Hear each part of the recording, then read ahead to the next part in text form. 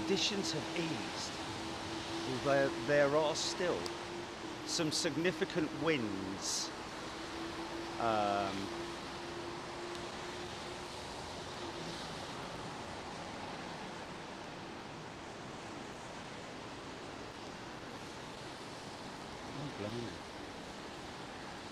Oh, fantastic.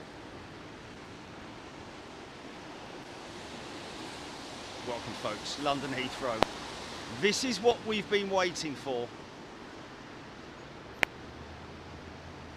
As more rain starts to fall, we have wet runway conditions. And this is what I've been waiting to show you in terms of the reverser action and the stopping power of these jets. Only the inboard reversers on this A380. We'll talk about that in a bit. Heading straight for the keys. There's the keys. Straight on it, mate. Oh, I've greased it. So the tyres dispersing water. Now the reversers in action. Look at that.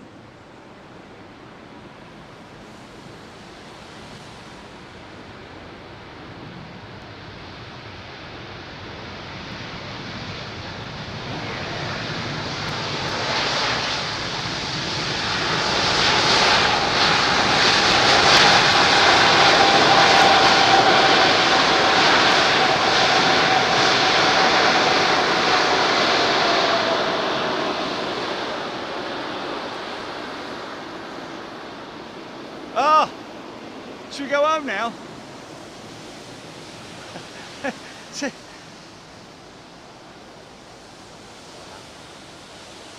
a fantastic way to start, folks. Did that wake Grandad up from his slumber after his after watching Bargain Hunt and falling asleep after his Sunday roast? Lucky sod. Turn that rigging down! Wow. Wow.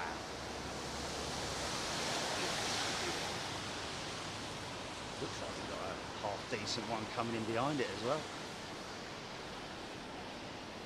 BA triple, here we go.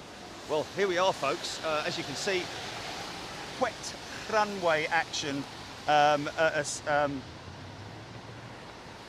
Conditions, sorry. Let me just rig my phone up. Hold on. Blah, blah, blah.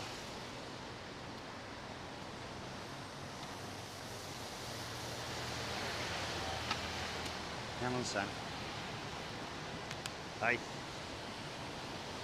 Talk about jerry rigging in a minute as well.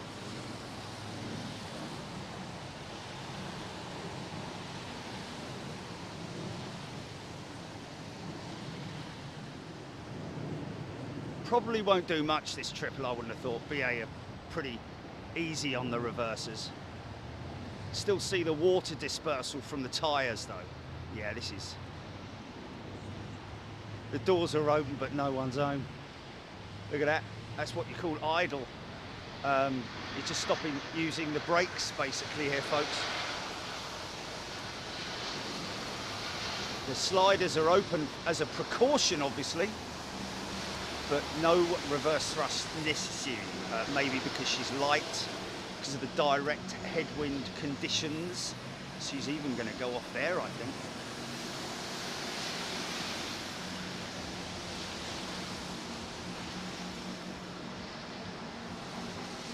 All those titanium parts, beautiful on those GEs.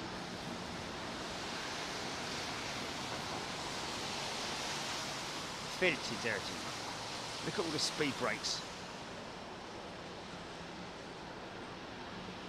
And most of that grubbiness, folks, is caused by general sort of like stuff on the runways. You know, debris, brake dust, mix of that, and a little bit of oil, a little bit of grease, maybe just slightly leaking grease. But I'm not, you know, if you've got something that's leaking, you deal with it quick, don't you? But yeah, fluids, maybe some fluids, but as you can see, the last part of the airplane is always quite grubby because that's the final part of the airflow that we have. back at the noisy LFB.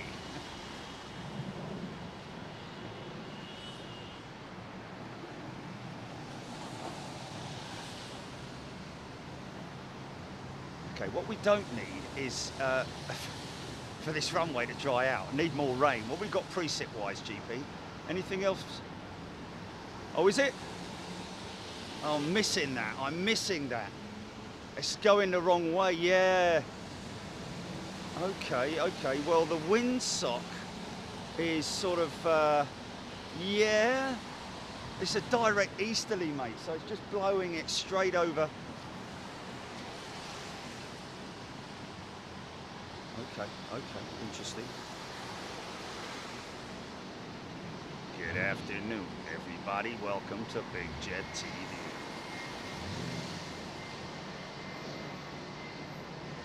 So just quickly show you the, because Jilly did ask me to show her it. So I've come up here. And I looked in the back of the van earlier on and realised that, well, there were what I saw as being my waterproofs, so I just left it at that. Pitched up here, got myself into the back of the van to extract those waterproofs, which include 2 waterproof jackets with hoods. So unfortunately they weren't there. So this is a jerry-rigged golf bag thing. I can actually probably do that if I want to.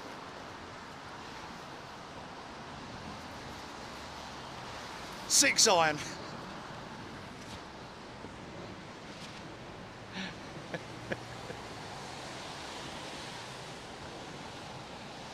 God's sake. When are you going to get it right, Dyer? Hey? When are you going to get it right, son?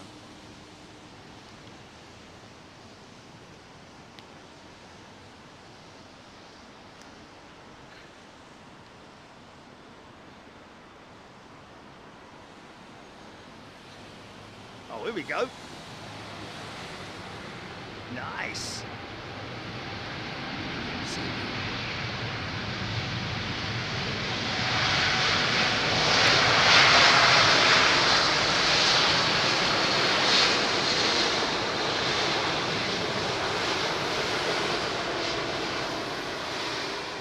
Now you can clearly see what we talk about. Now, in terms of the tyres, some people might be asking, well, what about the water dispersal with the tyres? Well, we're not talking about a tyre that has multiple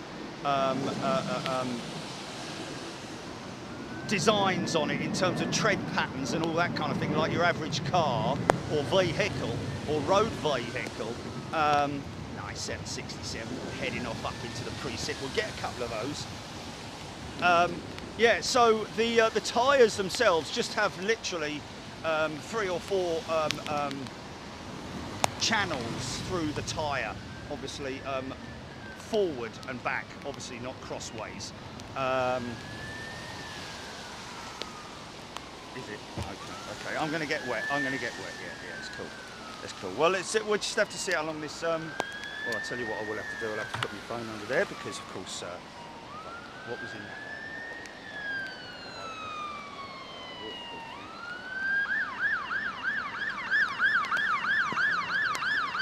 Get out.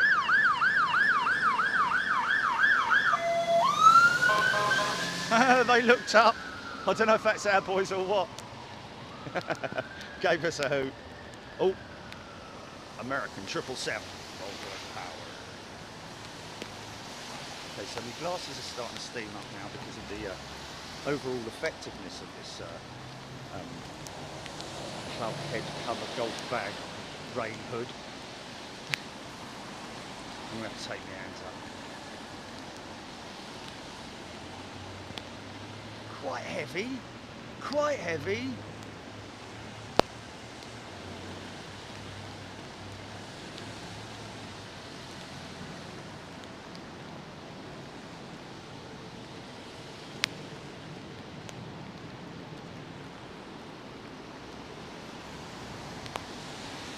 This is not freezing cold. Mike's all covered up, which is a good thing. Just do this quick.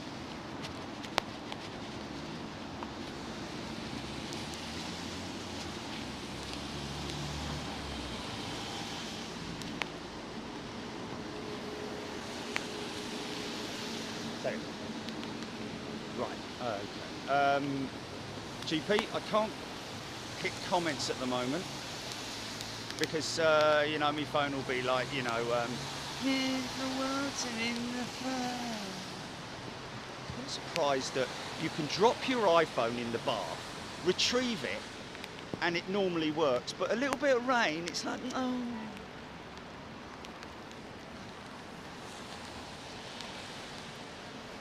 Water detected in the, you know, in the slot, isn't it? These are CFM 56s. We're going to get anything out of this? Nope. Now you see a different type of reversers there. Same purpose, just a different type. What we call clamshell reversers. You'll see them close in a second.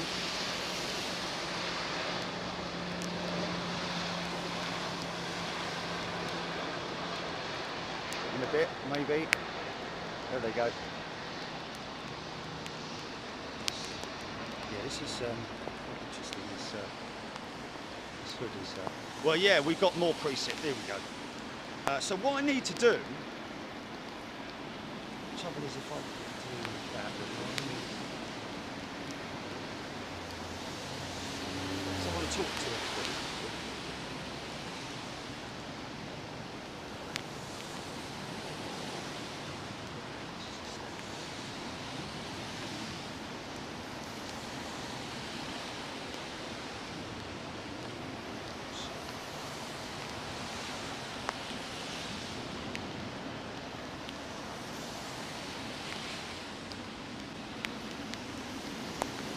So in terms of the descent, oh yeah, we were talking about the tyres, that's right, yeah. So these tyres are obviously the tread on your normal road tyres are in order to improve the traction of the car and also going through turns and corners and all that kind of stuff.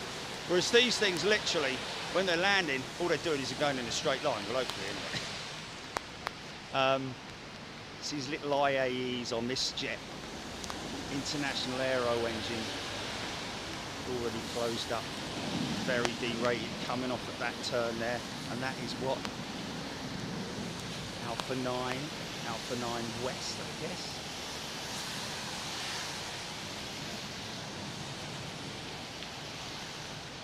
So these aircraft don't obviously need to travel at speed through turns and corners and stuff like that.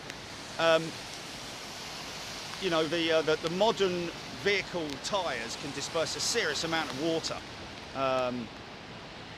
Some of the really wide ones disperse like the amount of, well, if they're going fast enough, almost a bath full of water per second. But these things can also do that.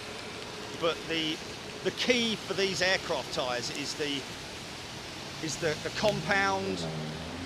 The pressure in the tyre is obviously quite critical.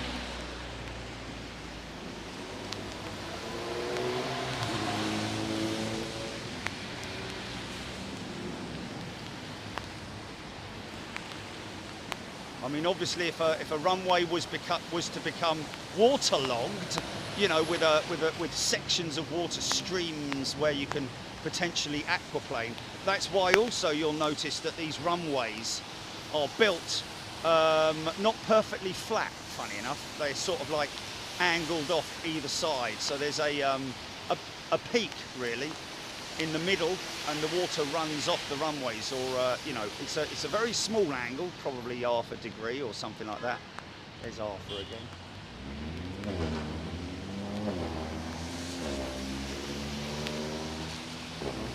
I think my head's going to stay dry, but I don't know about the rest of my legs will, but the top. Just have to see how it goes. What I could probably do is I could probably adapt to my phone, because there's nothing on the top of the phone where the water can be ingested, is there? It's just on the because it's in the case. So if I put a piece of tape over the bottom of it, where the lightning lead goes in, should be able to cover that off, I think. So stand by, folks. coming to your comments in a moment. Please be patient. I'll try and get any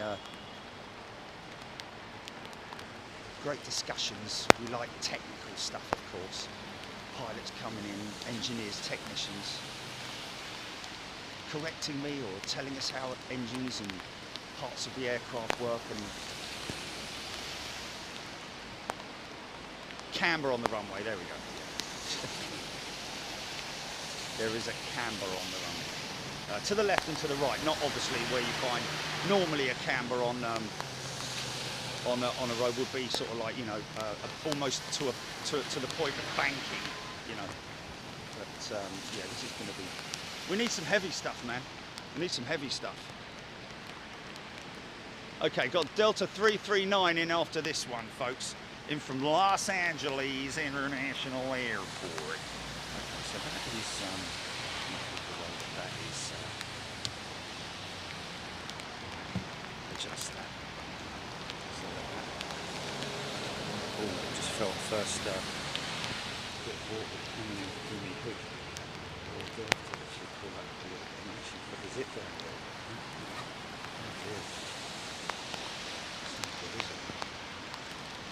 Kind of sorry about that.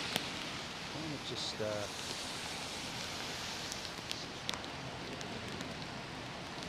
oh, there's nothing worse, is there? Is that going up to the door? Yeah. Sitting at the gate, wait for the operator to turn up to operate the blah blah.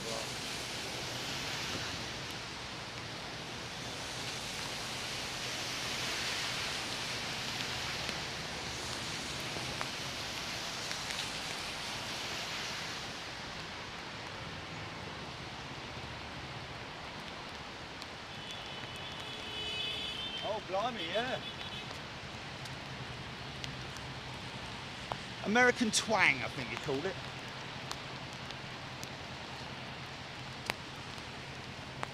Young American, he was a young American. All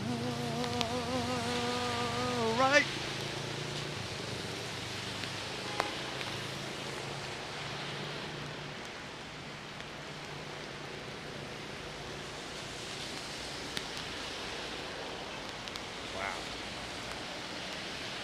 Well, you asked for it, Jerry. Don't go flipping moaning, son.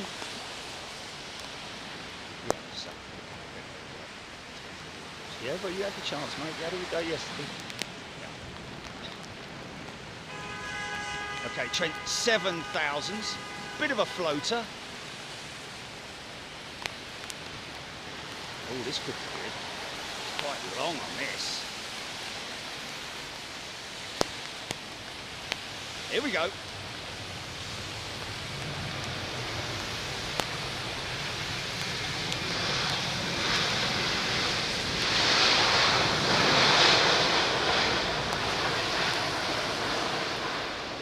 Sort of minimal, sort of like 50%, maybe less.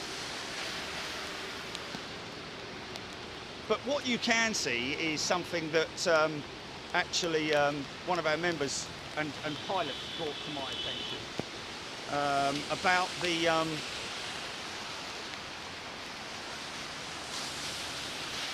air that is blown out of the side of the air sideways and only a little pitch forward, but mainly don't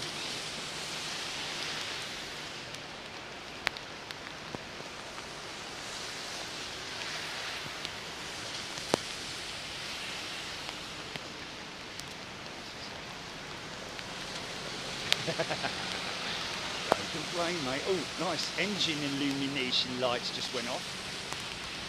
Got their taxiway instructions now. Already brought flaps up. Flaps and slaps.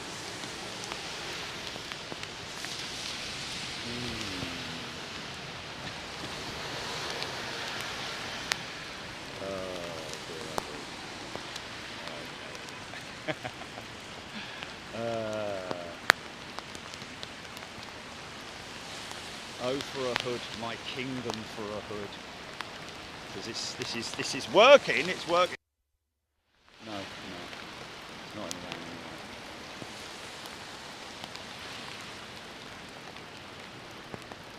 if I can go and get those waterproof trousers and put them on the head. I'm not joking, man. I'm not joking. Just turn them upside down. Mind you, I just have to use the flies as a peephole. This is getting ridiculous. Feel water running in the boots now. Just felt the first trickle of water. We've only been on for 15 minutes. I know, man, I know. But I'd like it to stop, leave the runway wet, then another deluge, and then leave the runway wet. You know what I'm saying? It's like, give me time to think here, because I want to speak to the, I nearly said speak to the passengers then. Morning, ladies and gentlemen. From up front of the aircraft, sorry about not communicating with you just this morning, because we're quite busy up front, but we'll be with you in just a moment. Thanks very much indeed. Captain out. Always has to be American. Look what I'm looking through, man. Look what. This is ridiculous. I've got nothing to cut the bleeding thing off, and it's like I can't bring it up too far. I've got it, but I haven't. No, because of the headset. I've got to put the headset underneath the.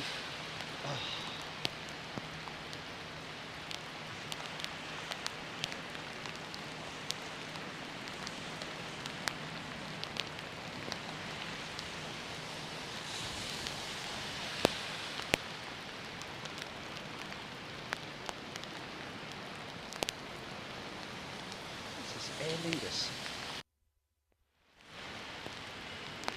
Yeah, he's using them. He's using them. Yeah. A little bit. 50% again. Of course, with a direct headwind, the wing brakes, you know, the spoilers, the ground spoilers, are going to be very efficient, very effective in these conditions. Although the wind is actually very moderate at the moment, I have to say. It's not in any way slightly clear skies to my east.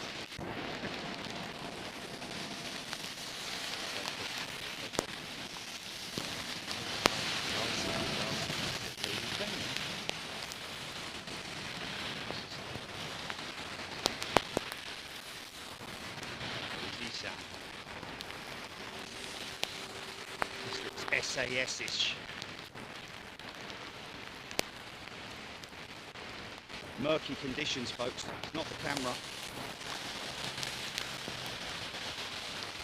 New radome on this jet. Oh yeah, here we go.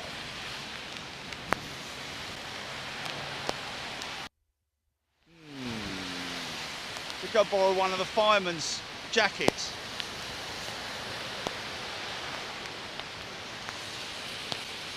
Yeah.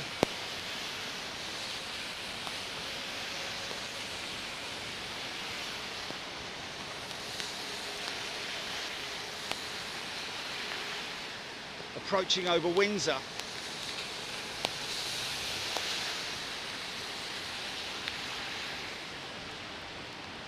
wonder if they've got a spare jacket. Shall I go and check?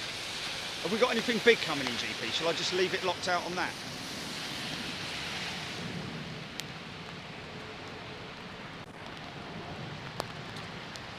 Okay, well, we'll see them rush through the shop. Let me go and see if mind you,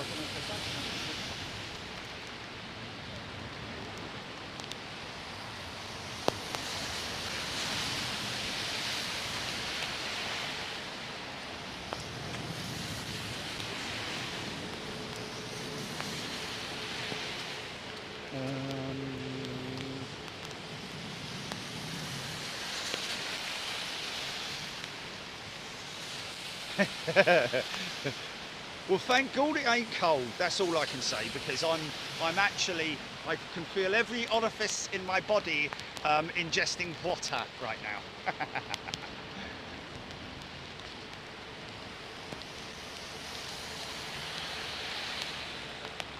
I'm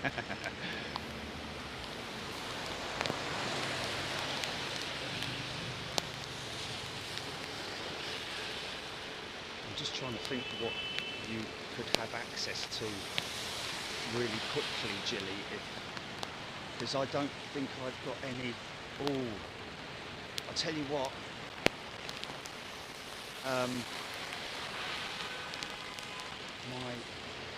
The big yellow, the high-vis jacket I've got. I think it's hanging up in the kitchen. I'm pretty sure there is a high-vis jacket there, and that's got a hood on it. Not a brilliant one, but it's got a hood on it. What else? Leggings are fine. Leggings would help if I put the bottom of the bleeding legging over my flipping boot and not in it, so that it just runs all the way into my boot. That's why you felt it going up. If you were my son, and Jilly, I know it sounds crazy, but on the kitchen floor is a very manky towel. It's white. It used to be white, but it's got like oil stains on it and everything. But it's only like that because of it. This could make a lot of noise. 737, but it's a towel that I can use, mate. We'll just stay on the line anyway.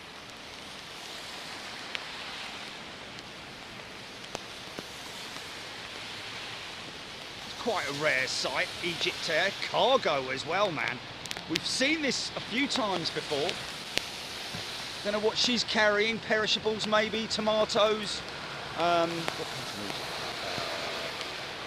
fruit and vegetable, or what is otherwise known as perishables.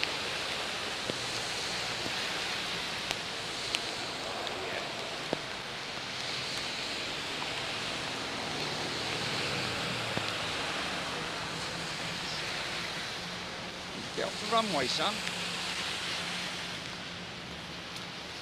Oh.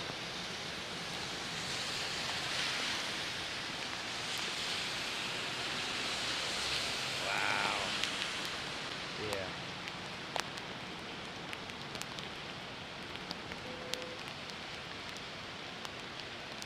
Wow. This is where I need a towel, because it's that one's, oh, big line of water straight down my neck. Oh.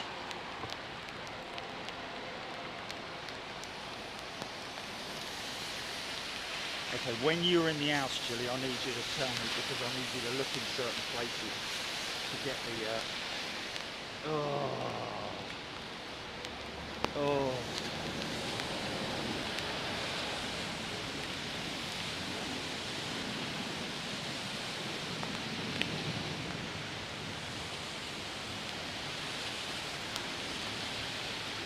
You still there? Because I've lost you. Oh.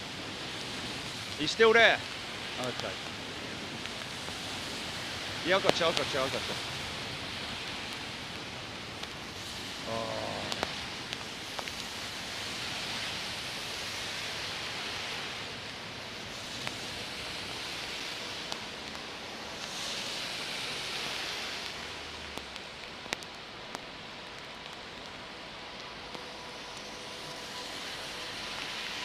Man, I've got access to.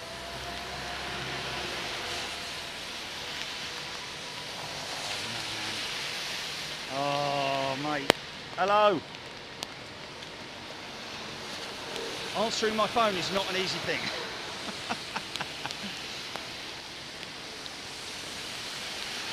Oh, for crying out loud, man.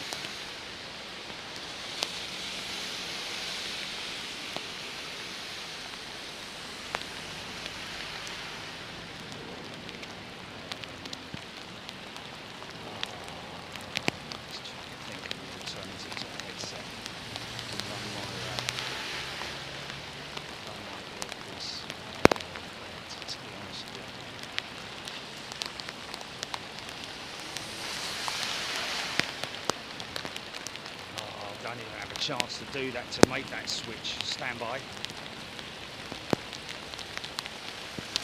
Should we try it? Should we try it? Oh, I'm gonna get soaking, man. It's absolutely flipping hammering it down, man. It's absolutely flipping. Look at this. Yeah. Don't want any sympathy, folks. I'm just trying to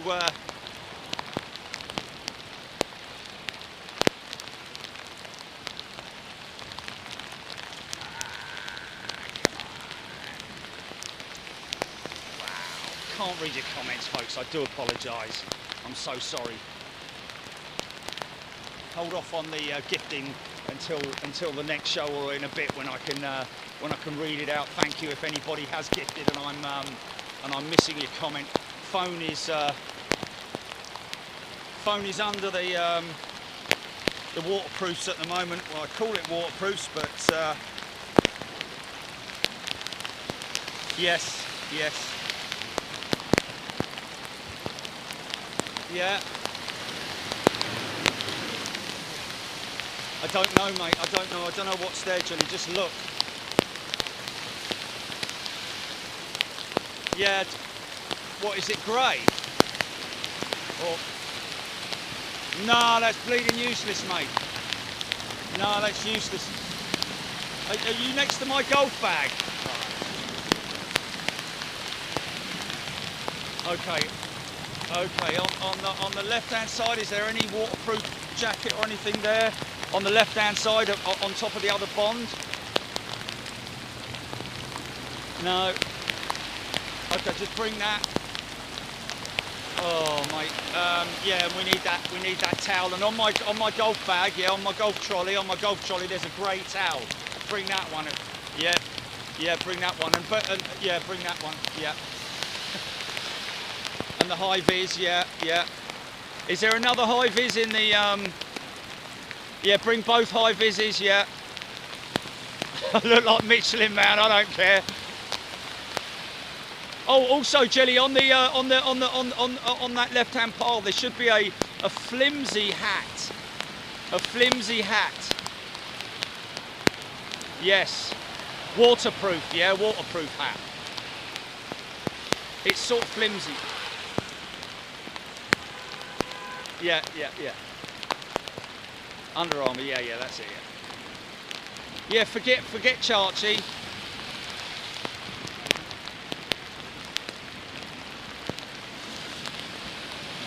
No biscuits, no. Just get on with it.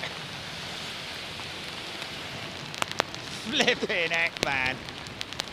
I can't put my arm down. Every time I put my arm down, like a stream of water goes down my arm.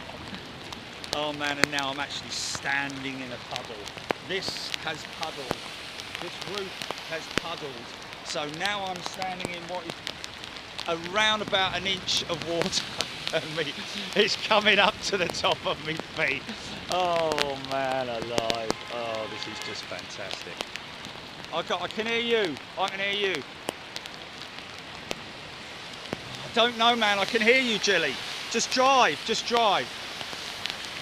Yeah, but I don't know, mate. Just drive. Well, if I sound a million miles away, but you can still hear me, then I just said just drive, please.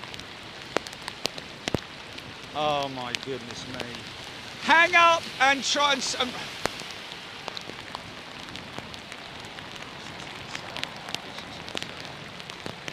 Hello. Oh, mate. Okay. Wow. Okay, so I guess we need to sort of, even though we'll try and brave the conditions, folks, need to talk about the approach in these conditions. It's really, to be honest with you, unless there are, you know, windy conditions, unless there's a crosswind element in there or something like that, it really is just a case of flying it in as per normal. Oh, did you? Oh, Jilly, have you gone? Have you left? Did you pick up the... Okay, stop and go back. Sorry, mate. You need to pick up the blue towel. The blue, yeah, blue, it's the cleaning towels. It's cleaning towels. There's a roll of it either on the middle bench or on the coffee table, one of the two. Like, mind you, I don't know how much of it I've got left, but I'm going through it pretty quick here. Tell you what though, oh my goodness me, I've just looked to my left and I don't really like the look of it. And that is coming straight at me. I was hoping that it might be clearing a little bit because the skies have sort of like brightened ever so slightly. Trust me folks, that has brightened. Are you in there yet, Gilly? Okay. Right, another thing I need you to look for, yeah, sorry mate, is in my main travel bag, the big one on the right hand side as you walk in to where my golf clubs are. Yeah, on the right hand side you'll see that big bag, you know, my normal travel bag. Put it on the floor, open it up, and just have a rough rifle round it and see if there's that waterproof phone case in there. Please. Blue towel. I'm going to have to actually,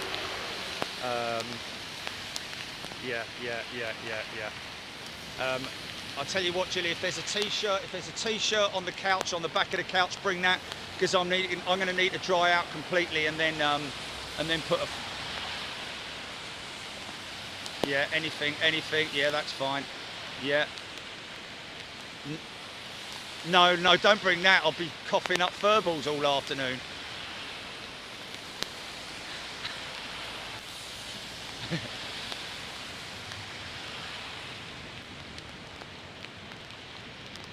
So you've got the blue towel and in the bag, just have a rifle round inside it. It might not be in there, but I think it was in the other bag.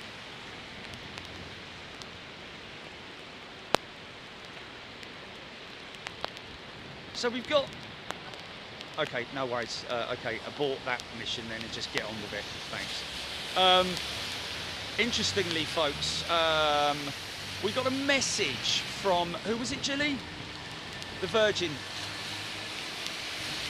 Baz, who we spoke to during lockdown. He was at Virgin, then he was furloughed, and now he's back at Virgin. And get this, folks, he said, I wonder if you can get our flight, that I'll be flying with Zane Dunning. Now, a lot of people will remember Zane, again from Virgin Atlantic, having flown the 747s and now the Dreamliners. And Gilly asked him what flight it was, and it turns out that it's going to be the flight to Miami. So I'm being flown by Baz and Zane Dunning to Miami. How cool is that? No special treatment, and I'm not expecting any special treatment, folks, before anybody sort of like says anything about being... Yeah, but I can't... Oh, okay. What, into Miami, you mean? Right, yeah. Okay, this looks 777-ish.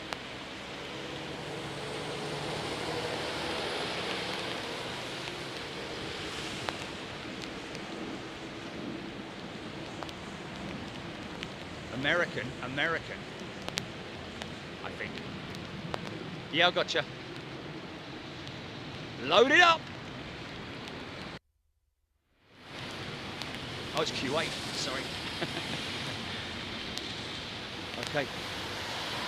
There you go, folks. A perfect example of reverser doors being deployed, but no, the blocker doors, I think, are... Actually, I'd imagine that the blocker doors are all part of that assembly.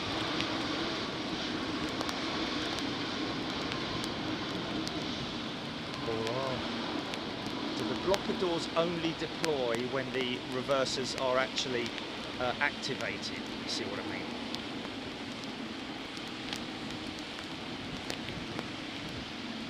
Not sure. Maybe somebody like Rolls-Royce engineer can tell us. It's coming off all the way down there. But again, like I say, folks, it's you know, obviously the the moisture in the air. Where I look around, moisture in the air, every sight, every sound. The moisture in the air obviously slows the aircraft as well. I mean, it is because rain, it's like anything, it's like flying through water, really. I mean, obviously not a sheet of water, but even so, it's there's still a small element of of speed-related decel, I'd imagine, with heavy rain. Would that be right? I don't know. Anybody can sort of like correct me or advise me on that? But I would have thought that there would be a certain amount of decel or deceleration that would be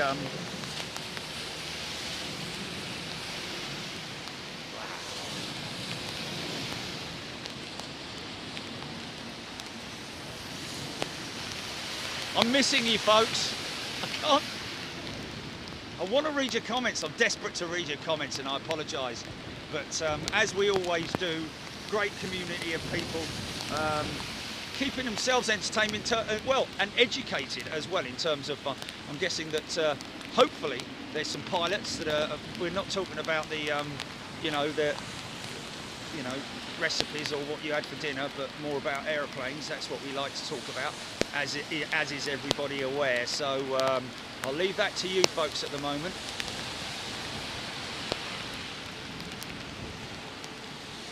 But of course you need to appreciate as well, like I said, the main gears, the wheels on the main gears go round and round, round and round, round and round. They have a very efficient braking system. Even older aircraft like these, not only very efficient in terms of their braking power, but also the ability to change out a wheel brake set in a very short space of time. Certainly less hassle than taking the caliper off and taking the wheel off, taking the 5 main studs out, taking the wheel off, taking this out, that out, braking. You don't have to really take the caliper off, some of the times, but it is always. I think most of the time they do take the caliper off on a vehicle. I'm filming with one eye at the moment, folks. My left eye is completely blurred from my glasses, so I'm sort of like squinting out with one eye. Like that. Jerry Doyle reporting from the old London Heathrow.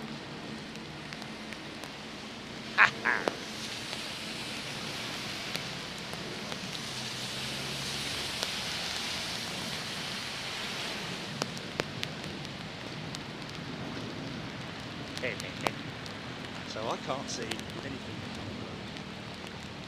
It's absolutely pointless me trying to. Oh, my feet are soaked now. Feet are soaked.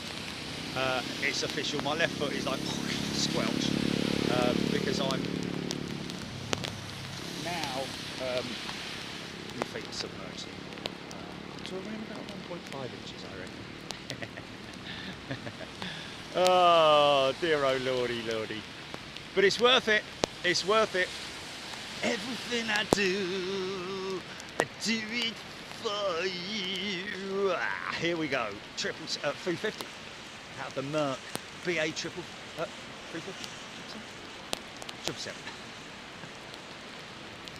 He won't light it up. Very unlikely. Maybe deploy the reversers, but British Airways are very sort of like usual brakes and your ground spoilers are. And of course, a lot of the time you see the reversers being deployed because of the brake to vacate command.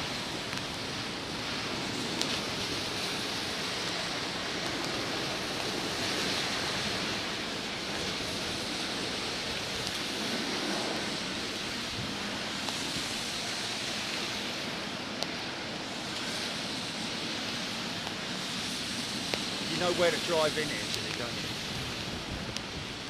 Oh.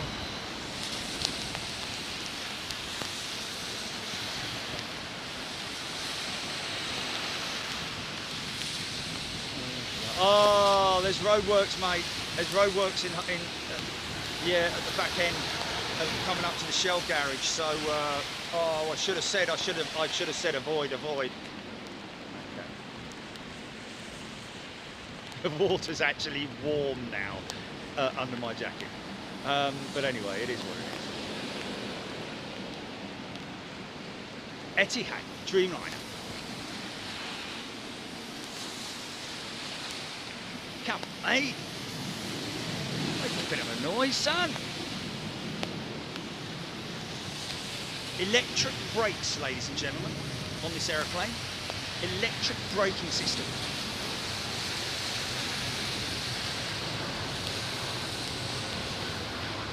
Around about 6 discs, 5 to 6 discs on each wheel, believe it or not. So 5 times the, well, 1 and a bit times the braking power of your motor vehicle. In fact, probably a lot more than that, because they're just very efficient, very powerful brake system. Electrically operated calipers, I'd imagine. In other words, the caliper has an electrical piston on it, or electrically operated piston on it. How that happens, I don't know, with servos or what. I can't imagine. Powerful enough? Is that more powerful than hydraulics, or is I'm not absolutely sure how the electrical system and where it you know, the electrical part of it is finalised. Are the hydraulic pumps perhaps electrically operated in terms of their power, and they still use well, they don't use hydraulics, do they? Because that's why under the Dreamliner, you when you look at the wheels, look at all the entanglement, which is obviously not an entanglement, but all the hydraulic lines there on the 777. Lots of them going to the multiple braking systems, whereas on the Dreamliner, when you notice, there's very little paraphernalia around the wheels. There are obviously lines which are electrical feed lines, I would imagine. I know, mate, I know. I would have suggested going around the back way. Well, instead of coming out yours, yeah, turn right up to that little roundabout, turn right, past the train station on your left, and then straight on. Oh, here we go. Here we go.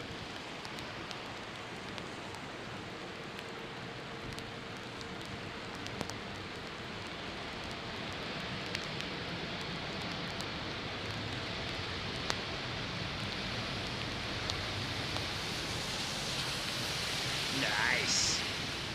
Nice. Beautifully executed. See the air intakes for the packs, the ice packs for the air conditioning systems. Yeah, I needed to stop right. Sort of like getting the act together. Right, okay. You see the lack of hydraulic lines now on the 787.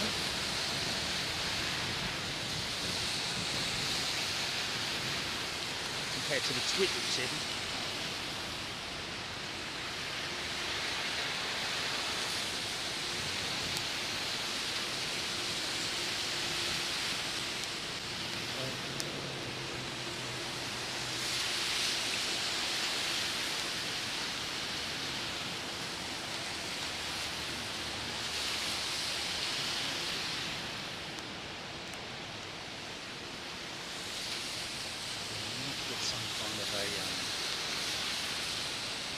Flaps going up. Of course, a lot of these pilots are familiar with the layout of Heathrow. Some of them possibly new to it, but you generally can tell when a pilot is familiar. They don't spend too long at the taxiway entry point. They generally just sort of like turn straight off like this guy did.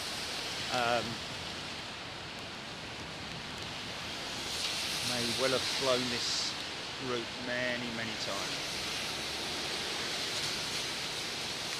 No, no, no, don't do that. Don't do that.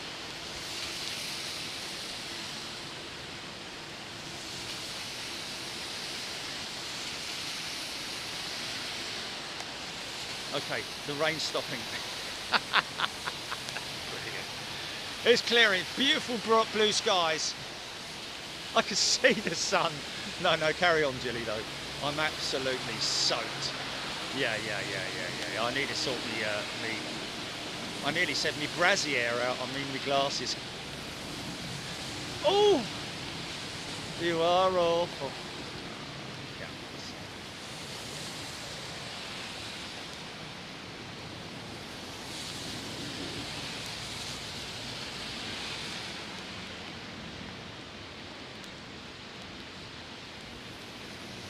It really is an oily rag, that thing, mate. Don't worry about putting it on your seat or anything. It's not like it's got like oil all over it. It's just stained from oil and grime and cleaning various implements within my household. That's why it's on the floor in the kitchen for situations there. Oh man, I want to talk to the audience, man. There anymore. Oh my goodness me. Hello everyone. 5,000 people watching right now. Welcome to Sunday. Welcome to lovely England.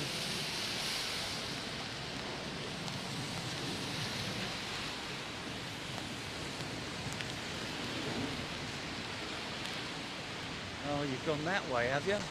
Okay. That's the long way round, mate. You need to be going up the top end.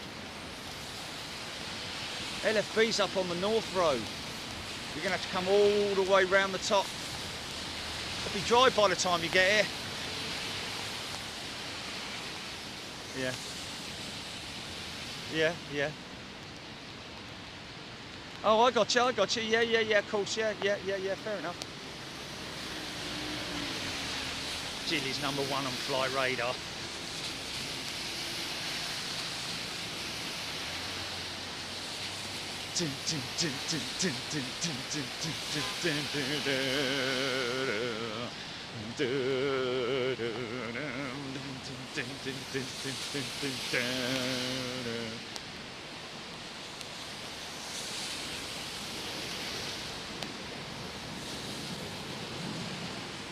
Mr. Blue Sky just about to appear. Jilly's getting over here with literally a car hole full of waterproofs. This is BA. Won't be any action from this one.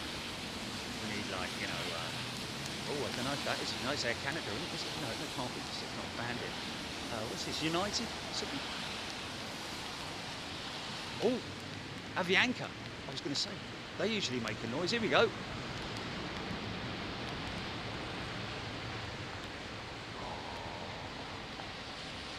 Very little, man. 380's been the most impressive so far.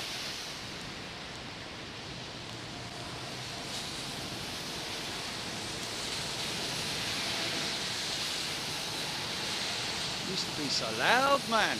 Let's get a look at the windscreen wipers, shall we? Odd looking things on the Dreamliner, I've got to say. Windscreen wipers look like they'll fall off at the if you blow at them, but obviously not.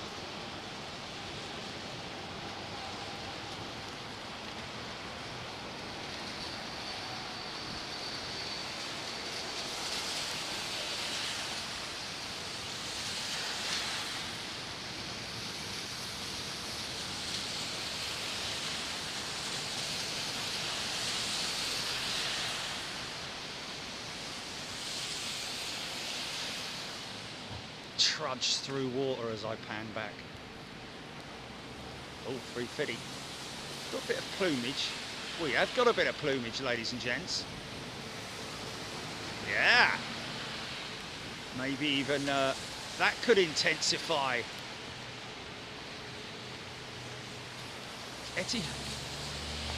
Nope. Virgin Atlantic, sorry. Can't see the water on my screen's just completely ruining the shot. Oh, here we go. Yeah, look at that, blowing it forward, look.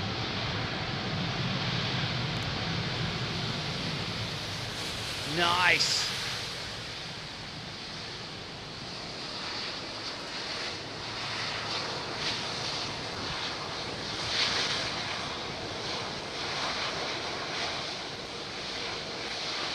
Big old six-wheeler.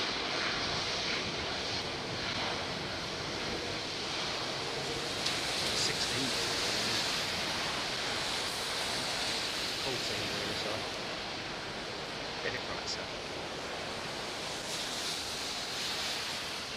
Nice.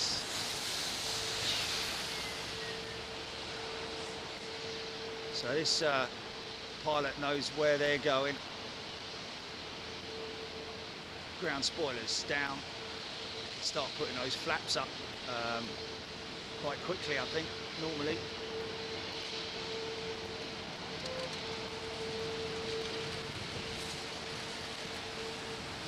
See those big old pointy things? They're known as canoes. They house the rams that control the flaps.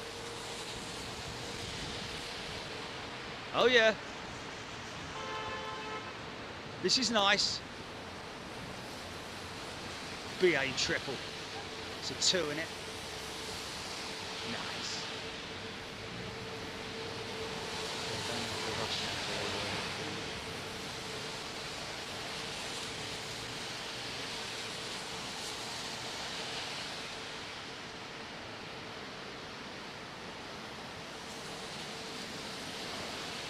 The puddle has diminished somewhat. The depth of the puddle, should I say.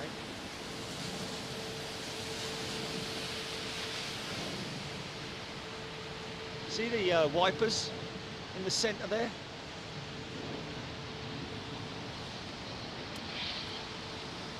Of course, these pilots are more than likely using their head-up display system on the approach. A HUD, which is obviously been has come from the fighter jet community.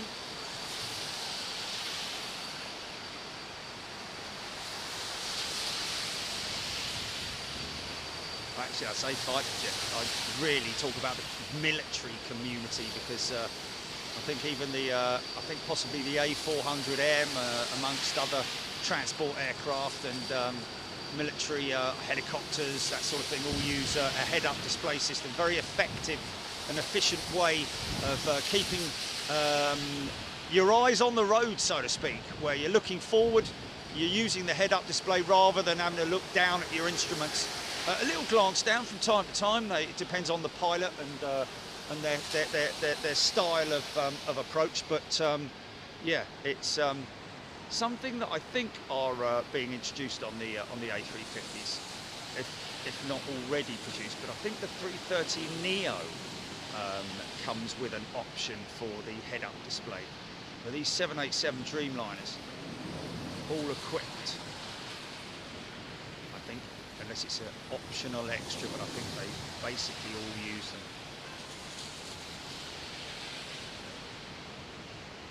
Gulf Air. Here we go. Come on, son. Nope. A little bit of late. Little bit of late stuff. No. See how effective those brakes are, folks.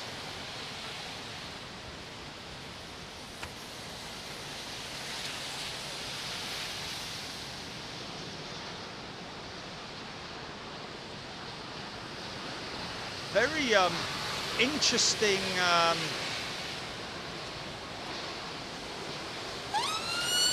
article I read yesterday, folks. Well, actually, Jilly pointed me to it, about the whole global airlines thing, As you know, if you're a regular to Big Jet TV, you'll know that I've had my reservations about it for quite some time, as have many, many people. In fact, my reservation started at day one when the whole thing was announced, because my major concern was from a logistical standpoint, in terms of maintenance on the aircraft, parking the aircraft, certification not just for the aircraft but for the airline, creating a maintenance contracts. You know, Gatwick Airport had said that that if they want to fly from Gatwick, they've got really have got another thing coming, because I don't know what they're going to do, whether they're just going to use the bottom, the normal access bridges that we have here, but all our 380 stuff is reserved for Emirates, of course, in terms of the gates. But just not just that, but just many, many things. And it actually transpires that, you know, apparently tell you what, it's actually better. Apparently,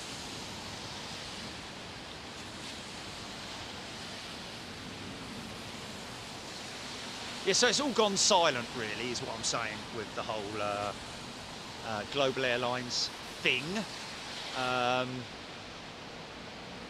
And quite a lot of sort of like, you know, interesting things come to light when you do your research. That's all I'll say. This is a beautiful China Airlines A350. Now, she may make a bit of noise. Still got wet runway conditions.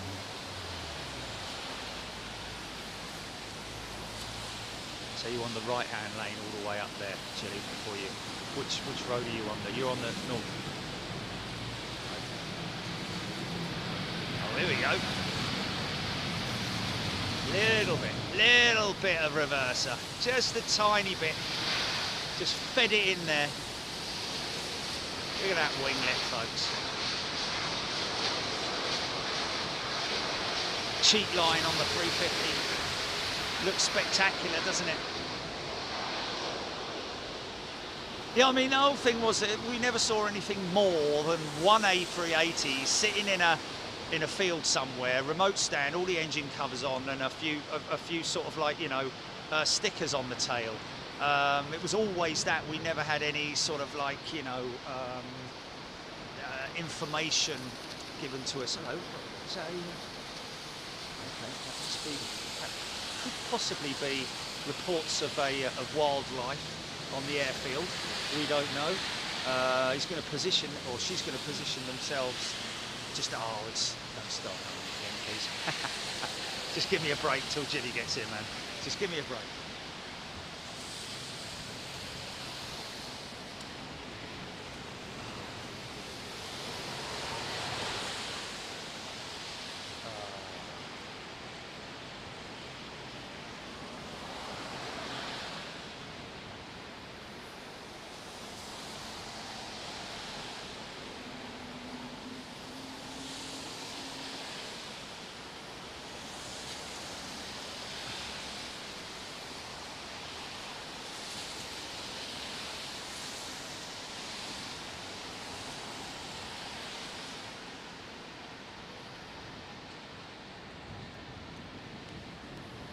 So when you turn right at the end of that road, Jenny, you're coming up towards, you know, you're on the northern perimeter road.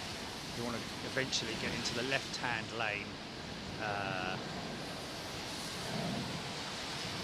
Yeah, sorry, right-hand lane. You know where the fireplace is. Okay. So come on to the roundabout, go all the way round it, yeah? You'll see the entrance, but you can't turn onto it from where you're coming onto the roundabout. So when you come onto the roundabout, go all the way round, yeah? And then go back and then come to the lights and stay right, and then just pull in there. And I'll be able to see you. Just hoot when you're...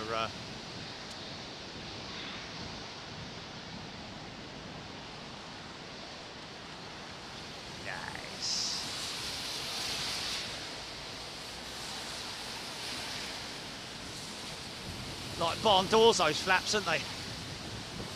Actually, I'll see smaller barn doors than that, to be honest. Hearing that the 777 doesn't have quite as aggressive rake as the 777X, should I say. Ah, sorry folks. This guy, even in the dry, doesn't make a mess of the runway because they have to conserve their fuel, these guys at Ryanair. So she'll use as much runway as is necessary. Just using the brakes.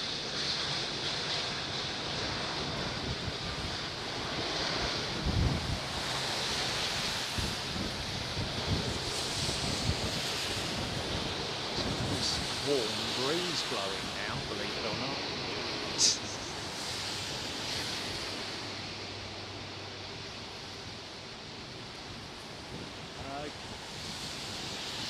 Skies are, you can see through the cloud. And little tiny blue patches starting to appear. But you know what? We don't actually want that. I know I'm sort of contradicting myself here, folks, but we really want to see some more rain. I mean, don't get me wrong. I don't think the runway will dry out that quickly. Although it's quite warm, the air is quite warm, believe it or not. So BA 380 on the push, dwarfing whatever that is. Yeah, 777. Is that you?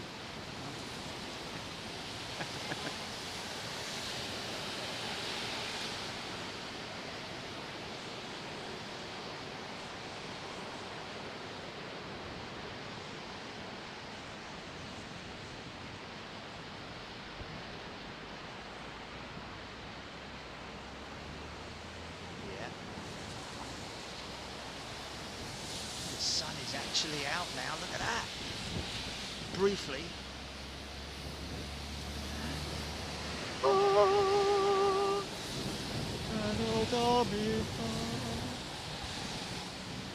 I can see you, Jilly, I can see you. Right, okay folks, stand by. Stand by. I'm gonna be back in 2 minutes. Oh, Jilly, just drive in, yeah? Because you're gonna be a little while, because I've got a 3:30 on approach, so I'm gonna grab this 3:30. And just drive in and you'll see my van, and then just pull in behind my van. You just go all the way round here and then literally go back on yourself. You can see the entrance, the one with the gates on it.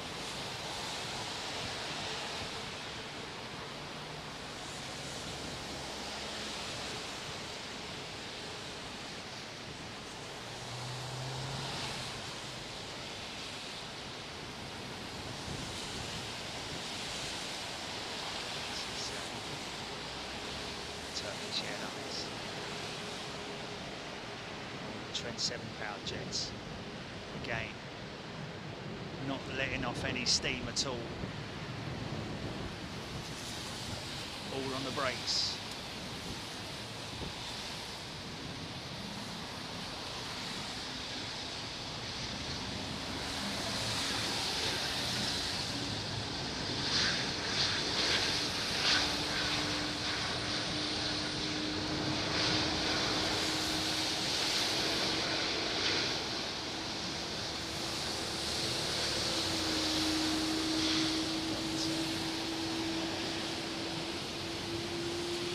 Oh, blimey. He needs to get off now. He needs to get off now.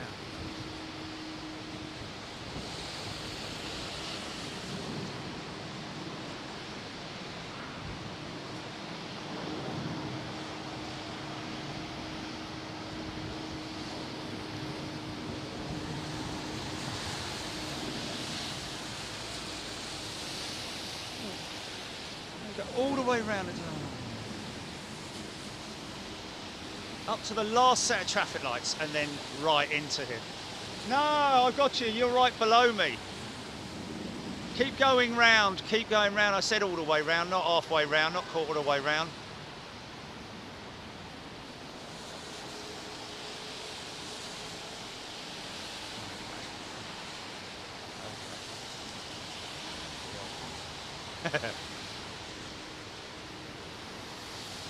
Come on, Saudi, turn it on.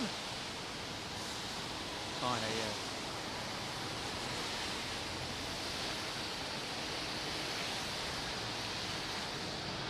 Yeah, go in that one.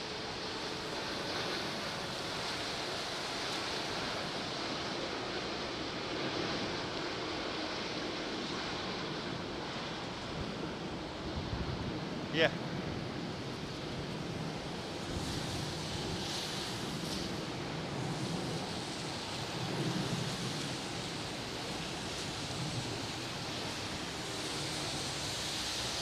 Oh, you're in. Right, okay. Stand by, stand by, stand by. Oh, wait a minute, Chilly. I've got another big one coming. Are we still live? Are you able to check if we're still live? Obviously, I'm... Yeah, okay, okay.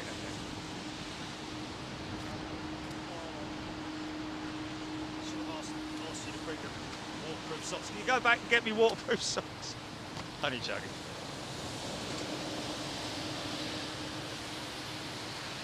No point in doing anything from below me waist, really. Everything seems to be sort of like ship-shape and Bristol fashion from that part down. It's just the upper regions. It stopped raining. Wind is calm. And oh, bit of a floater here, son. Here we go. She's down. Aerofoil livery. Nice big aero brake.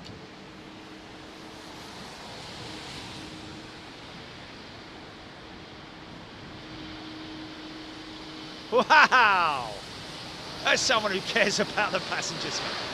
That is insane, man. Special livery as well, mate. I do like the Aero Mexico branding. Wow, that was so smooth. That's got to be, you know, that's award-winning, that, isn't it?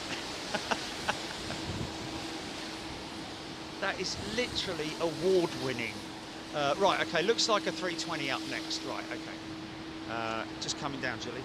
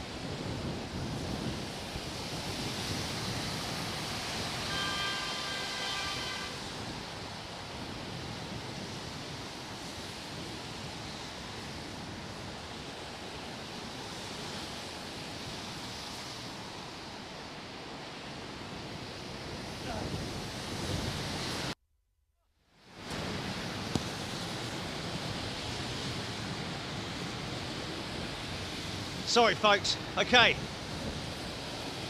Much better, here we go.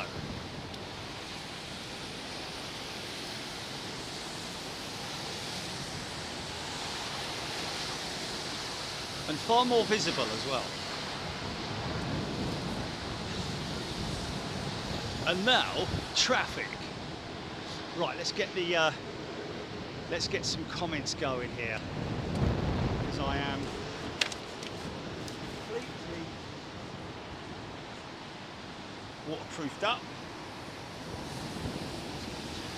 Lower. Come on, that.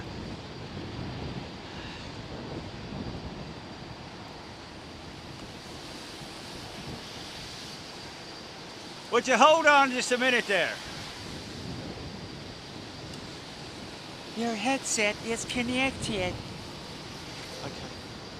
Okay, so Zane Dunning has just messaged me. Did I hear right? You're heading to Miami. Ah, it's next week. He's obviously, we got the wrong jet. Oh well. Ah. Blimey, it's gone up 300 people since I left. Right, see you later. Thank you, Jilly. Let me just get her on the blower. Wait a second.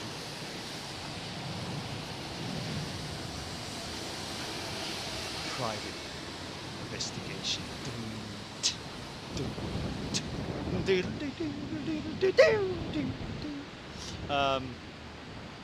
Wow, okay, wow. I feel like I've got a new skin. Mind you, my feet don't.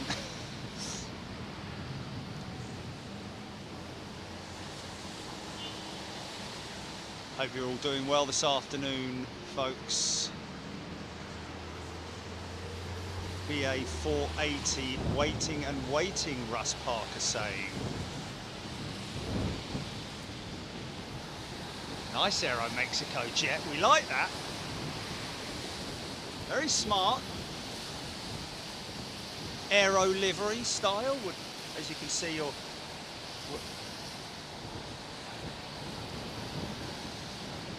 now. I'm wondering whether is that Aero Mexico jet going to go to gate, be loaded, and then turn around and go out, or is she going to be one of those jets that sits up on a remote stand for a while? Because her APU doesn't look like it's running, which is quite interesting, because one of the first procedures that pilots do when they're coming to gate, when the aircraft is going to be serviced and needs to be kept alive, if you know what I mean. Get the APU on so that the aircraft is works under its own power, which is a bit of a shame, you know, because it is just sitting there idly burning fuel, which is not a good thing. Although it's a small amount of fuel, but it's still fuel, and you know, it's. I think we could do a lot more, and Gatwick, I have read, are doing quite a lot towards trying to create a sustainable ground power system.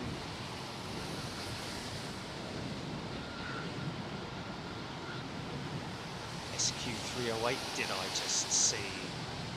What's that closed now? Right, okay, let me just change my display bricks.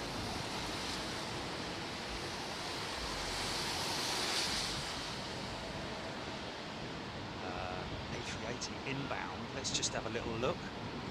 What does NEO mean, AliCat 65? Great question, AliCat.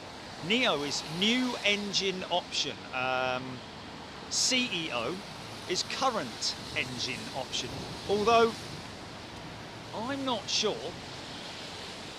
Do Airbus still offer the 320 with the older style engine option, like the CFMs or the IAE engines? Because if not, then the CEO becomes the old EO. Does it not?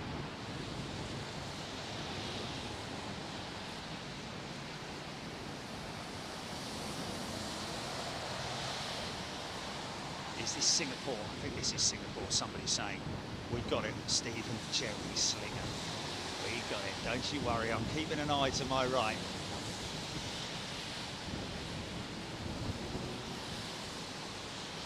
Pressure decreasing over the wing, still that huge amount of water vapour, pressure over the wing decreasing as it's descending. The big wing of the 380. Now this should make a bit of a mess of the runway with any luck.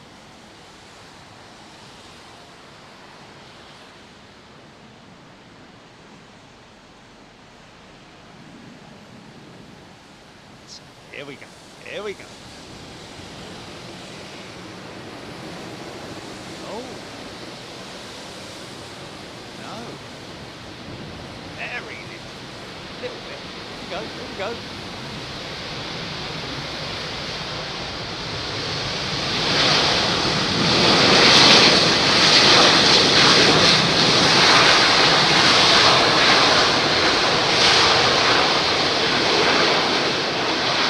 Nice. And of course, this is where you'll now see a dry patches and dry line appearing down the centre of the runway line, with the warm air cooling the surface of the runway. But with an aircraft with a big wingspan like that, where the engines are overhanging where a lot of other engines don't go, you do get patches of water that sort of like blast up when they get hit by the reversers. Thrust reversing. Brian Stewart giving the runway a power wash. Normal, Paul Skilling, Emma Deal. That plane is drier than Jerry.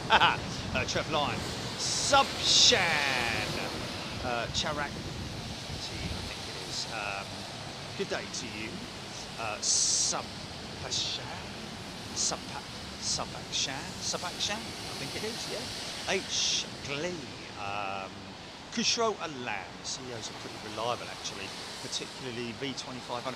That's what I've heard actually, Kushro. CEO pilots, Qatar 380, I think going out of 209, right?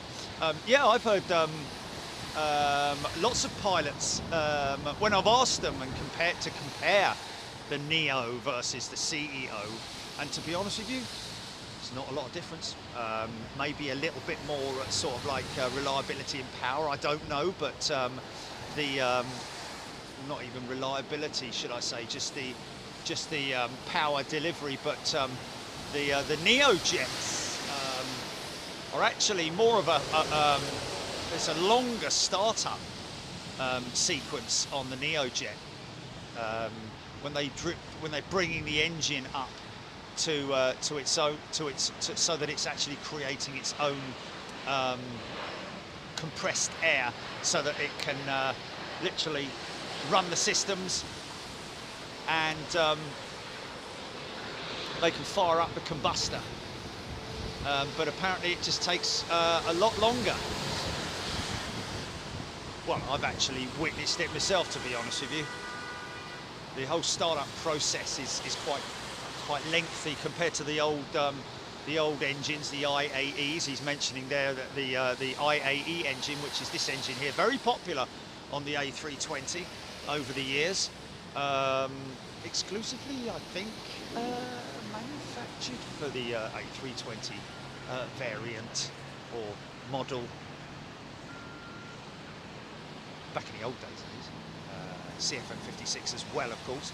Two engine options, really. Of course, now they have the LEAP and the Pratt & Whitney engine. The LEAP engine is actually a replacement for the CFM56. But again, with those big fan blades, this is the LEAP engine here. Those big fan blades, it takes longer to fire up the engine. But yes, pilots that I've spoken to have said there's really very little difference between the Neo and the older aircraft. What is the difference, the big difference that they're not seeing, is the footprint of the aircraft in terms of its improved efficiency for fuel economy and fuel burn. I think around about 5% less than the CFM, that LEAP engine. Doesn't sound like a lot, but it is a lot when you calculate it all up in terms of aircraft and engines and activity around the world. Oh, look at this nice descent.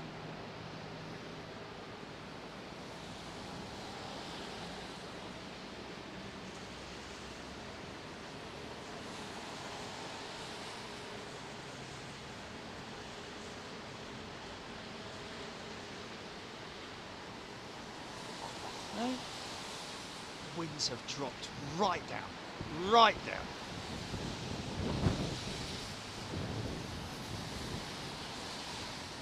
Still got 5,600 people tuned in though. Good afternoon everybody, hope you're doing well. Big Jet TV. If you're not a subscriber, subscribe to the channel. It helps. It doesn't, we're not begging for subscribers or anything like that. All our subscribers are natural, homegrown, organic subscribers. There's a lot of people who buy subscribers, lots of YouTube channels around the world that buy subscribers to make themselves look good, and fair enough. If they want to do that, then they can do that. But I'd rather have less subscribers, but all of them being absolutely natural and legitimate. And that's what you folks are. And a very warm welcome to you wherever you are. Like I say, yeah, hit that subscribe button, and also hit the notification as well. A lot of people doing that. Even if you're a new member, folks, it is kind of vital that you hit that notification button, because we're live twice a week, Wednesdays and Sundays, always the same, unless, of course, we're out of this world. Ginny, by the way, Zane just messaged me. I just saw the first couple of lines saying, did I hear right that you're going to Miami this week? Have they got it wrong? Have we got it wrong? No, I know, but he said this week.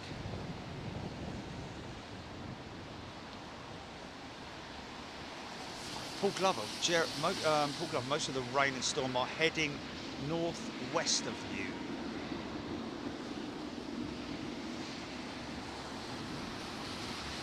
Gav Bassey, will you be making a return to airside? Always working on that, Gav. Interestingly enough, that's something that we do continue to work on. I did put the runway inspection by the ops teams, 24/7, 365, folks. Those guys and girls and everyone in between have to.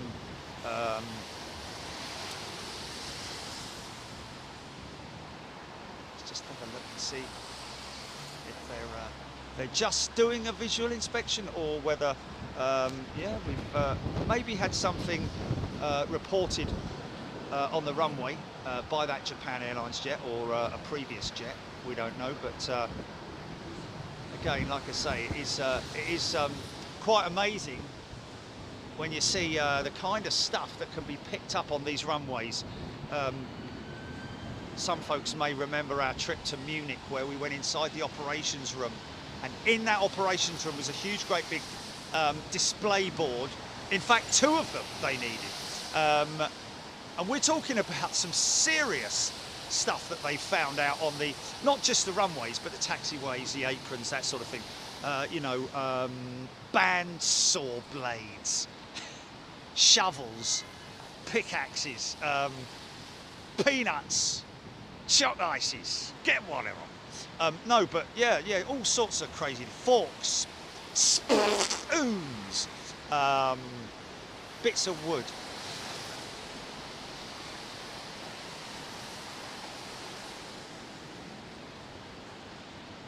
Gav Bassey, yeah, putting a request with, well, started the ball rolling with One Air to see if we can get airside with their team here at London Heathrow.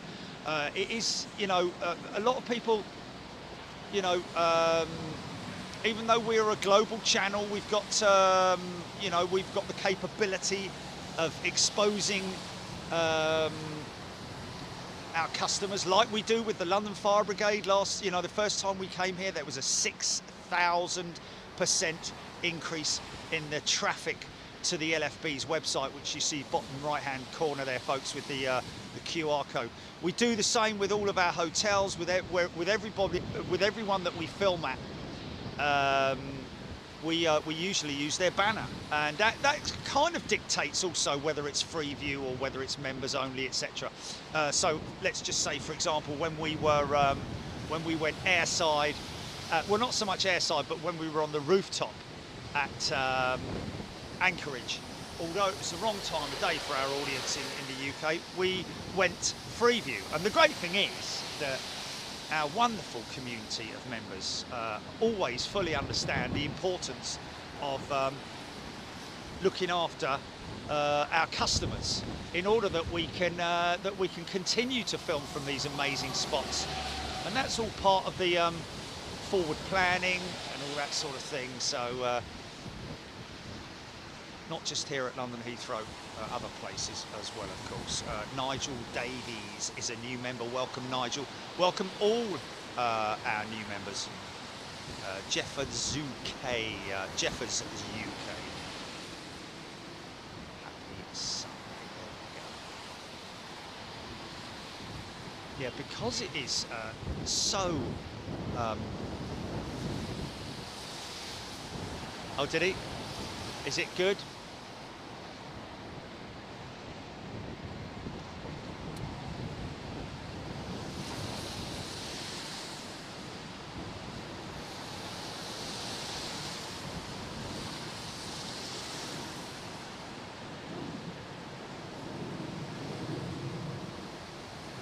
Paper airlines. Or anything, mate. You got to watch what you read these days in the newspapers and online, folks. You really have got to watch it. You know, you've got to, you know, some things you have to take with a pinch of salt. And that's like what I did originally with the whole global airlines thing. You've got to look at it from a logistical standpoint. Oh, it sounds great having 380s back in the air, but look at the logistics of getting those things flying again. It's easy enough to get a couple of models, display models from Airbus, and put your livery on it. You know, might cost a couple of grand, and get some extra big ones made. And I don't know, but you know, apart from the odd, you know, launch party and, you know, cocktail evening somewhere in London, I haven't seen anything significant. And now it transpires that you know, it could potentially be a publicity stunt. The whole, I guess that's the best way to describe it.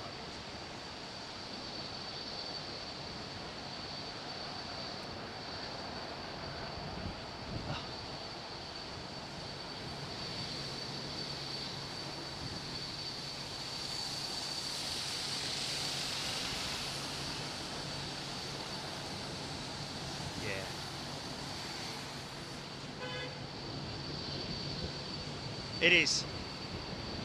Gilbert, if you're watching, mate, thanks for coming back. Both feeling very much the same in terms of our opinions about global airlines. Very interesting. I mean, you've got to face it, folks. I mean, I'd understand it if it was a sort of like, you know, a regional airline startup, you know, that was starting at London City or something like that, that was only servicing, you know, certain parts of the regional network. Oh, nice, funky shot. Got some ribbons coming off this 330. She's going to make a right turn, Clyde, I think, or left. She's going left. Okay, here we go with the ribbons. Oh, whose Star Alliance jet that is. Air Canada, maybe. Yeah, look at the ribbons coming off those winglets, folks. Pretty notorious for ribbons. Those fence-style winglets. It's all right, that'll be all right. Up and away, my beautiful machine. Ah. I know it's blue. I know I'm wrong. Such interesting physical things, physics taking place as these aircraft climb up, constantly picking up speed as well. instructions, turn right maybe, or just getting them onto a heading, and then maintain a steady climb out, or climb and maintain a specific altitude, depending on airport, the routes. EGPX Air Canada to YYZ Toronto, I think that is. Thank you. EGPX LFC Ian, Penny Haskins, Paul Skilling, Stunning, Andy Fishlock, watching from a very, very hot and sunny Corfu. I've got to be honest with you, I'm not. I'm filming for a very, very, now it's warm and damp London Heathrow. Now I like this. I've got to be honest with you, I don't mind this at all. I've got the high vis on now. The jacket's actually a little bit too warm. Julie, can you go back and get this up? Go and pick your speedos up.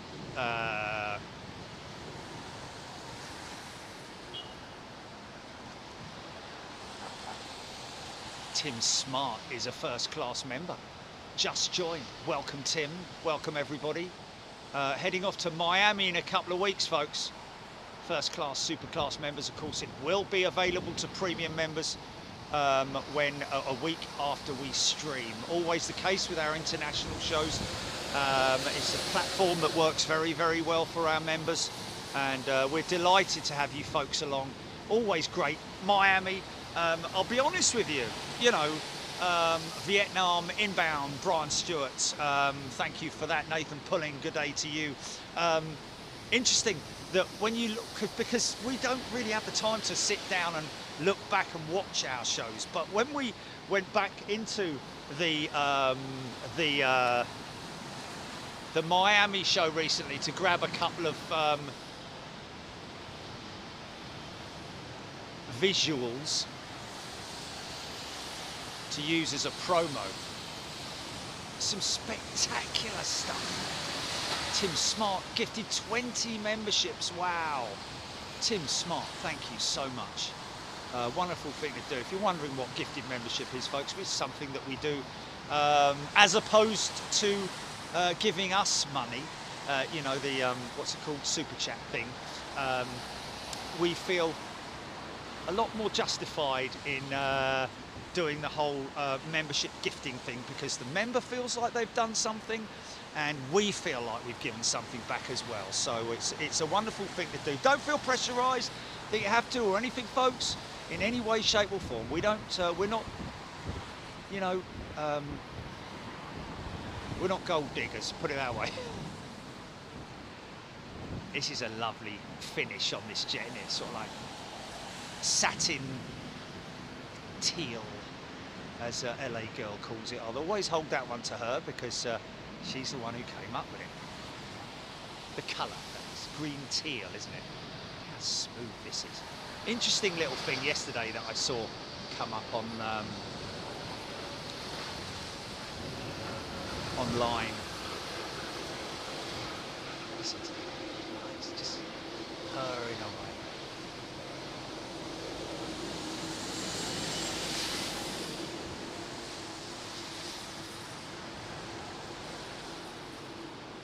About the electrical storms or lightning strikes that these aircraft are quite, you know, it's not rare to have a lightning strike on an aircraft, but they are so safe. There's so many safety systems and redundancy systems. First of all, the whole fuselage basically is a Faraday cage, which is basically a lightning conductor, so that when the lightning hits the outer part of the aircraft, it literally travels through that Faraday cage and out through the back, and is dispersed out through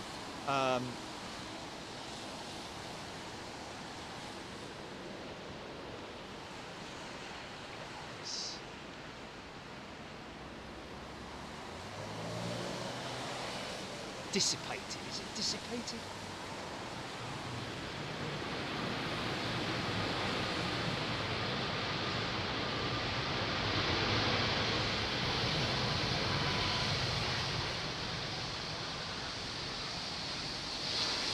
static wicks on the wings and other parts of the aircraft, which are purely for dissipating the lightning.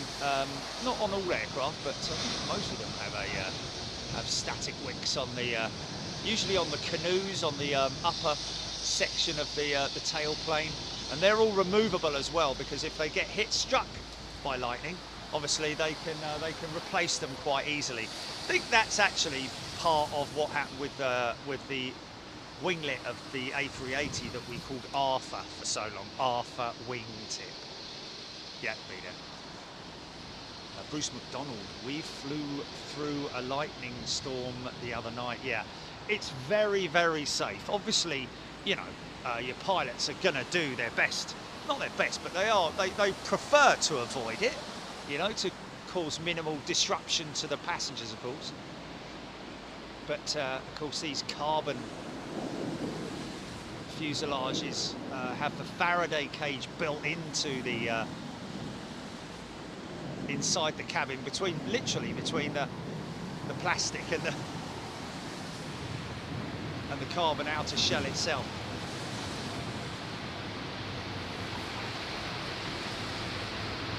Container that was. That's a bit of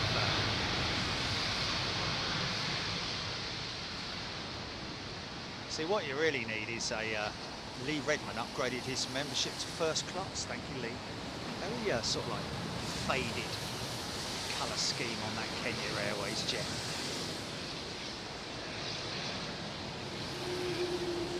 Aidan Campbell, yes, that 380 has now been fixed. Quite some time now.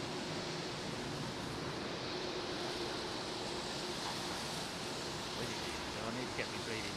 I need to get me my other jacket. I need to get my other jacket and put it out to dry. Because I've got, seriously, it's bleeding hot now. I can't be standing here in this great big hefty high-vis. So I need to sort of like go down and get my other jacket, hang it on the washing line and dry it out.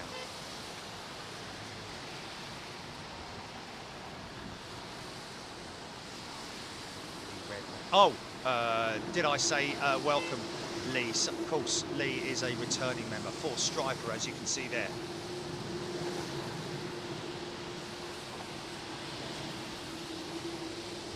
Susan Gerard, wow. Dented the roof.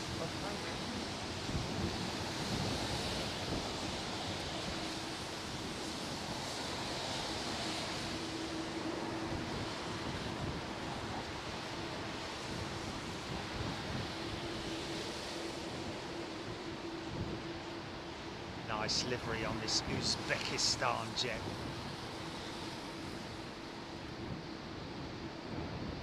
I love the colours. Colour combination, should I say. Little flash of yellow as well there.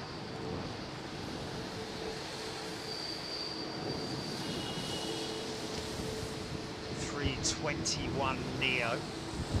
Oh, funky shot coming up in 3, 2, 1.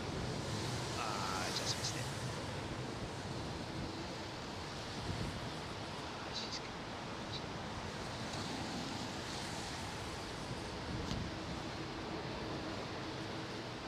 Come on, get that. This is Eta. Is this Eta's Neo?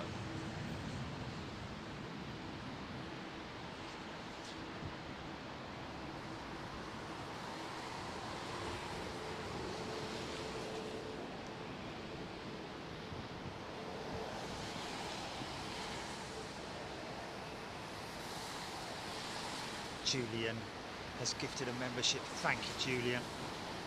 Great thing to do, my friend. Kevin Day is a returning member as well. Welcome, Kevin. Looks good with the eyeliner on her, doesn't she? Look at that. Great looking jet. That's one of their new ones, isn't it? Isn't that one of Eta's new jets? Start up.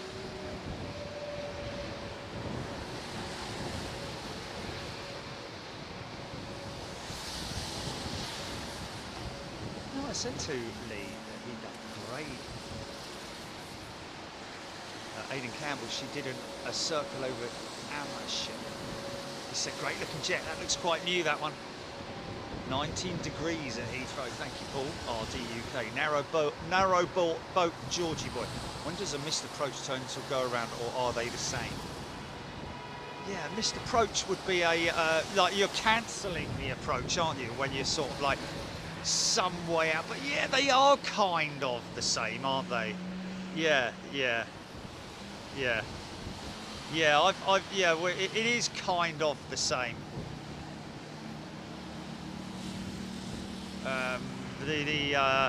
The outcome of a mixed approach is a go around, isn't it? The final part of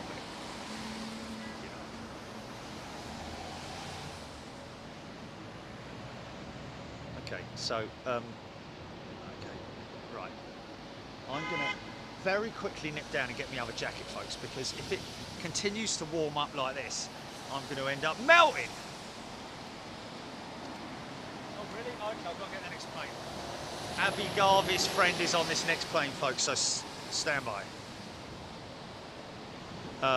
Aidan Campbell, Airbus A380, 1613. Lima, am I seeing? Lima Sierra is a new member. Welcome, Lima Sierra. Abby Garvey's friend is on this aircraft, apparently.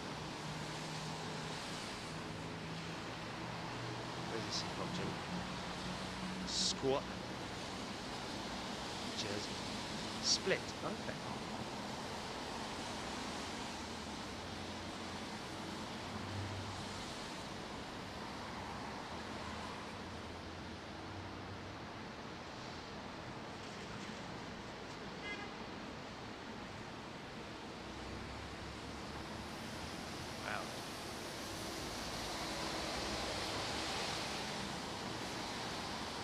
Yeah, welcome all new members. If you are a new member or have been gifted a membership, make sure you subscribe to the channel as well, folks.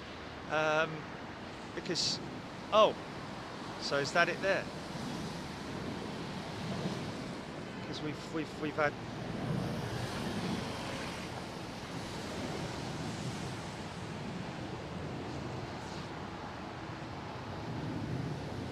Sue Taylor, very late go around many years ago. Yeah, late go around is, you know, unstable approach, something on the runway, you know, those sorts of things. A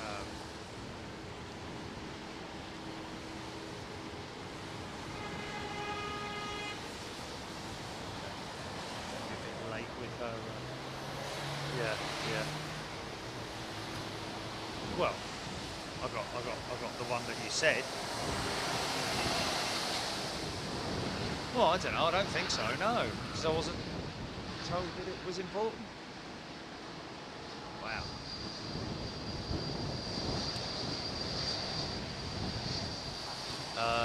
Billy Gurley. Welcome, Billy.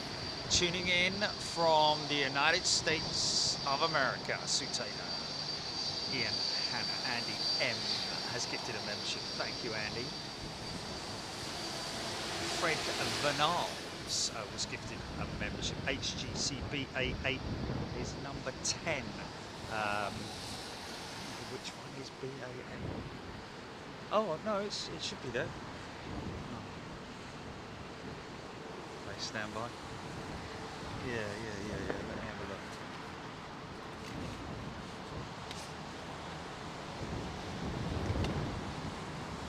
No, it should be on. Oh, God's sake, mate.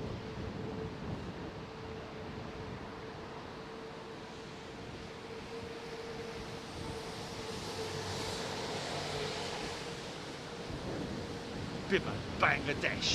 Steve Wright on the fuselage. Mr. Angry and everything. Steve Wright in the afternoon.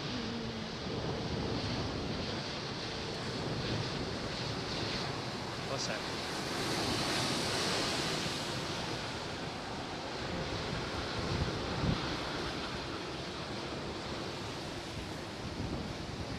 Nah, just boot a bloke down the road, mate. Simple as that. Oh, hello. Could get a start up here.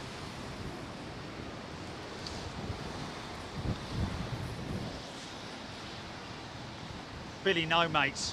What's his name? Gary No Mates.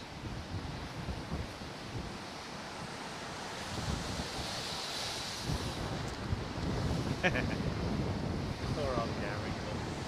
Okay.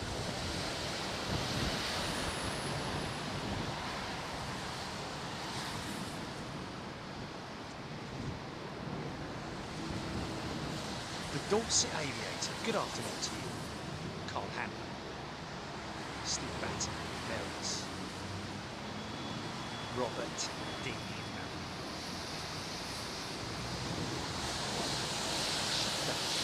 I think that might be going to gate, that Cathay Pacific jet. I think that's going to be towed to gate. Even though her beacons are on, I think that's a standard procedure for airport operations when they're even when they're being towed. If we look far enough down there, we should be able to catch this in the very hazy conditions.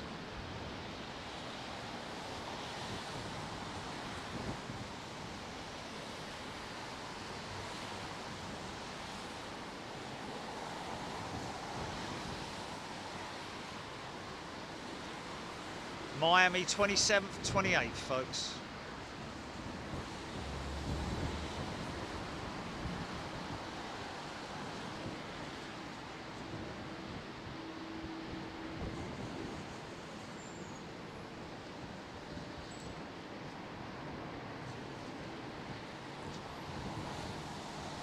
This is London Heathrow, literally Britain's busiest airport, ladies and gentlemen. 60+ million people a year go through this airport. Try and figure that one out. Look at the tourist numbers for your local major city and compare that to see if it's anywhere near the 60 million. You can imagine that only sort of like London would see that.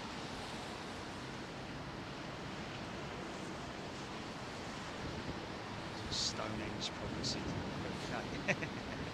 You need like thousands and thousands every day. Don't forget, this is a 365 day a year operation.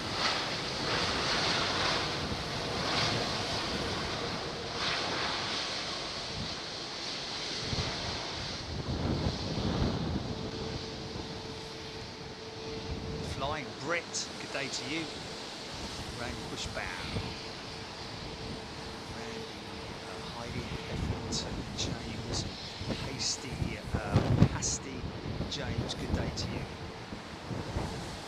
A returning member, good day to you, James. We've got Sky, Diesel 13, RDUK.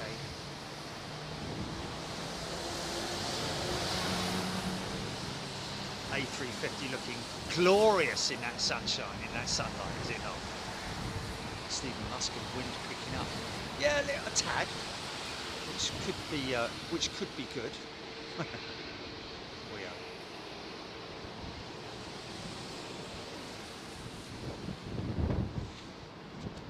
All the way from San Francisco, that jet, ladies and gents.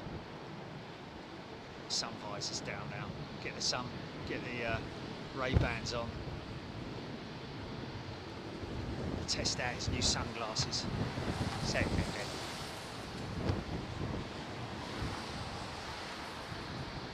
I've got 380 to the north of the airfield. I'm not going to see it because of the cloud, but it is there. The cacophony of single aisle jets arriving before that. Iberia just touched down. You can see how high off the ground the winglet is, folks. Look, you can see the tip of the wing, the fin, or the blended wingtip. Even though that fuselage sits pretty high.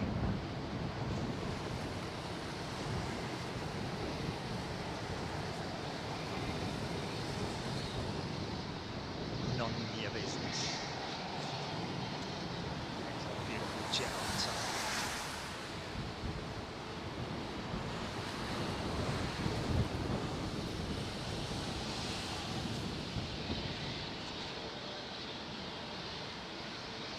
Breeze 1470. Nice to see Virgin. Nice to see Virgin. Okay. It's kind of, well, their revised nose art from the original, just golden PC really, anything else. Although I would have had a little bit more imagination, to be honest with you, like for instance with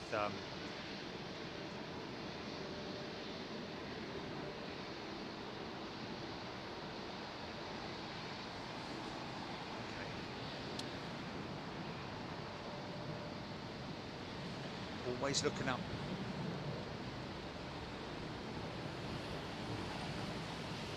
What's his name?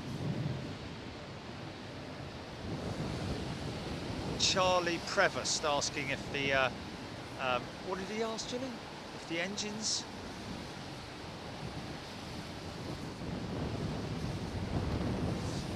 Yeah, the outboard engines on the A380 when it touches down, the inboard engines are the ones that are used for reverser power, whereas the outboard engines, I think, are just set to idle. You know, well, not so much decel, but they're just set to idle. It's an automatic system that plays out. They don't have to sort of like manually move the throttles to individual positions. The engines, the flight management computers work all of that out. But I think, yes, the outboard engines do stay at idle. And then of course the inboard engines are used for reverse thrust. Chirping Bird is a new member. Welcome, Chirping Bird. Lovely to see you. Brand new member. Chris Clark.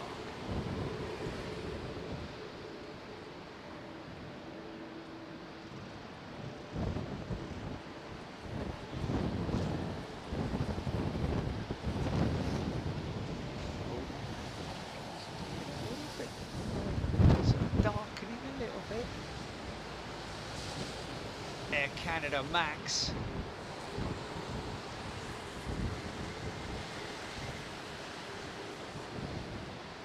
Similarly with the 787s when airborne.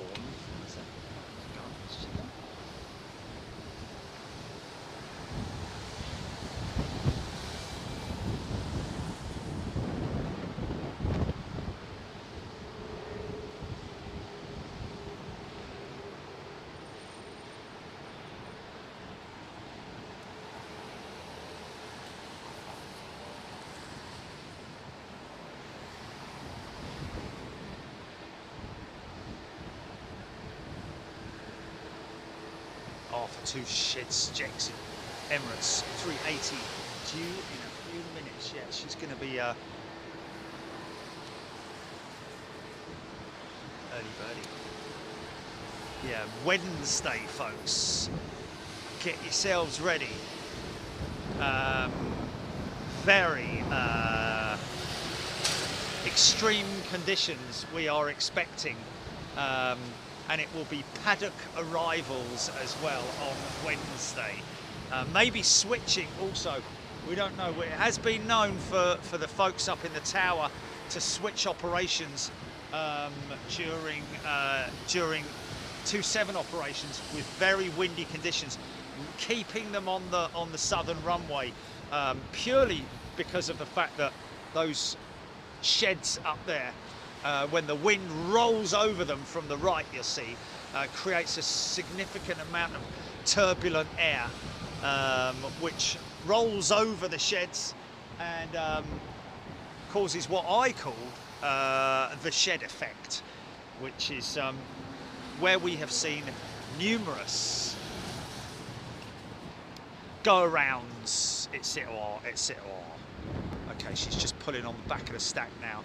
Or on the glide path now, fully established around about 10 miles out, still at around about 2,700 feet, 195 knots on the approach speed. You'll see that drop as she approaches.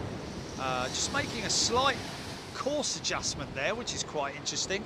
Oh, there she is. There she is. That happens on flight radar quite a lot, where you will see a sort of like what appears to be a sudden change in course, but it's usually the radar system itself or the GPS correcting itself. Down to 165 knots now, 2,000 feet.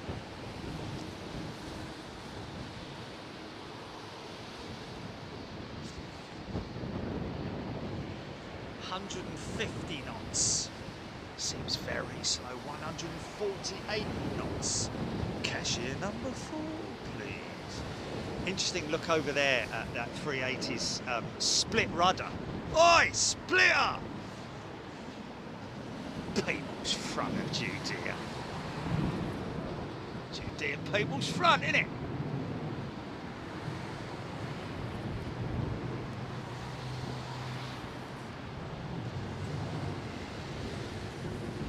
Oh yeah.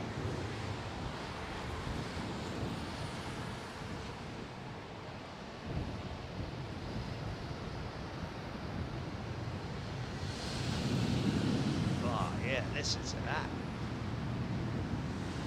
Yeah. Yeah. Okay, A380 now appearing. Just appearing. Is that her there? Yeah, she is. Just difficult to see with the glare of glare on the monitor, but I can just see her approaching now. 930 feet, 120 knots approach speed. The usual sort of some big plumage coming off of her. Look at that.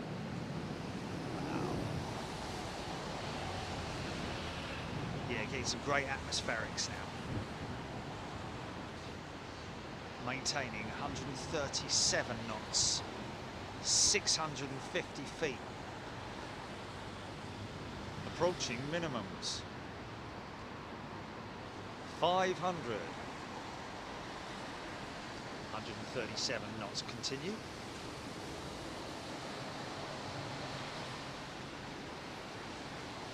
400. Straight down the centre line, fly her in.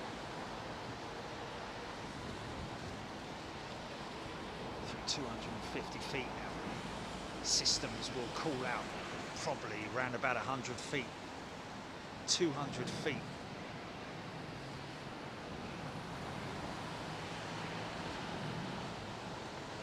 100, 50, 40, 30, 20, 10, retard, she's down,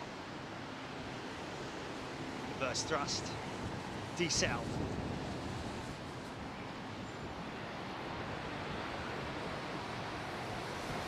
very idle, very idle.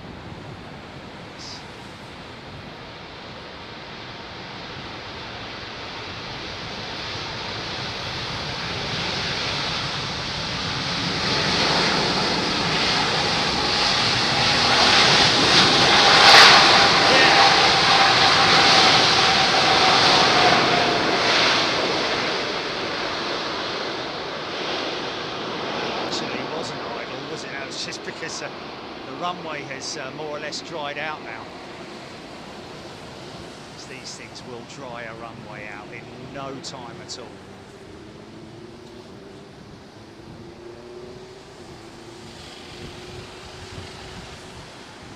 Aviation in 4K, that was loud. That's probably going to go down on one of his thingy-me-jigs, isn't it? Timestamps. Always give those timestamps around about a 10-second run-in as well. Always good to do that. Maybe even longer than that. Sue Taylor flew on one of those 380s recently, and now I'm hooked. There we go.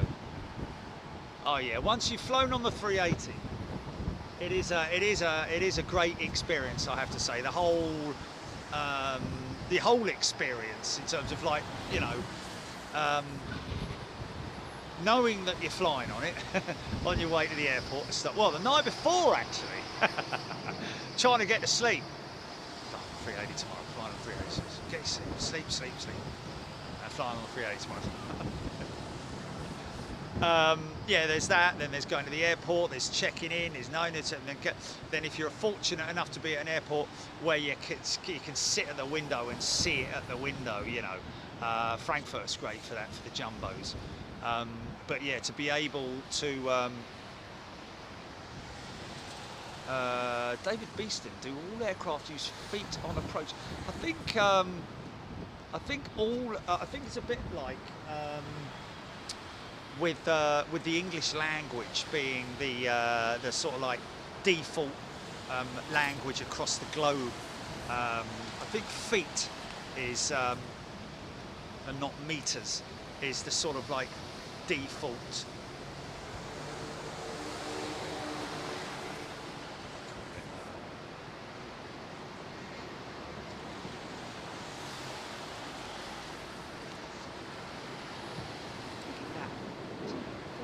Oh no, it was an Egypt 737 freighter. She's beautiful out there.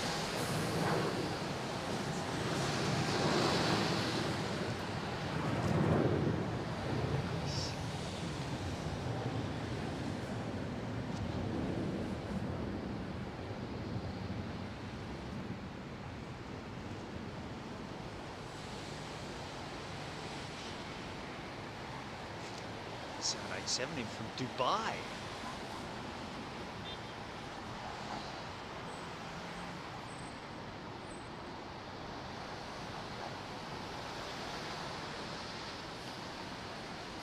Again, it's interesting. Interesting to see that temporary fixing around the engine cowl attachments. See that silver line there? Speed tape, that is. Say speed tape. It's a very, very efficient form of gaffer tape, literally, but far more efficient and used on surfaces that are subject to high speeds.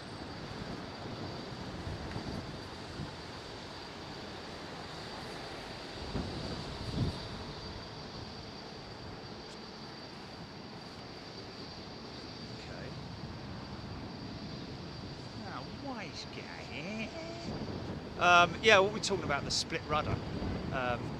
The hydraulic systems on that 380, along with all the other systems on other aircraft, has drained out or gone down to the bottom. So there's no pressure in the system, in the hydraulic systems. They're not live, so to speak, which means that they're sort of like free to move with the wind. And as you can see, that upper rudder section there, that split upper section has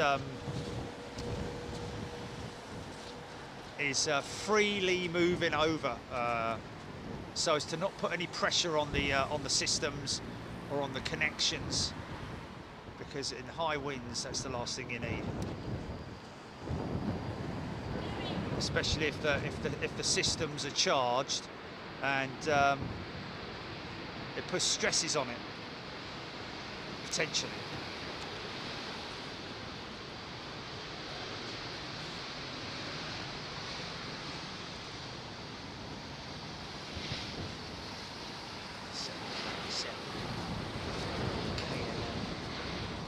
Royal Dutch Airlines, as you can see.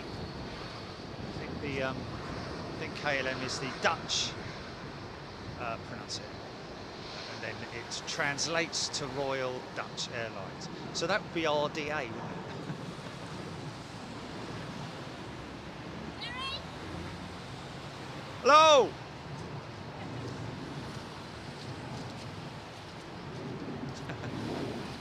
Okay. I wouldn't recommend walking along there. Mind you, it is a pathway-ish kind of thing down there. Just folks that do. So this kind of this place where I am now is sort of like, you know, in a very busy area with traffic. So It's obviously recommended that you don't come down here, but if you do, obviously be responsible and stick to the paths, and be very careful when you're walking around a busy airport. But nice to see you. Thank you for coming by. Now they've got another 40-mile walk around the perimeter track. There they go.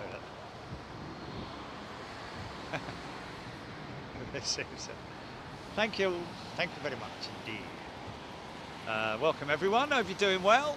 Still got 5,600 people watching, whether that's all individuals or families or whatever you're doing. I hope you're well, you're snoozing or trying to snooze, or waking up, of course.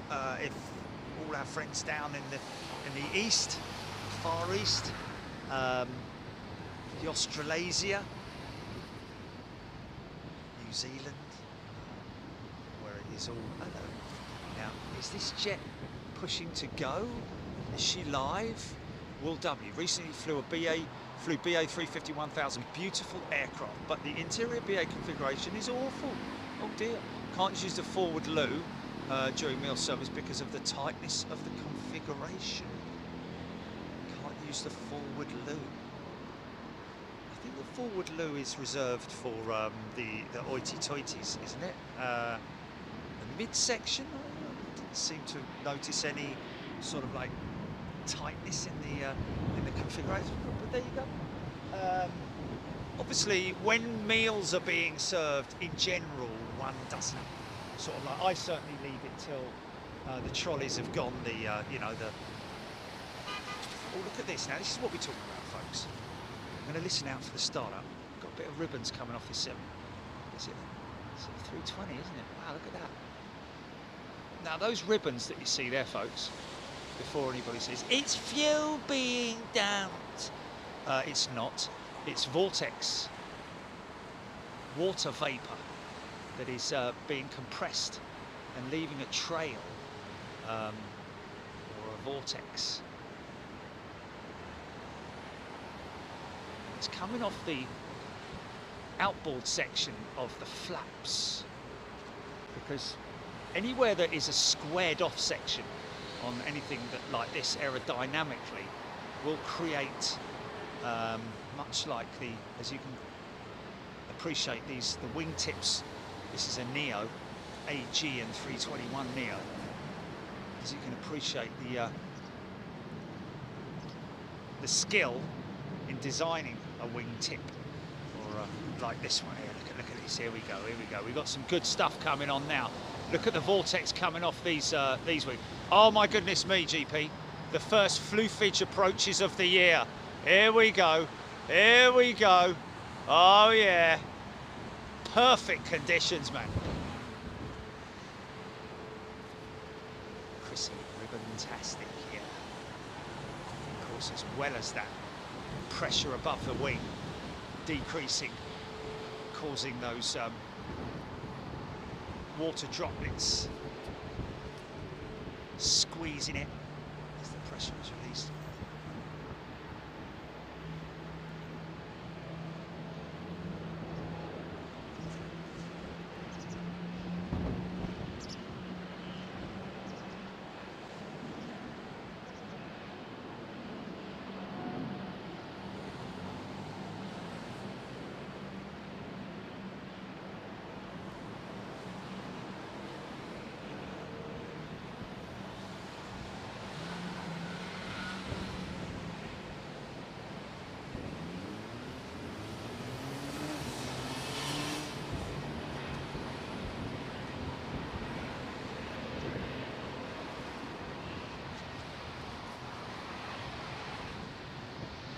Startup number 2 on that BA jet. I don't know if we're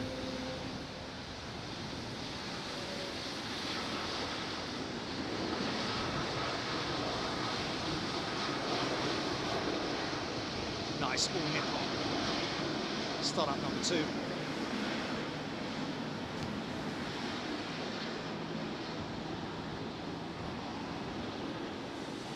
Aidan Campbell, I really like the 777. I love the 777. She's a Oi! Dr. Marlins.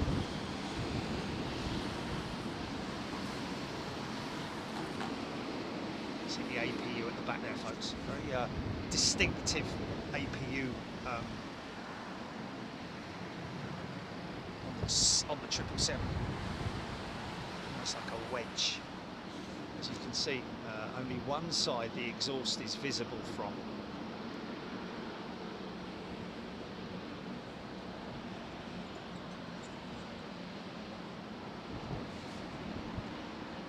Here, now, beautiful 777. Triples all around us.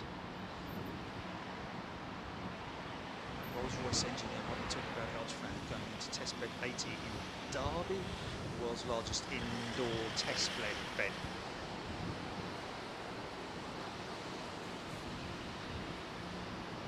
Ultrafan has not been on a flying test. No, we're a long way off from that, I think, Rolls-Royce engineer, if I'm right in saying.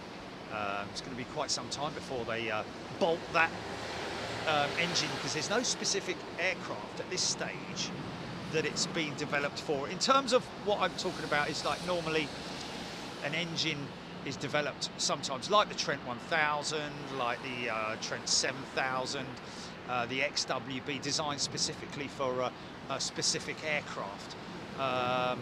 The Ultrafan is very cleverly, nice funky shot there, very cleverly being developed by Rolls-Royce as an across-the-board engine power plant, which can be used to re-engine aircraft, which is quite interesting. So airframes that are perhaps good for their life at the moment, but looking for a more efficient power plant. Potentially, the Ultrafan is looking to be the replacement for the Trent engine. So that means that it will be an Ultrafan for the single aisle market, as well as the long-range Ultrafan, like I say, the big fan stuff like these, or like the GE9X engine, as it is, I think. And of course, this is Rolls-Royce's first delve into the carbon fibre market in terms of the fan blades. So wind's picking up a little bit, yeah, but very, very impressive, the numbers that are already coming out, even though they are just in the testing phases of the Rolls-Royce Ultrafan. Great stuff online, read all about it. Just Google it and you'll be inundated with a lot of very interesting information, both from Rolls-Royce and from other channels around the world as well. Dave Minion, Randy Bushbow. Baltic incoming giant coin stacks. Giant coin stacks.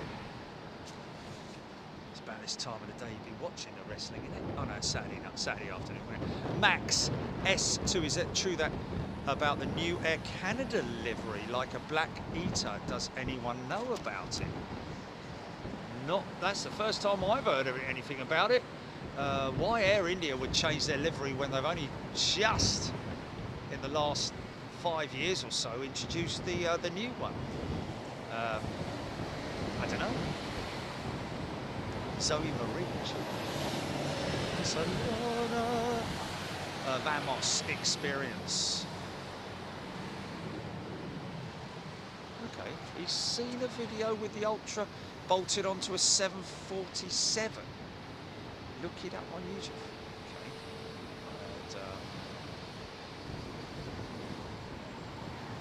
And, interesting. I need, obviously I can't look that up now, but I need some feedback on that. I wasn't aware that they'd actually flown the Ultrafan at this stage. I thought it was literally still in its testing phases. There's a lot of things to do. The first thing they have to do is run it dry with no fluids to make sure everything's running nicely, and then slowly but surely introduce more things to it. This is your Air Baltic 220.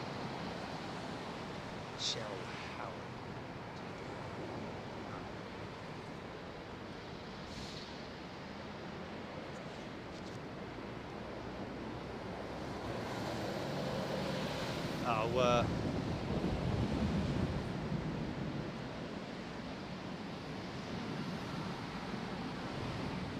great looking front end on the 220. Nope. Possibly random.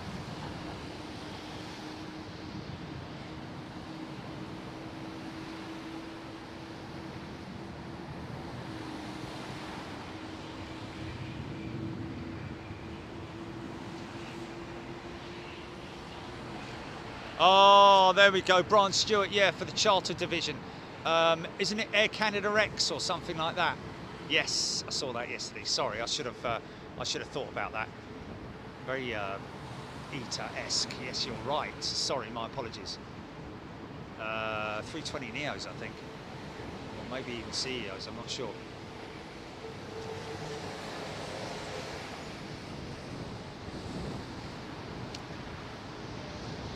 Oh, blimey, really? What, the Dreamliner? What's their name? What's their name? Yeah. Okay. Pratt & Whitney have a major problem with the engine in apparently all 320 Neos are going to be recalled at the cost of $3 billion, James Hasty saying. Well, I didn't think it was all of the A320 Neos. I thought it was a batch of 320 Neos, around about 600 aircraft, therefore around about 1,200 engines that are on recall potentially. It may amount to more. I don't think it's all A320 Neos. I think they have been given not an ultimatum, but a notification that they must inspect those engines, whether it's a boroscope inspection or whether there's... Interesting, the other day, drifting out of that, but also staying on the same subject, saw a very interesting implement that they're introducing for inspecting engines and things. It's like a little worm with a camera on it, and it moves like a. Oh, am I getting some flicker here on my camera?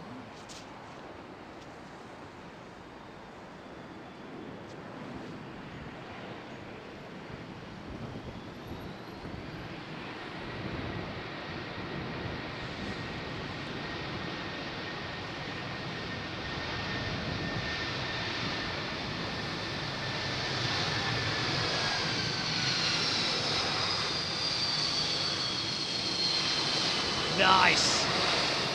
CF6. Nice spool down like that.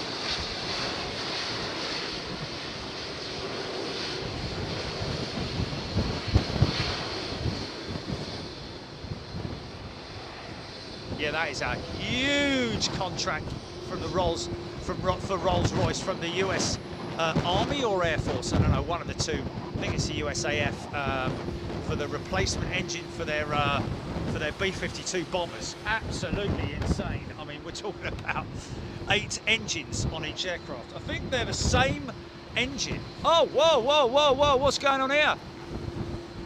What's happened there? Oh man, hold on a minute. Can you still hear me? Cameras.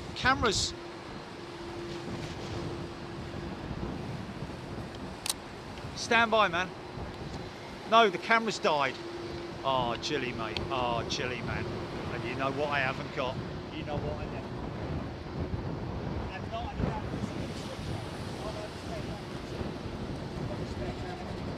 but you know what? It's not a simple switch out, man. It's a major. Okay, well, it's a major job. Okay, well, I'm just going to have to, folks. You're going to have to stand by. I know you can see a black screen. It looks like we've got a problem with the. Oh dear, oh lordy. Okay, I'm going to have to disconnect. Right, stand by. Can they still hear me?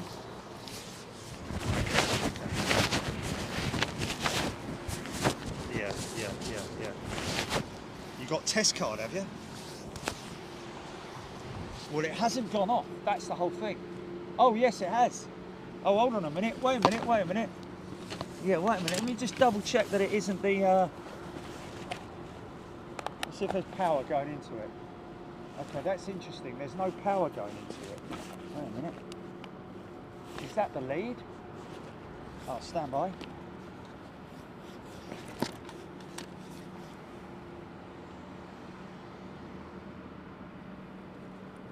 Yeah, that's what I'm thinking now. Oh, wait a minute. Oh, no, it's dead, it's dead. Right, okay. No, camera's just flipped, and that was it. Right, I'm gonna have to disconnect that. There's no water in that lead. You know, Jelly, this is a massive switch out. It's not a 5-minute job, or when I say it's not 5, it's not a 2-minute job. It's quite a lot.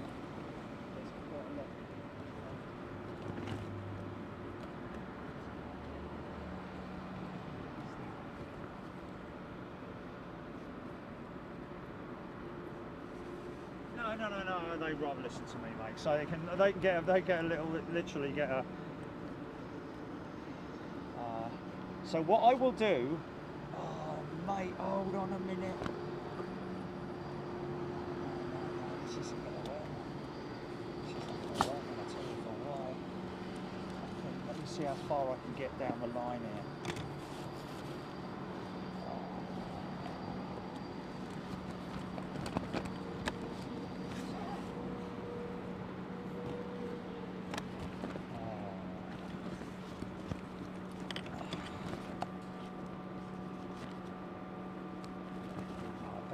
Start waving.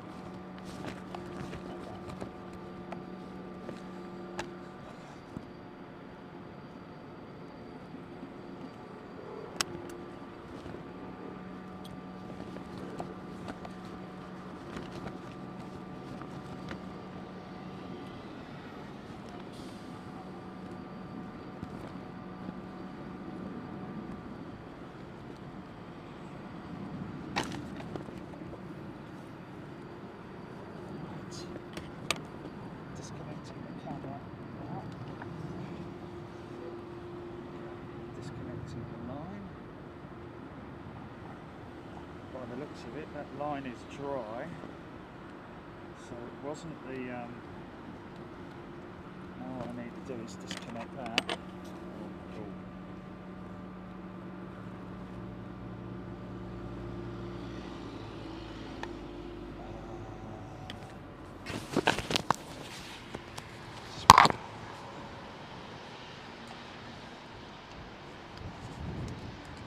Just get this camera off.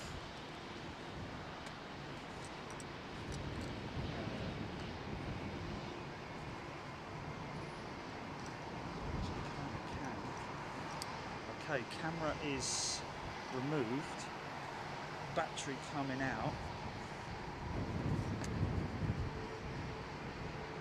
I'm hoping that is not a dead camera, because that's actually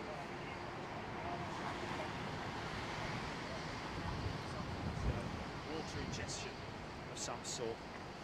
Yeah, so we'll just have to go through the. Yeah. Okay, new camera attached. Stand by.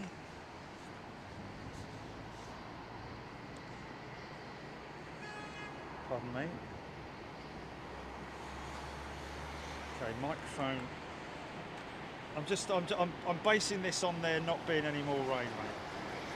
If there is, then I'm just going to have to. Actually, I'll tell you what I'm going to do. I'm going to take that off of there, and I'm going to attach that. Right, hold on.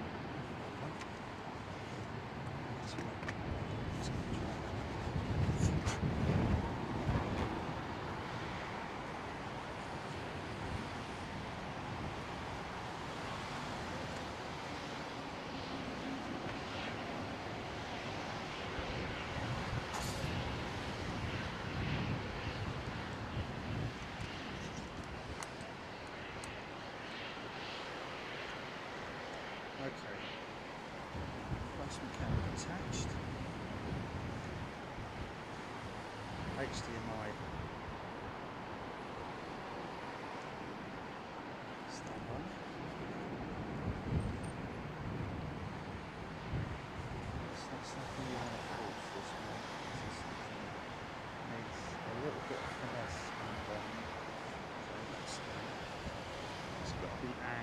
absolutely right as well, because otherwise it causes stress on the unit itself. And then you need to tighten that off.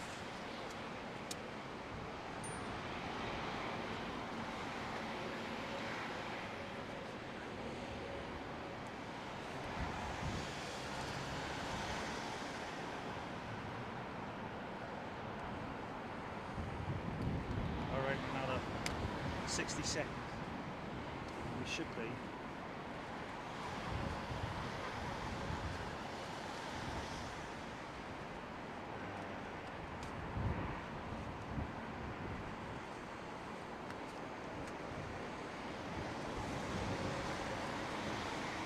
It was early morning yesterday. I was up before the dawn.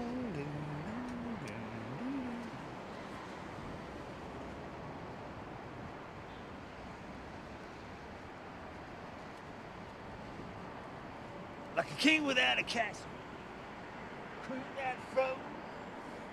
I'm an early morning lover, and I must be moving on. Yeah. Stand by.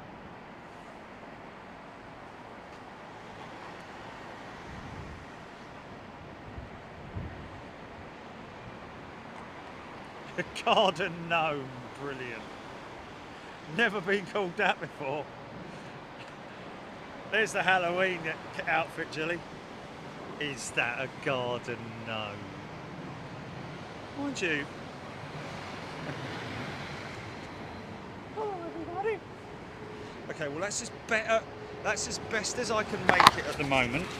Mic going onto the camera unit. Right, everybody, cross your fingers.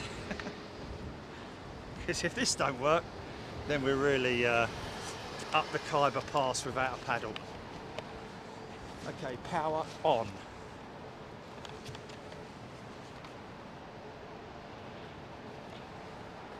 Camera coming on, GP stand by. Wait a minute, let me put that end in there. Because that was, didn't need to be disconnected because it was perfectly dry. I'll run it around the back there so that you do get to increase it.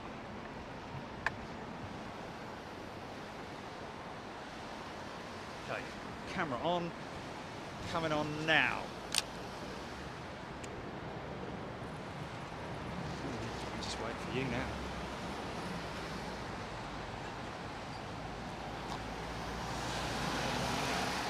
Oh, how about that? Clever, really.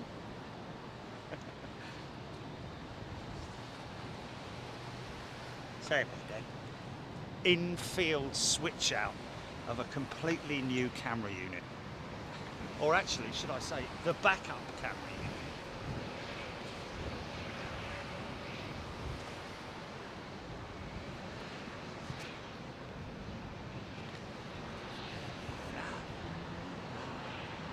Shining like brand new.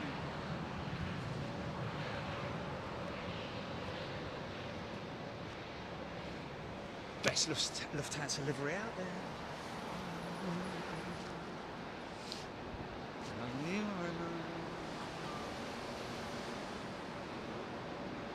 Nick Ray camera checklist complete.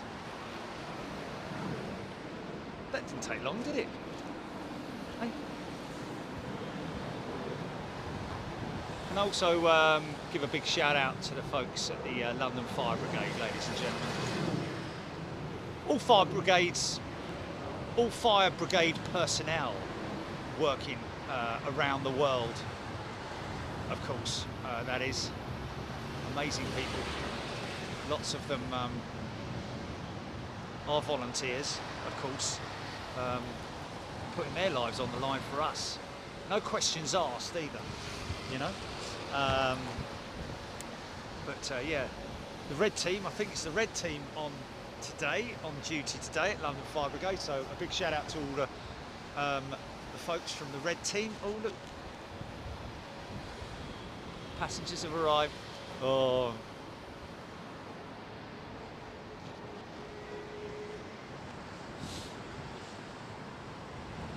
yeah, I think I'd be the first one to say something. Yeah, imagine if there was a massive squall. Mind you, I wouldn't have been able to switch that camera out as quick, as efficiently. Wouldn't have been able to do that in the pouring rain, that's for sure.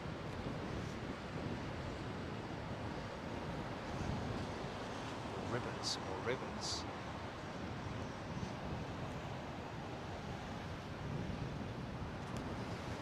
Shining like brand new. Martin Pete just got back old Warden. I think it was brake piston. 380 is bigger than an engine piston. Brake piston. Bigger than an engine piston. Well, it depends on what engine it is. 125 motorcycle, yeah. I wouldn't have thought of V12. Avro Arrow has gifted 5 memberships. Thank you, Avro. Finish 350 due in about 10 minutes, Brian Stewart. Thank you. Thank you, everybody. If you're a new member, please don't be shy. Come in and talk to me, talk to the audience. If you see something happening, let me know. If you've got something on approach, if you've got something going out even, happy to catch that if I can. Check your flight radars out. Do have breaks in the cloud above me, so I can see through the cloud at the moment. Got some blue skies, not massively clear. I can't think it's going to sporadically break.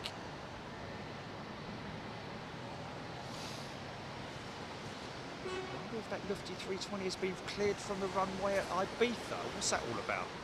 RDUK, thank you for the gift. Another out of alignment.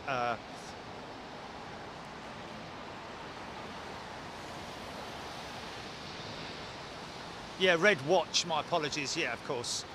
We got Red Watch on duty today.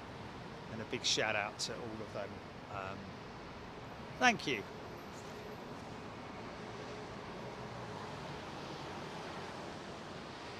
And if you're wondering what that that QR code is linked to, ladies and gents, it doesn't just apply to people here in the UK. It really does apply, because wherever you are in the world, you can obviously hit that QR code, go and have a little look around the page, and see how you do on your home check, because it is important. It's vitally important. Charging anything overnight, leave it uncharging, leave it unplugged. I would always recommend. Gives you peace of mind, doesn't it? You don't want to leave something charging downstairs whilst you're asleep upstairs or wherever you might be. Unless of course, understandably, sometimes you arrive late at home at night and you've got a scooter that you've got to charge. If you've got no choice, then obviously you have no choice, but always make sure that the equipment on the implement that you're using, the device that you're using, is fully operational, not giving you any issues, and it's obviously from a legitimate source as well. I would recommend buying anything that has any kind of charge on it, charge point, or if it's a ion lithium battery charger, the kind of damage that those things can make if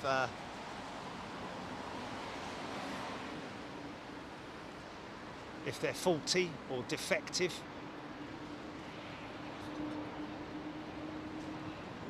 Oh, Diesel 13, Ethiopian 777 cargo, 20 minutes out from Hong Kong. Thank you, Diesel. It's the kind of stuff we love to hear, folks. HGC loving the 220. It does look a great aircraft, doesn't it? And ironically enough, that Swiss Air one, I'm guessing in from Geneva. Zurich, sorry. Oh, it might be from Geneva.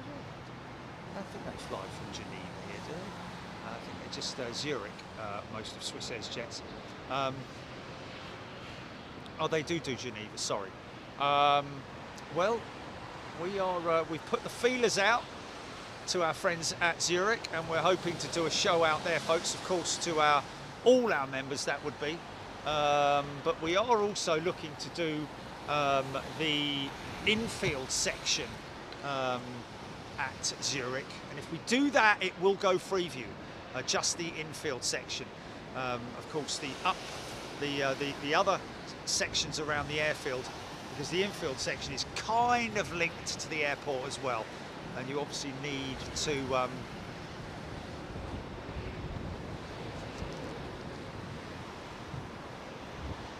make arrangements with them, although you can, as a member of the public, just they have bus tours around Zurich, so anyone can go, anyone can visit it. You go out on the bus, you have a drive around the airfield. It's very interesting. See all the structures around the airfield, all the different points, maintenance, and have a drive through the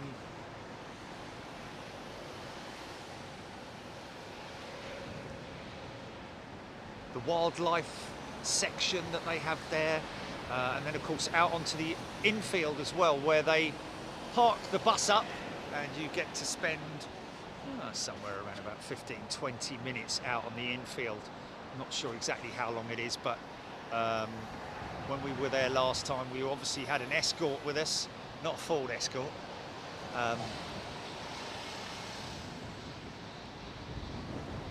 But that just meant that we could spend a little bit more time out there, and we're hoping to do the same again. So a visit to Zurich is on the cards, folks.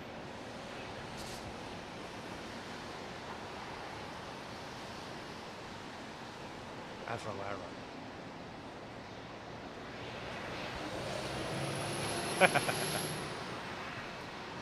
Aidan Campbell, Malaysian Airbus 350-900 ETA 515. Thank you, Aidan. Malaysia Negaraku livery. I hope I've pronounced that right. Negaraku livery, possibly. This is Air Astana's A321, obviously replacing. There's a perfect example of how the A321 has become a replacement for some operators operating the 757. Remember, British Airways, of course, operated the 757. Air Astana used to fly a beautiful 757 into London Heathrow. They've obviously, I don't know if they've retired all their 757s, but the 321 is a pretty obvious replacement for the 757 in terms of its range capabilities, and it's a single aisle jet. 757 is a single aisle jet. Of course, the 757-300 is longer than the 321, I think. Of course, there is the 321 XLR, which is now flying, actually doing flight trials. You know, we're talking about flight trials that involve lengthy, almost simulating operational conditions, not just flying around the Cape of wherever it is, like they do for test flights. This is actually getting the XLR, the 321 XLR, into operational conditions, landing at airports, you know, almost mimicking a flight, a revenue flight. Angry Pirate, DHL 767 on its way in.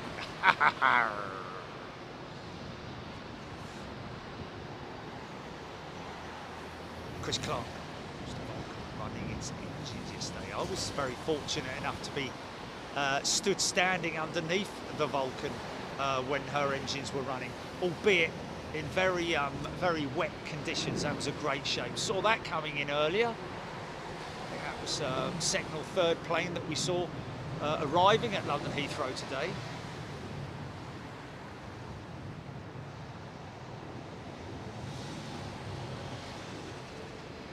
Chris Clark, Kazakhstan is absolutely fascinating. I've just seen it on a map. Interesting.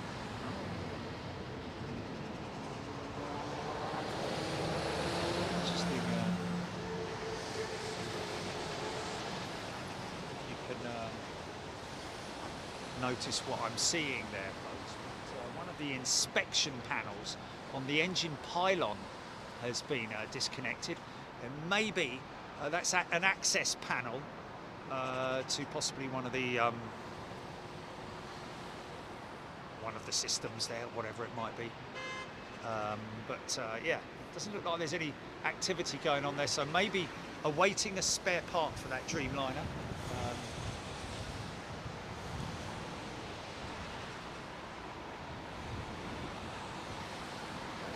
Martin P flew on an Air Astana 757 from Heathrow to Astana a few years ago. Kazakhstan is truly a massive country. There we go. Thank you for that.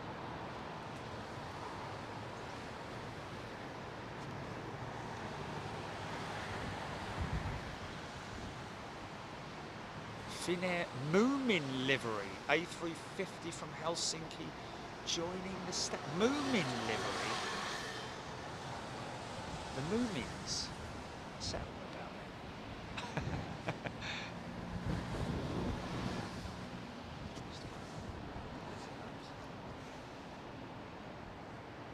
Stephen Luskin, love the Moomin livery. Is that the by any chance the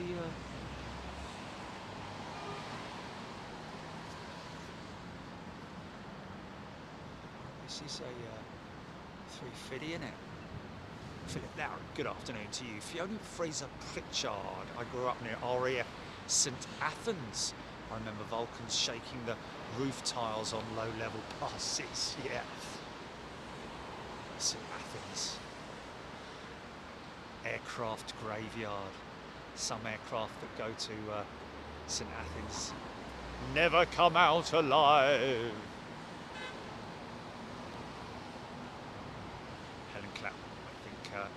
We all have the same sentiment.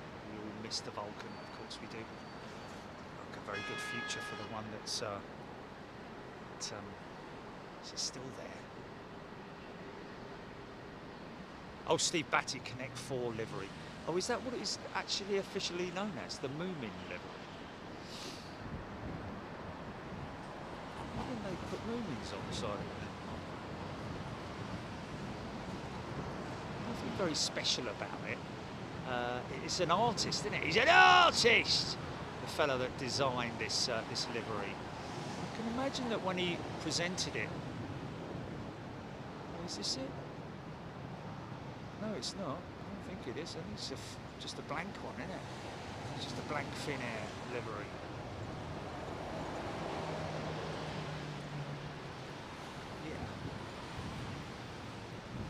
Imagine that, you know, they had to be quite polite about it. Okay, folks, so here's my design for the new Finnair livery. Oh, yeah. What is it? It's a beautiful. Oh, there they are. Ah, look at the Moomins. Sorry, man, I'm getting all mixed up with the bleeding Connect 4 livery and all that. Now I see it is Moomins. I've never seen that before. Never seen that before. Is the Moomins from Finland then? Oh, look at the Moomins. Like Fifi and Dexter. For about half a second. Ah, Super A Swiss Air.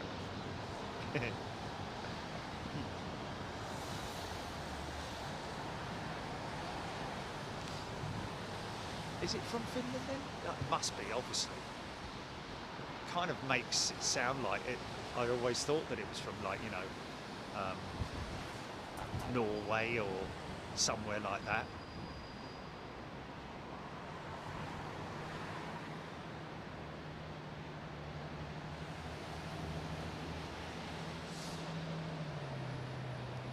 Oh, Tove Jansson is the illustrator and writer of Moomins, is it? The illustrator and the writer. Ah.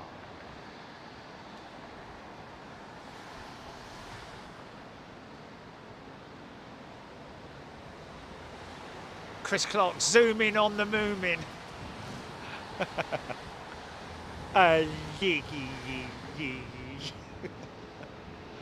They are quite cute creatures, even though they are like little mini hippopotamuses, aren't they, in a funny sort of way.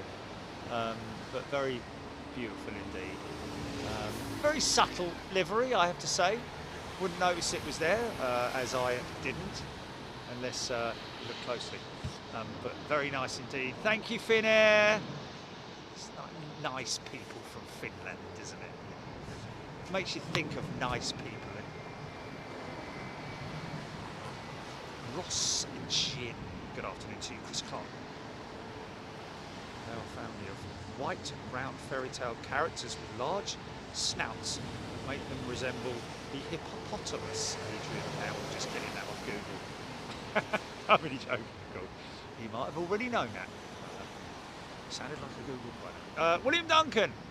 Just one engine diagnostics. Not just one, engine diagnostics, flight system upgrades and diagnostics, individual electronics are plugged in settings and much more. Oh, okay, so that may be, is he talking perhaps about that access panel where possibly, because the engine management unit, the EMU or the engine management computer, whatever you want to call it, that's on your car, that you open the bonnet or the hood of your car and then look underneath, you'll see a plastic, an area where all the electronics go into. That's the EMU, the engine management unit, and they literally have the same thing on on these engines, which they can plug in and update firmware, much like what you do with your phone, blah blah blah. So yeah.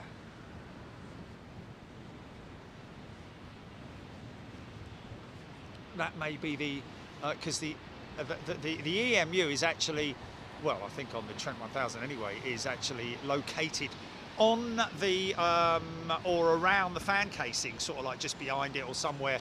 There's a lot of ancillary stuff bolted to the outside of the engine, but it depends on what engine it is, of course. But yeah, it is normally under the cowls. Which is why I'm wondering why I don't think there's I think it might be just some kind of ancillary system. There's not a lot going on in there, I have to say. When I saw them remove the pylon covers off of a 747, why not? Kids have nearly got wiped out. Jumping the light. How many people jump the light here? It's unbelievable. But we're all guilty of it. Okay. I'm not going to hold my hands up and say, oh, I'd never do that. We've all done it, especially at 3 o'clock in the morning where there's no one around. Just go straight through the red light, mate. Simple as that. Obviously, making sure that there's nobody else coming, and also, of course, mind that. Of course, when there's absolutely no one on the road, and also at a light where you can see all traffic, either coming towards you, going away from you, approaching, or whatever it might be. I think that's oh, that's oh, hello. What's that above me then? Who's that? That looks like AN26. Is it Kavok? I can't get the camera up there tight enough, mate. Oh, you're just gonna have to listen to it, folks. I wonder if I can. Oh, she's in the cloud. That is a Kavok. I don't know, it's AN26 anyway. Old aeroplane, man. Used for ad hoc Balkan air.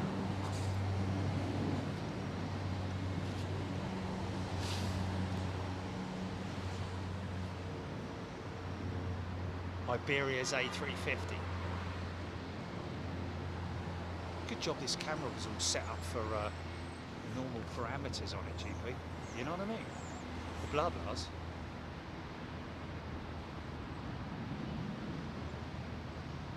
Jez White, business system interface. Never heard of that BSI. Always thought of it as an EMU or an EMC, engine management computer. Business. What does it do your emails for you as well?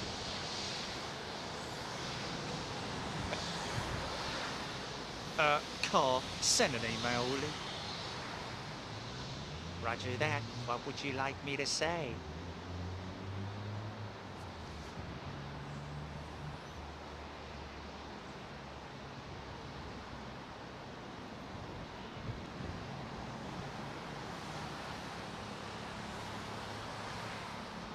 or she's maybe talking about the air intakes at the forward end, leading edge of the wing, the ice packs, air conditioning intakes, and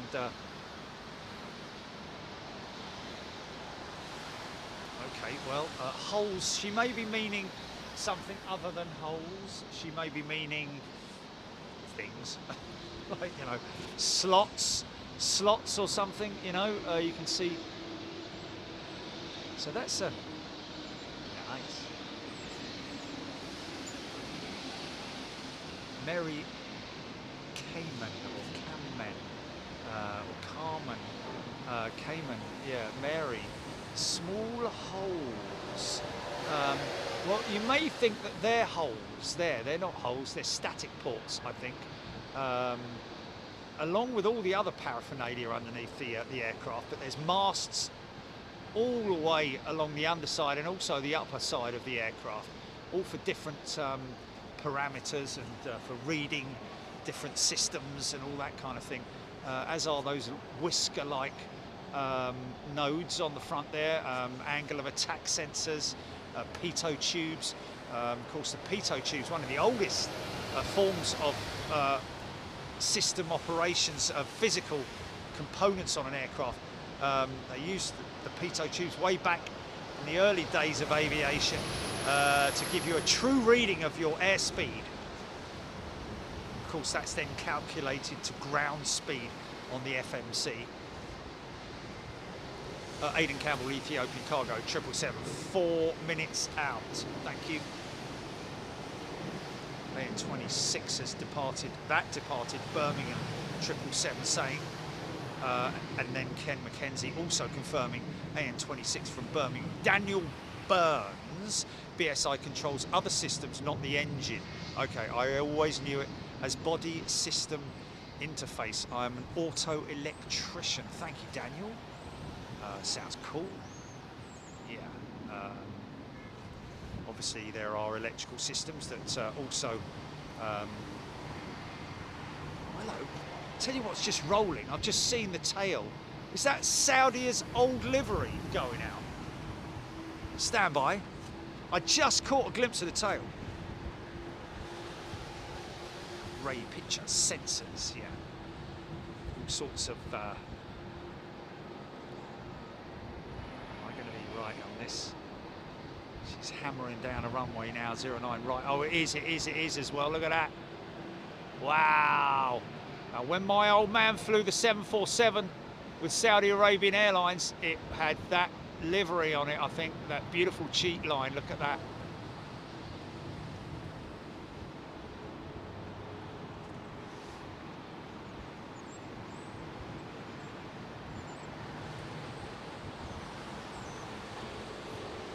Saudi Arabian Airlines.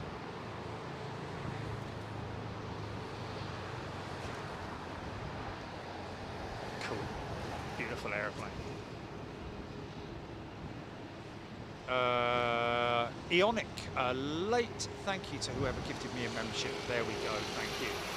Vamos Experience, does anyone know if there's a fuel saving for an aircraft of the same type flying, for example, at flight level 400 as opposed to flight level? Well, to be honest with you, Vamos, I mean, as far as I know, from a non-pilot perspective, and also from knowing absolutely sod all about certain things, you know, the flight level will depend on winds, how busy the skies are, I'm guessing, but also, you know, what's preferred. You know, you might find that what was previously on the flight plan, the pilots may see a better layer to fly across the Atlantic in, for example, and therefore request another flight level. Maybe go to 380 as opposed to 320 or whatever it might be. Sometimes a lower altitude is better. We have seen aircraft flying over Europe and towards the United States at quite low altitudes, you know, 25,000 feet sometimes. But yeah, it all does depend on the aircraft type, weight, and the winds, all those kind of things. HGC. got him, I got him. Just. I know Aidan Campbell's been tracking that along with a lot of other people. Sorry, folks. So I'm imagining that this is probably, oh, it's from Hong Kong, isn't it? I think he said. So this will be electrical goods, folks. Probably electrical goods, I would have thought. Car parts, possibly.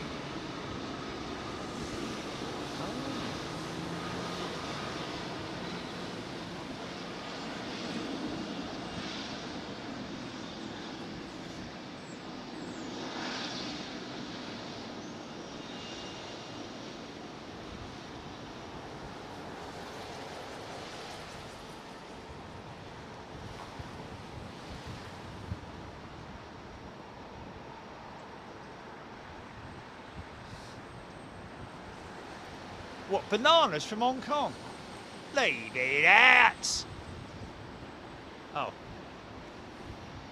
DHL 767 cargo inbound, ex-LATAM LCY Hall saying she's a 10-year-old jet, quite young for a 767. Super 80, those are the static ports on the 350. Yes. Static ports being, I think, related to electrical discharge, I believe. Oh yeah. Smallest scaffolder in Europe. 8 years old, that 777 freighter.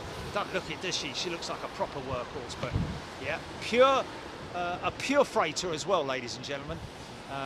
Not a passenger to freight conversion. She was born a freighter, I think. As you can see, no windows at all. Just a freight door, just a main deck freight door.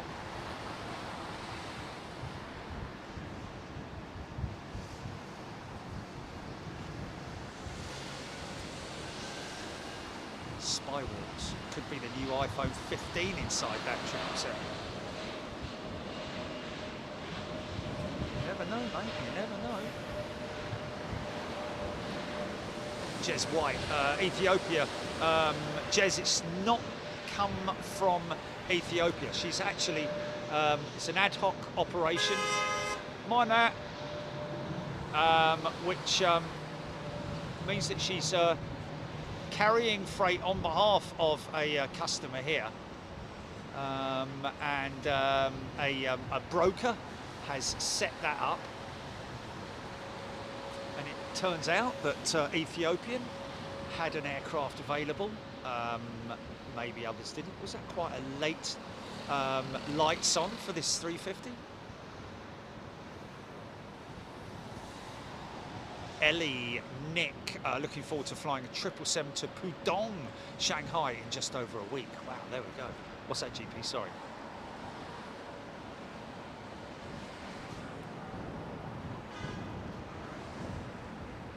Oh, okay, comes by vessel, does it?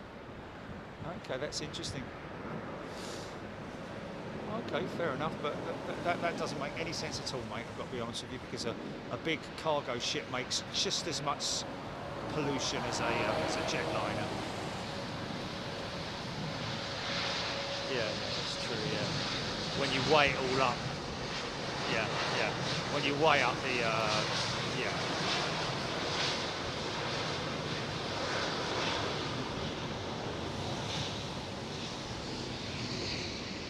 I did read an article a couple of weeks ago about that they're trialling sails on the big cargo ships, or some cargo ships are trialling these giant sails, which basically means that they use the engines to get in and out of port, obviously where they would need that. But once they're on the high seas, as they say, they use the winds to carry them. And I don't see any reason why not. I mean, you have to be bleeding great big sails on some of these container ships that have like 20,000 containers on them. It's unbelievable, some of these things. When you look at the, go back into the history of cargo vessels and look at the very early forms, and then look at the size of these humongous things that they have. We've seen a couple of examples of them when we were at Baston, where I got it all wrong, didn't I? You know, when the bloke said it's the, what did he say it was? Costco. It was Costco. I'm like, blimey. It's a big store, but not that Costco. What, all these Costco shops? No, it's the shipping line, and Costco, the shipping line. Stupid boy.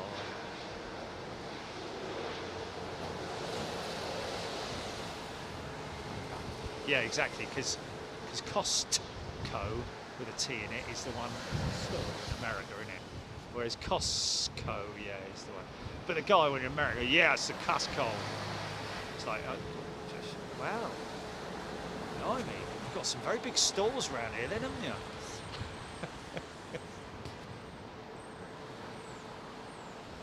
Spywalks DHL 757.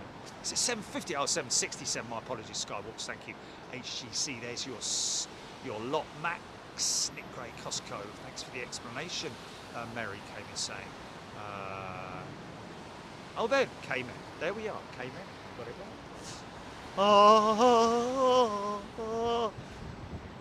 Alex Hilton. This plane will be nice and shiny, wouldn't it now?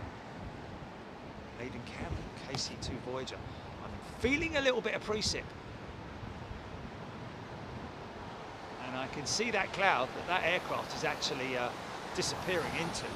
So, we might have a bit of precip on our doorstep in a few minutes. Yeah, that's the first time ever in the history of Big Jet TV where we've had a camera failure. And I can't think what it's related to, because unless water has literally got into the main motherboard inside it, which is very unlikely because it's a very well sealed unit. And also, not only that, but I do have a waterproof cover over the camera, a very efficient one, made from very efficient waterproof fabric as well, not toilet tissue. Mervyn Short done 2 journeys as a passenger on container ships. They were the largest in the world at the time. Wow.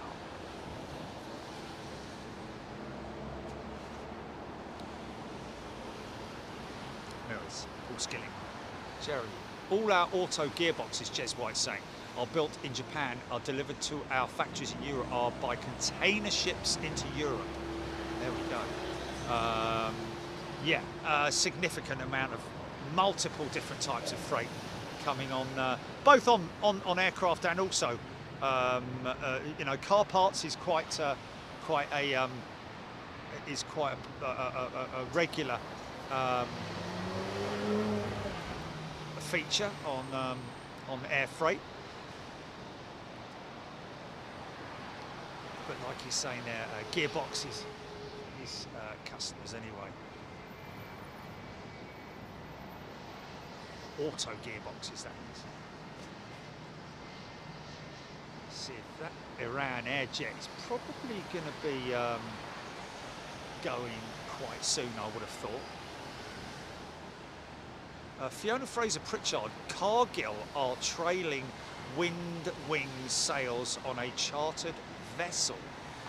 Wind wing. I'm going to have to do a little bit more research into that. Claire Bear reckons that the rain got. Yeah, well, the thing is, like I say, Claire, the camera unit itself is very well protected, as is all the equipment, to be honest. And the apps closing the cargo door, the belly cargo door on that 330. Andy Apps, thank you, gifting a membership, very kind of you. Mel Lascelles, Exeter Airport, closed by flooding. Wow. Aidan Campbell, BA 350 from Las Vegas, Nevada. Here it is, folks. Here it is. See that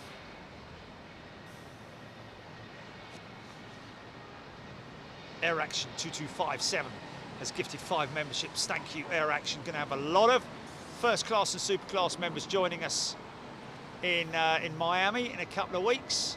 We'll obviously have the countdown to that, a week running into it. HGC EK3 over Nuremberg. Okay, well that's not too far out, is it? Is that a closeout possibly? The EK3 or the UK.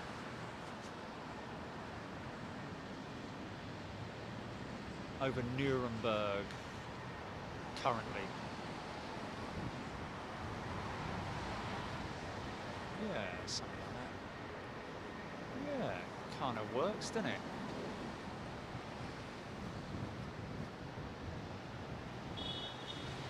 Tony Moore. My missus will be on the BA 293 to Washington shortly. She said she'll wait. Well, she'll have to have very big arms. Like, doesn't look like it, does it?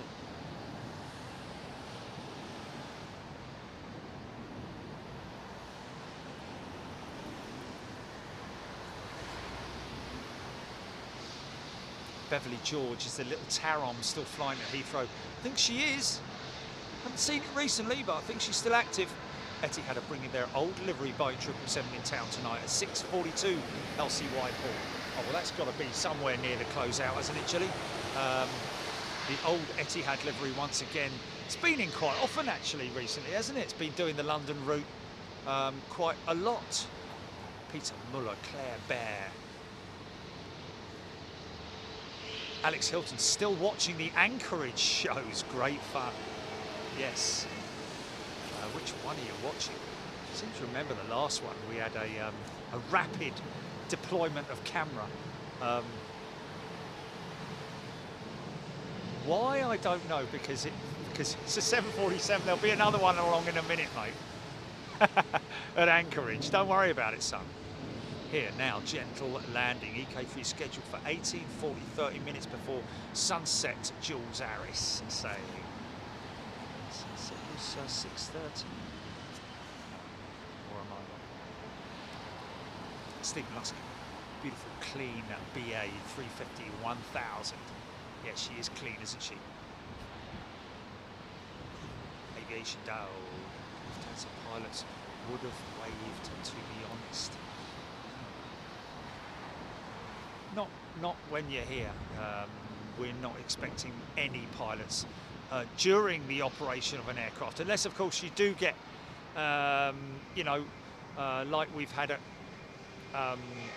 airports in the past, where the pilots are sort of like just waiting and they give us a wave, or they're taxiing in a straight line, and of course, you know, in a very clean, sterile environment, they'll give us a wave, but not all the time. Alex Hilton. Oh, the most recent ones where you tried to... Well, I didn't try to chop down a tree, Alex. I bent the branches back. That's what I did. Did I fail? I think I succeeded to a point, but it didn't work perfectly. And then when we left, 2 minutes later, there was a go-around, wasn't there? Do you remember that?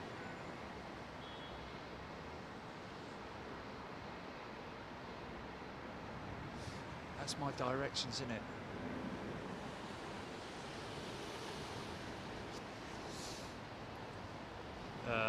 Helen Cowley watched the Seaplane Anchorage show yesterday. Was absolutely brilliant. I love that you guys love that, because I get a right kick out of any aircraft. And those seaplanes, when they're up close like they are fascinating to watch, but also amazingly exciting to watch as well. Air Action 2257, how often are tyres changed on aircraft? Well, good question that. Literally when they are visually seen to be needed to be changed, really. And of course, 99% of these wheels are tyres are remolds. This is a beautiful DHL 767 on approach. Oh, easy, son, easy, easy. There we go. That was a little bit nose down, wasn't it? Like that, easy. Flipping heck. Supposed to land it on the mains first, mate. There we go. Beautifully done.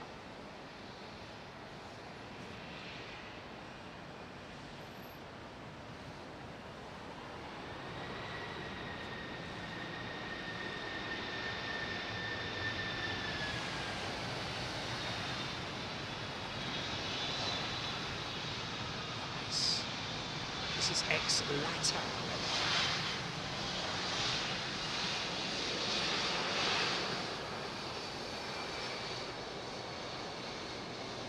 I think that is a Pratt & Whitney engine.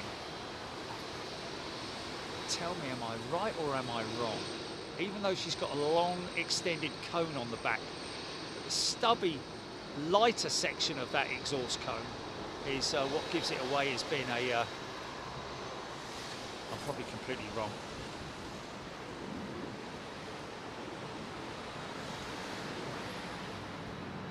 Oh, Etihad's 777. Yeah.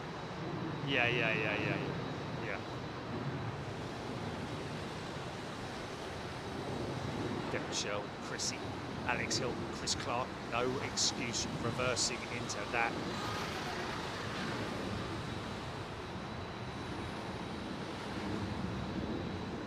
Are we talking about Pratt & Whitney's or CF6 on that jet? I'm calling Pratt's. Brian Stewart, 767 winglets higher than a standard basketball hoop. Yes, miles higher. The height of it, yeah, it's 11 feet, isn't it? I don't know how high a basketball hoop is, but yeah, the height of the winglet itself from the wing up to the very upper section of the winglet is around about 11 feet. And of course then off the ground, only 10 years old, J Mank saying. Wow. So she didn't last long with LATAM then, did she? GE CF6 on the DHL, Ryan. Thanks, Ryan.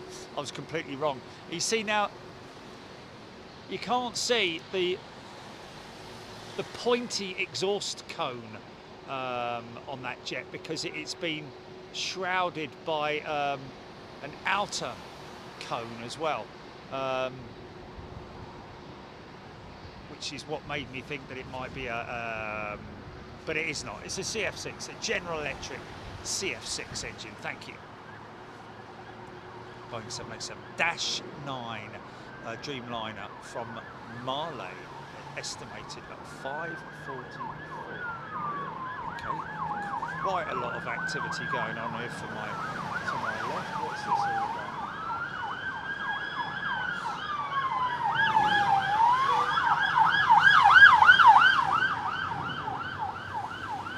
Police, Heathrow Police, guarding our streets, guarding our,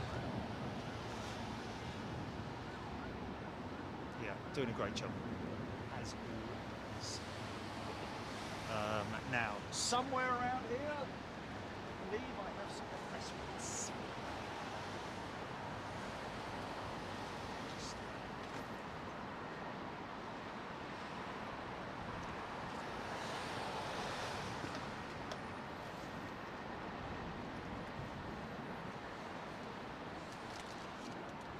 Captain Ron, good evening to you, my friend. Hope everybody's doing well. Sunday afternoon here at London Heathrow, 5:35 in the afternoon. Good afternoon.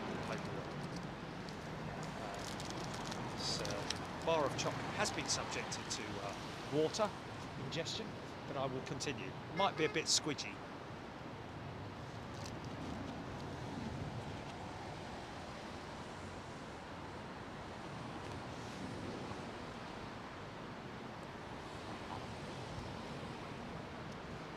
Aidan Campbell, don't worry about it, mate.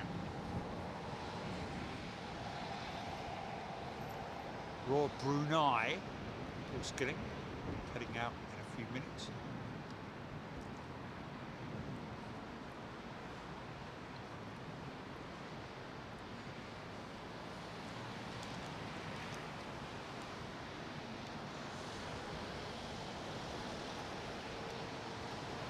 Logan Air ATR 42 inbound from Dundee, 8 minutes out, LCY Paul.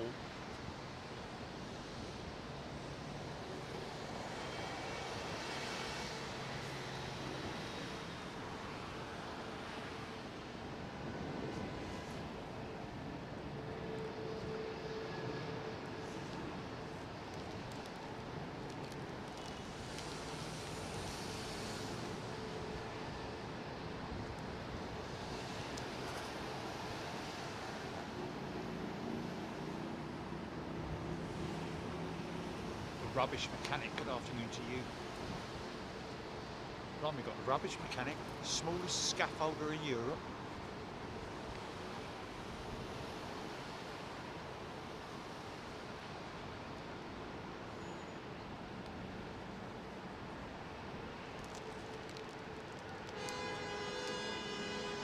Mind that.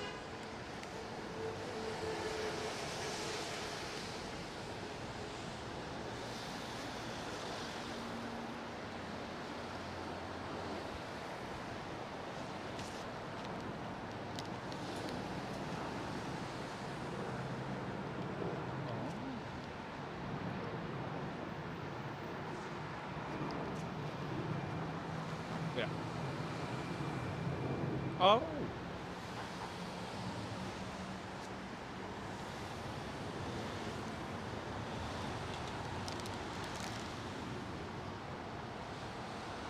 Yeah, that's Sahara sand.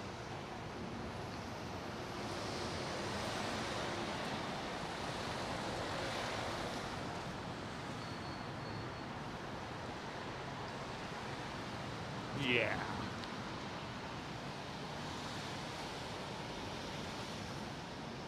Got that bit yet?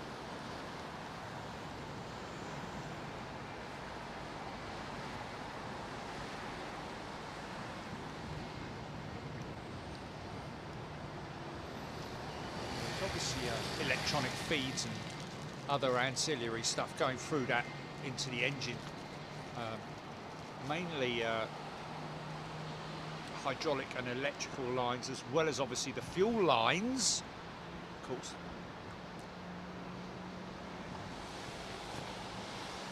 Delivering the fuel. Amazing. This Virgin jet may be pushing back very shortly.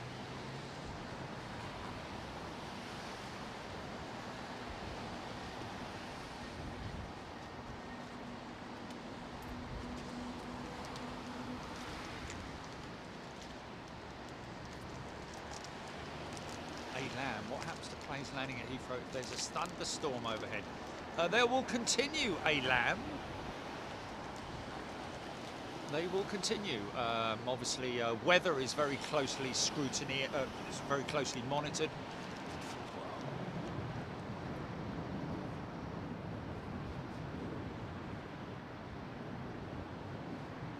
Royal Air Morocco, Max.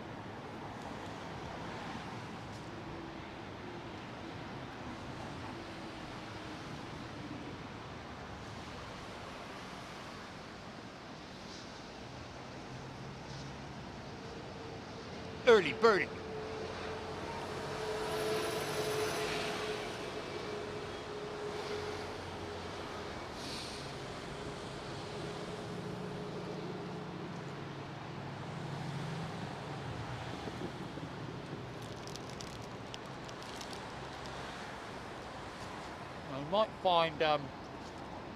You might find a lot of delays during stormy conditions, because one of the biggest concerns that pilots and air traffic control have is microburst activity around the airfield, which is where you get a sudden pocket of air which is pushed down and forces the aircraft down, and that's where onboard systems will call up wind shear. The ATC will be warning the pilots, and in some cases they might put them in the holding pattern, wait for the storm to pass or dissipate, whatever.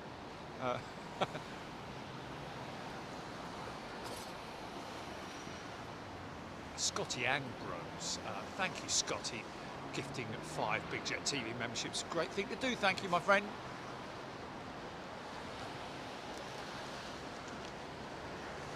I think they were waiting for that Cathay Pacific 350 to go before pushing back this A339, sorry, Dreamliner, my apologies, and that is happening now.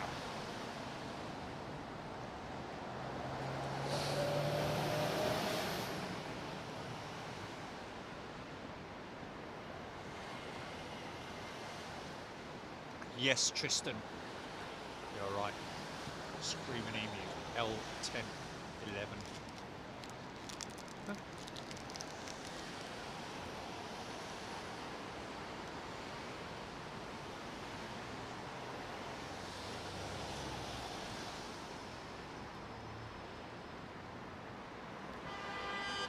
Oh, no.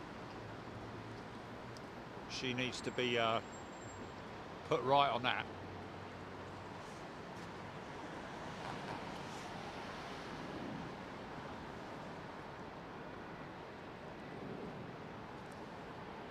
It's Lucy in the sky, is it? Aidan Campbell saying. Hello. Oh. Just about here, the start up on those Trent 7000s. Sorry, Trent 1000s.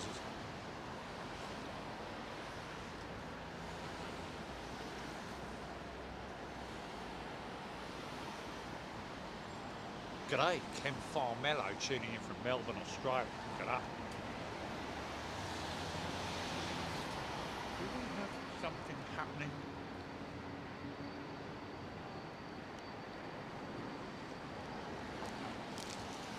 Well, I'm seeing the blues. We've got a unit down there.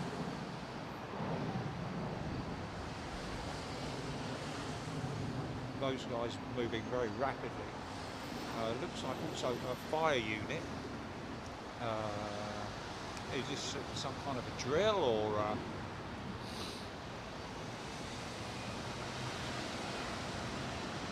He's off around there.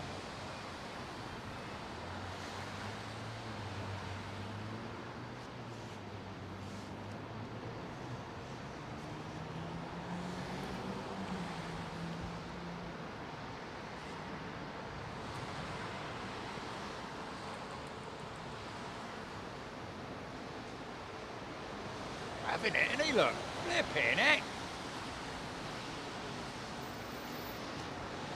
I think that's unrelated with the fire units, maybe, I don't know.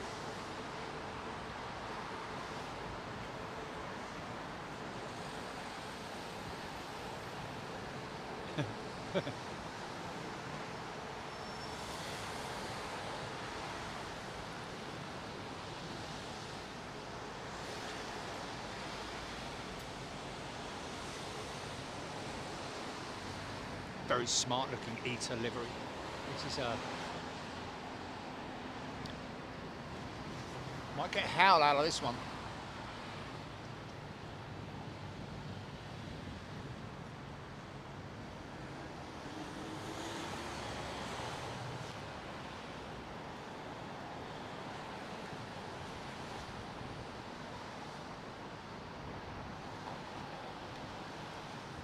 The Embraer E195 E2 with the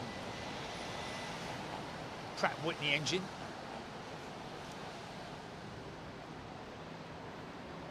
KLM having issues with their fleet of E2s, but I think that's all been dealt with now.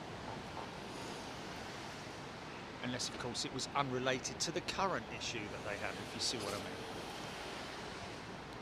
TCC hybrid livery, ITA livery the other day was good. It was, wasn't it? So when we started off at the courtyard.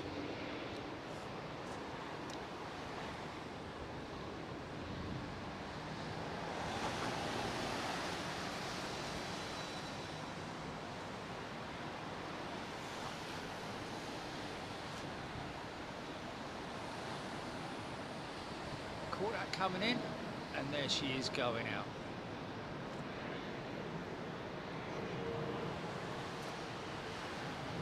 City hopper, early birdie. Yep. KLM. In from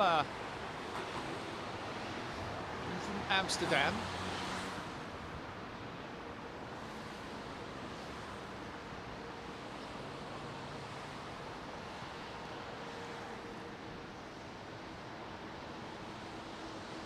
That wing looked great, man. Yeah.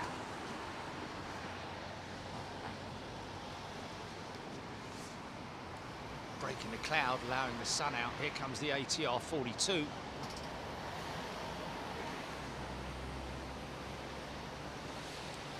Luck 897. Good day to you. Breeze 1470. TCC Billy Meekons. You're right, Billy. They do not refuel Iran Air. It's not a myth. Iran Air are restricted throughout Europe. No refuel, so they have to fly the aircraft with enough fuel to get them here and back, of course. Check kit shear.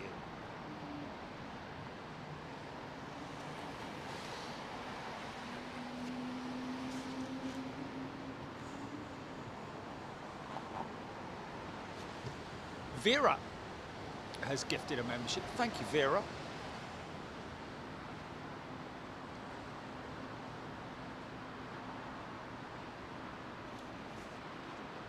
Sky 1263, that BA293 looks like it's not moving on my flight radar screen.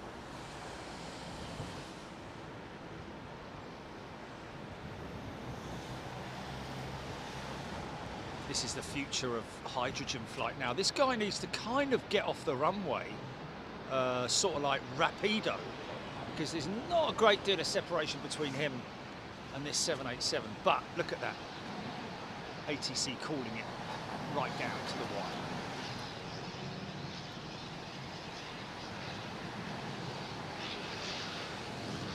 Future of hydrogen flight.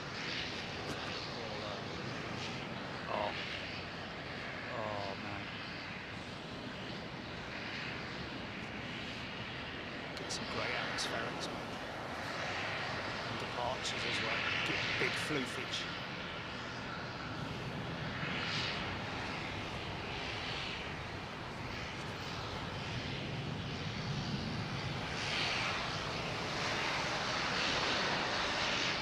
See that big thing up on the top of the fuselage there? That's the satellite communications blister.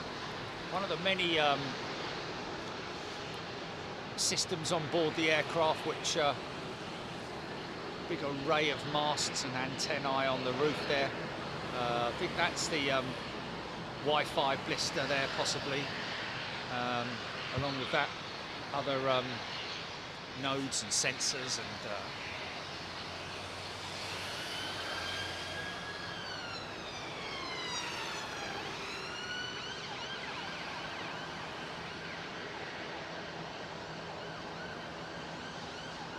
if you want gifted membership, folks, if you're looking for a gifted membership, then by all means put your name down. You have to allow gifting on this channel. Basically when you're tuned in, you have to select allow gifting. Nice ribbon display from this Qatar.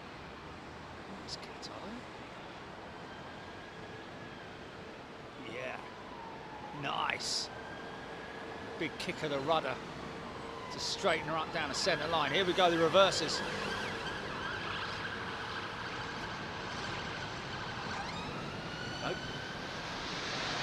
just all on the brakes. These things are the brakes.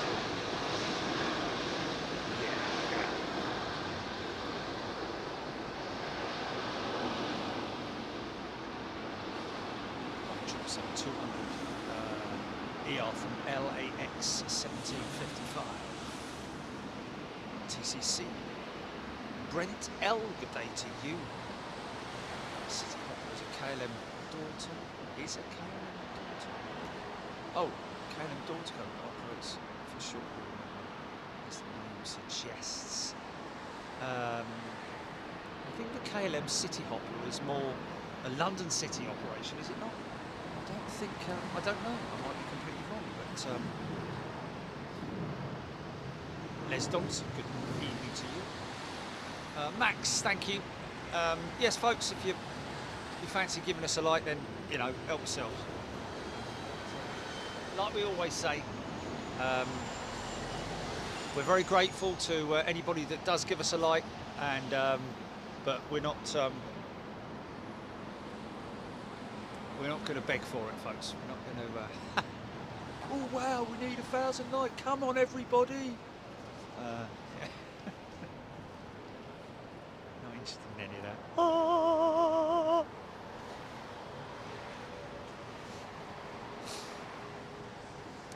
Kathy Williams, EK3 due in at 6:40 p.m. Thank you, Emma. Scotty Ambrose. Scropey. I thought Scropey was asking if I'm in the paddock on Wednesday with the Bee Gees.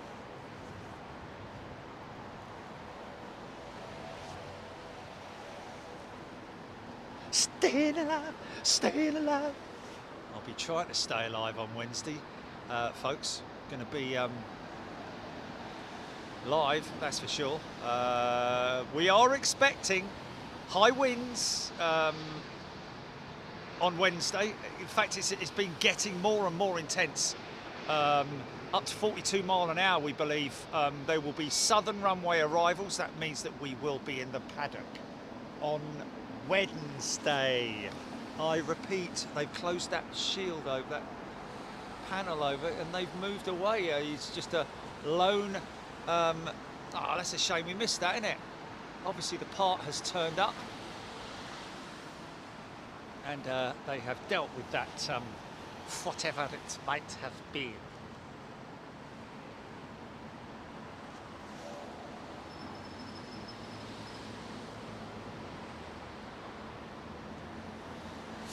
Yeah, we might get some serious crosswind action, hopefully southwesterlies on Wednesday. So building up to a storm. We never like to push it massively like we didn't with the other ones. It was literally, you know, how things were looking. Oh look, he's got a high vis, like hanging up behind. Okay.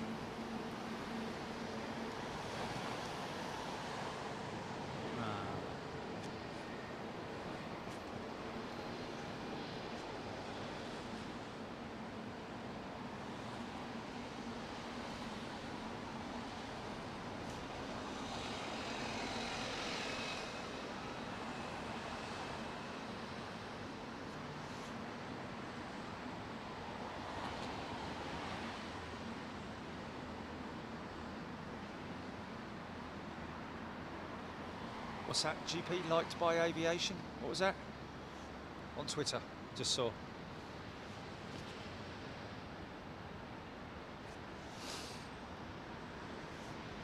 Oh.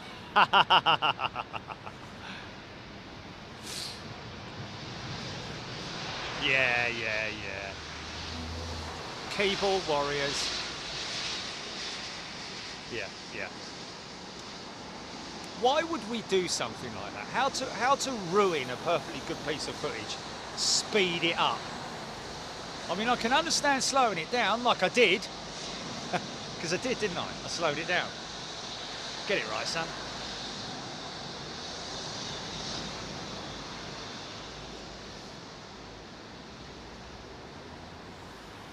Oh, big turn right, Clyde, for this 380.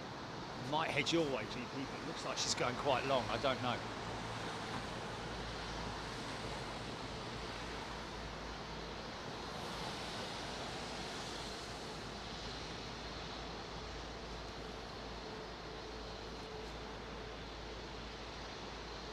she's gone long. She's gone.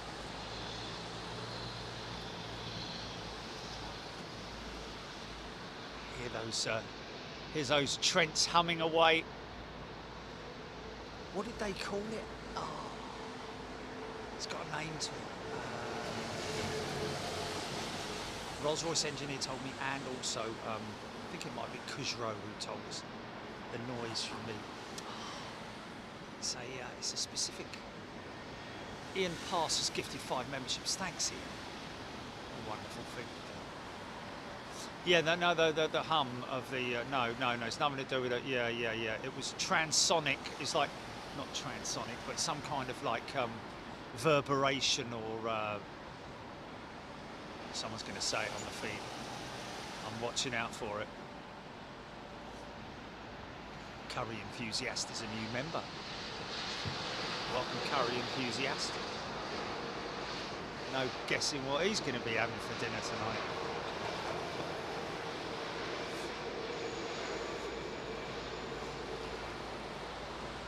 Audrey McDonald. It's been a lovely day here in Northumberland. Oh no, it's not Scotland, is it? It's been in Northumberland. Probably normal, I'd imagine not. KL74 is a brand new member. Welcome, KL74. Alex Hilton, do you live near Heathrow on purpose? I've kind of lived in this area for the best part of 15 years now, maybe even longer. Oh, got to be getting on for 20 years now, isn't it? So it's. I was very when I had to move to London, I purposefully moved somewhere on the west side of London rather than the east side of London.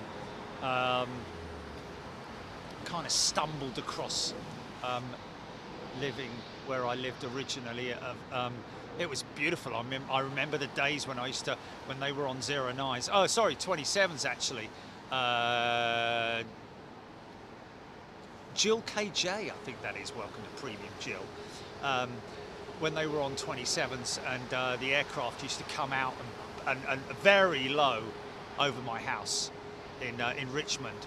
And my goodness me, the A346s, I always seem to remember the A346s. Incidentally, I saw an A346 going over the golf course yesterday. Was that? I took a little video of it. It seemed like it was in the holding pattern or on the approach into London Heathrow. Yeah, did it? No. Yeah. Sorry. Yeah. An Airbus A346. Yes. Ex-Virgin one of the ones that operates down at Southampton.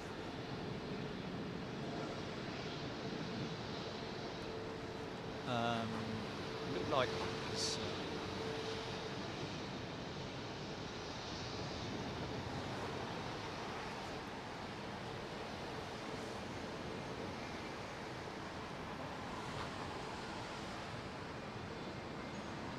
yeah. It might have been on another operation, I don't know. Yeah. Aidan Campbell, A300 circling over Romford in Essex.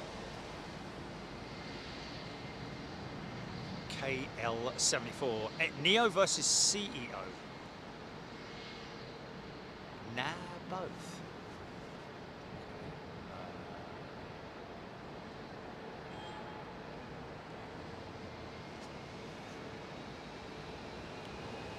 This is a lovely Lufthansa A320 Neo. Got Pratt wings on it, I think.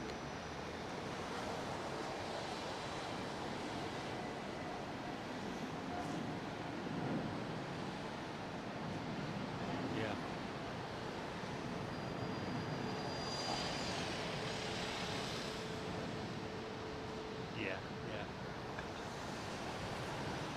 A lot of people, obviously, from not just from the UK, but from all over the world, that message us, asking us, have we considered doing this place? Have we considered doing that place? Well, yes, folks, we always do look at the opportunities, the options of filming at airports around the world. What's critical, ladies and gents, you've got to remember we're a live stream platform, therefore we use video. So if you're looking at an airport that requires ladder access in terms of getting over the fence, or at least looking over the fence, obviously I can't do what I do here on top of a step ladder.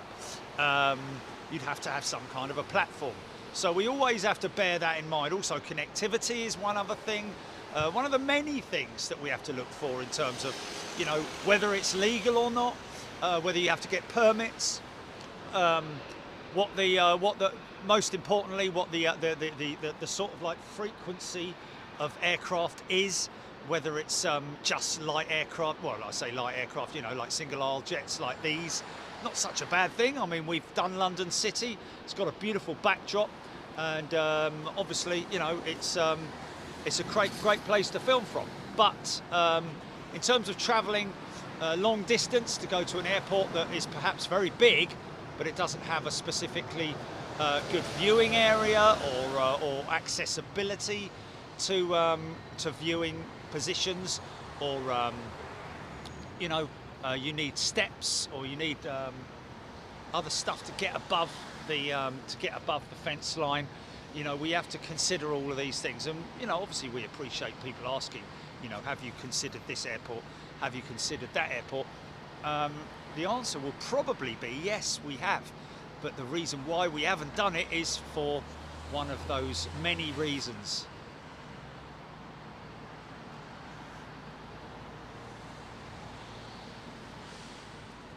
Nick Gray, yes, indeed. That's why Anchorage has it all. It does. Mind you, the position down at the other end, which is a new terminal, a cargo terminal's being built down, by the way, folks, at Anchorage. Remember where we were? Right at the, I don't know if it's the southern end of the airfield or the northern end or whatever it might be. But remember all the works that were going on down there, all the earth moving equipment and all the big diggers and stuff like that. That was actually new taxiways being built, and also a new cargo pad, I believe, for either parking remote or actually handling freight. I don't know. But when we were there last time, we were mentioning about the fact that somebody's saying that FedEx were either ceasing or reducing their operation at Anchorage. They're actually increasing it. So there.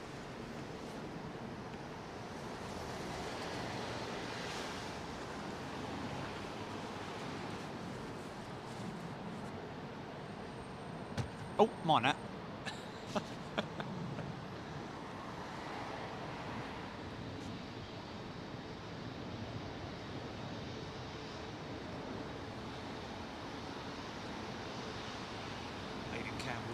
Chicago again. Yeah, we are going back to Chicago, folks. Purely on the basis that we believe that the old viewing spot that we went to, which was closed, is now open. Not again, but it's not that long ago opened up again, or is now accessible. Melody, Memphis was nice. She's not pushing back to go out, folks. That aircraft is, she's arrived this morning. She's been positioned on a remote stand, as it's known, and she will now be towed to her gate. It's more or less the same procedure in terms of pushback, although I don't think they have wing walkers on the. Don't think they have wing walkers when the aircraft is being pushed from remote and taken to stand. TCC.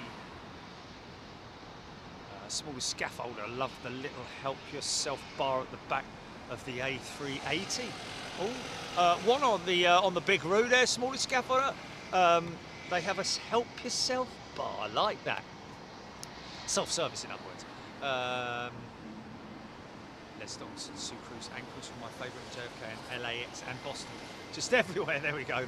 They're all good, man. We're all good. We always have good fun when we go overseas. If you haven't done it before, folks, you know, come join us. You'll enjoy it. It's something to do. Big Mac has gifted a membership. Thanks, Big Mac. Okay, TC. All right, Benny boy.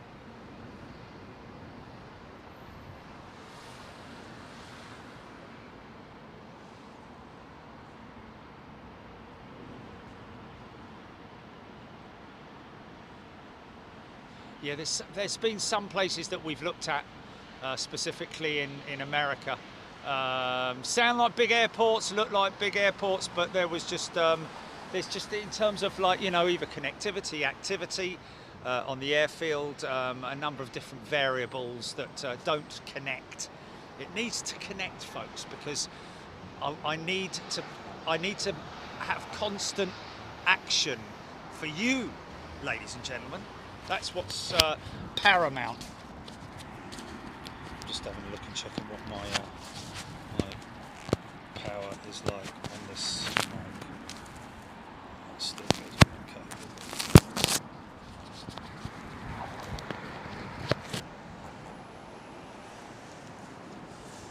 Oh, that's a little bit wet.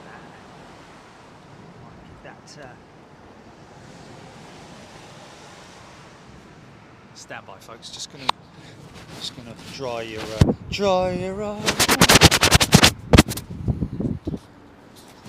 Really? It's Vodafone, mate. It's Vodafone.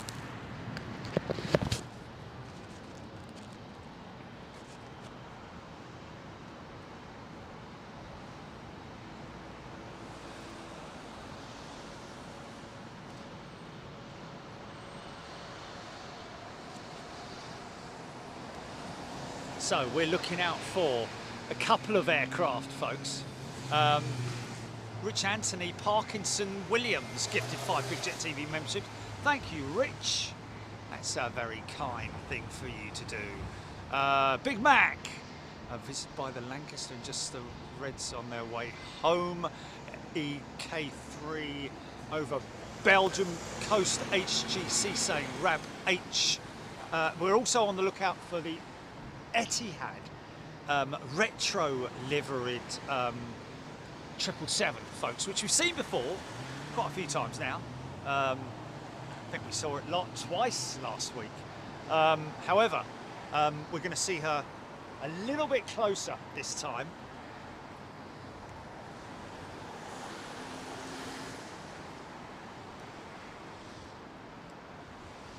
Aidan Campbell still tracking the A300. Memphis FedEx hub, Gavin Sullivan. Yes, we've done Memphis. Stephen Luscombe, Cheetah 1903. Please, could you tell Joe I went to ARD model shop at Heathrow on his recommendation and bought an A380, BA380 1200, and the customer service was amazing. And I love the model, Cheetah. I hope you told them that you had come there on the recommendation of Big Jet TV. Not to worry if you didn't, but always good to know that, you know, but that's brilliant, mate. That's brilliant. Avro Arrow, yeah. There was something about Dallas-Fort Worth. I'm not sure, I can't remember what it was, because obviously there are so many different variables. Oh, DFW is fine. Okay, yeah. But. Oh. Oh, okay. So DFW is an option then. Okay. Aviation Dog, DXB, Doha, Bomb, Shanghai, Narita, Hong Kong. Suggestions. Well, we don't need suggestions, Aviation Dog, but we appreciate your input. Obviously Narita. And there's I mean, there are a number of airports, but we want to do the international stuff. Haneda, we've done Narita. Haneda we do want to do because it's got some exotic stuff in there as well. There are other airfields around which you know, we can't do for whatever reasons they might be, operational reasons, legal reasons.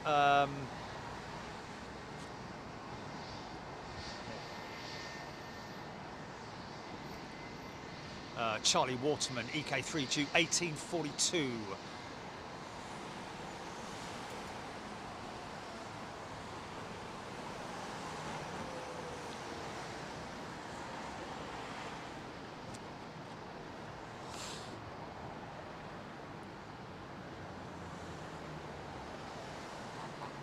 Yeah, you can go to our website, folks, bigjet.tv, and you can see all the airports that we've visited. I think that's up to date, isn't it, Jilly? Got Narita on there, haven't we? Got, yeah. Pardon me. Aidan Campbell, A300 from Frankfurt, 6:15. Should be coming into view any moment, I would have thought. Aviation Dow. DFW would be amazing. Yeah, well, let's try it. Let's put it on the list then, Jilly. I know that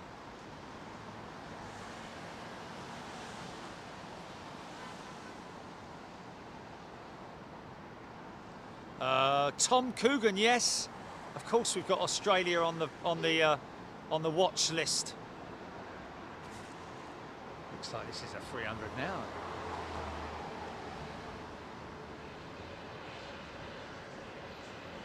Or is it? I think it might be a 320.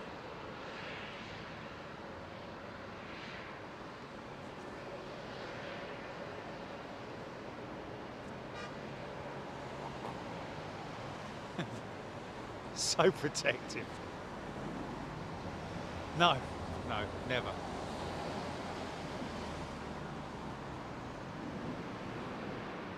They don't know any other way, though, Chile. They don't know otherwise. You know, there's a lot of people who don't even know that the aviation live streaming community was started by us. Thousands of people are just unaware. They just think that, you know, they may have just joined the community months ago, and so when they've joined, there's 30 or 40 live streaming channels out there. But so many people don't realise that we were the pioneers of live stream aviation. What's that, Jimmy?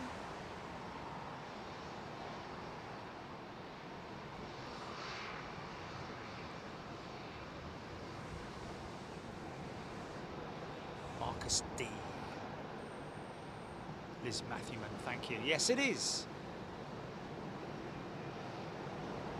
Yeah, Keflavik, definitely no. Yeah, miles away from anywhere. Miles and miles and miles. Can't see anything, can't hear anything, see things from a distance.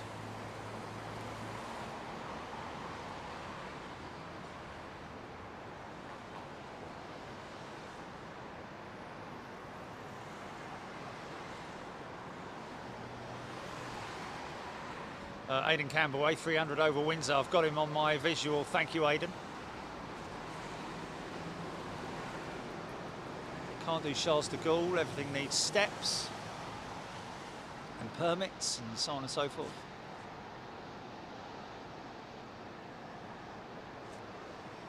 Chris Clark, Eta Blue.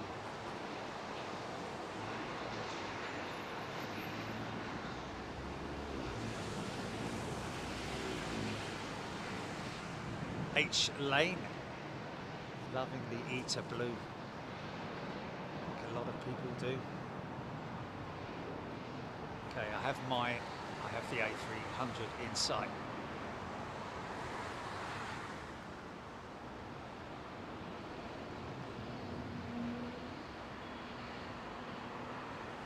James Murphy, thank you. Off 266. Joe Croydon, yes, down under is an option.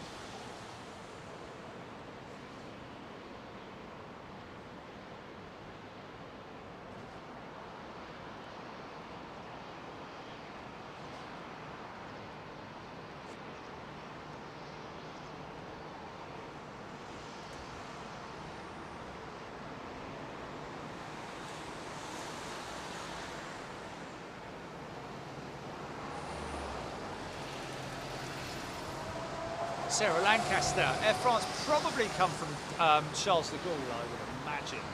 CDG.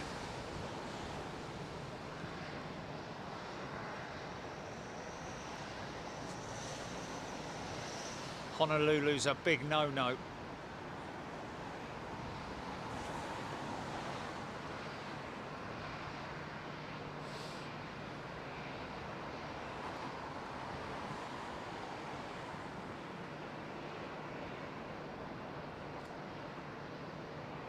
Nice.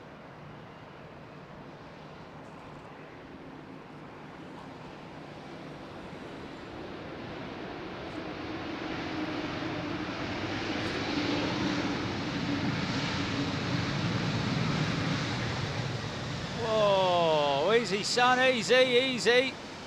Smoke those brakes, mate. It's just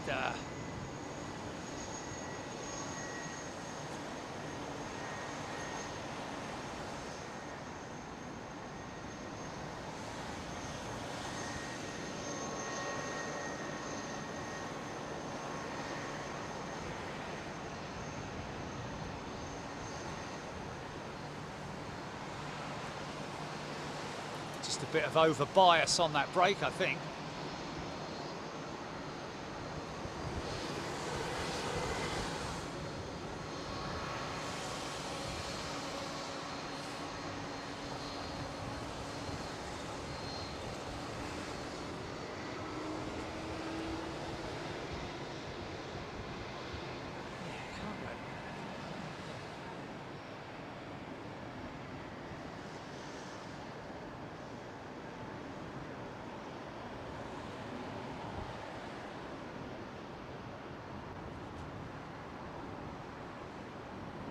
I think they're just saying any old pleading place that comes out of their mind, mate. What about Moomins International?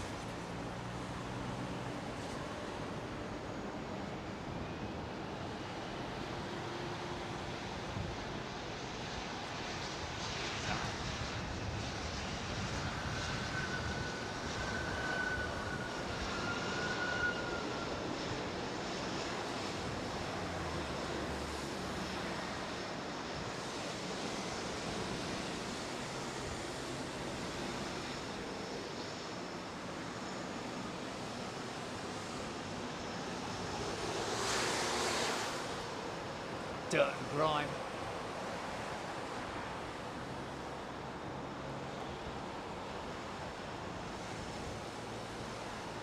Doesn't affect the performance of those wing surfaces at all, in terms of them being grubby like that. Should start to see the first things that will happen will be the ground spoilers will fall back. There we go. And the flaps will start coming up. There we go.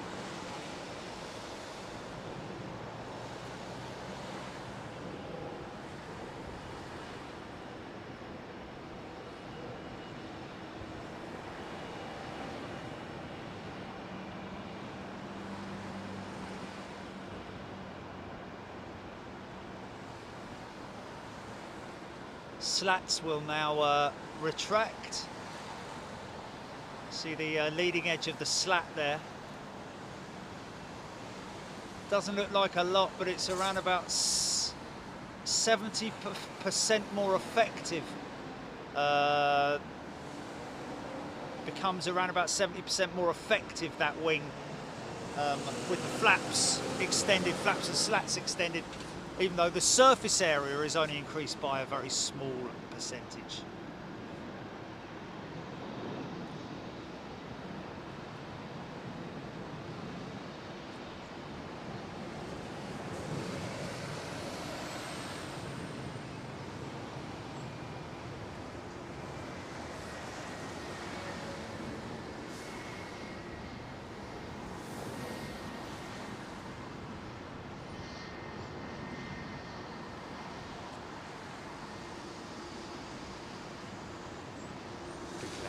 Way down. Is he just gone through some maintenance checks, or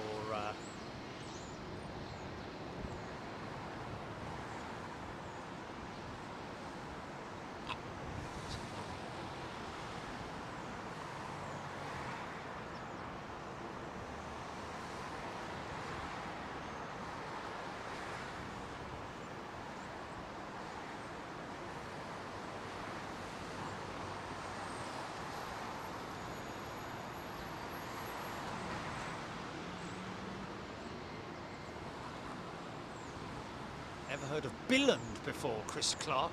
Next arrival from there. Billund is in Denmark. Germany. Billund.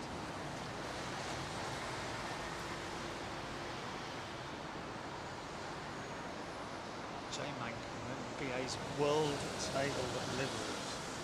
Lots of mixed opinions about that, wasn't there? The BA World Tale Liveries. Some people thought it was disastrous, whilst others didn't have a problem with it at all. HGC EK3 over the English coast. Dazza B94. Brian Stewart, Jerry versus BA 380 stare down. Great. Uzbekistan's jet going out.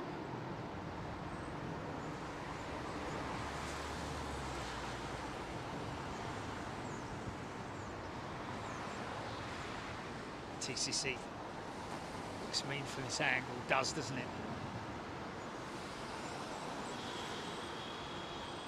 And it's sort of like, you know, what are you looking at then, mate? I said, you want to be starting something, you got to be starting something, you're stuck in the middle. You vegetable.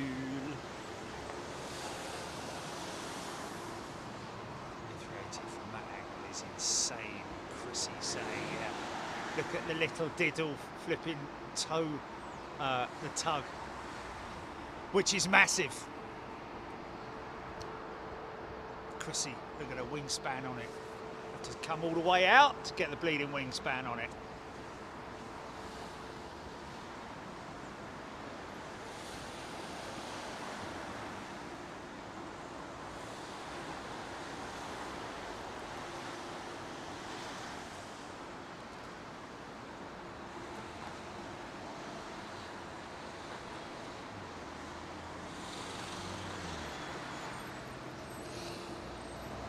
The wingspan, well, the tail span. Interestingly, some people may observe the left or its right, but our left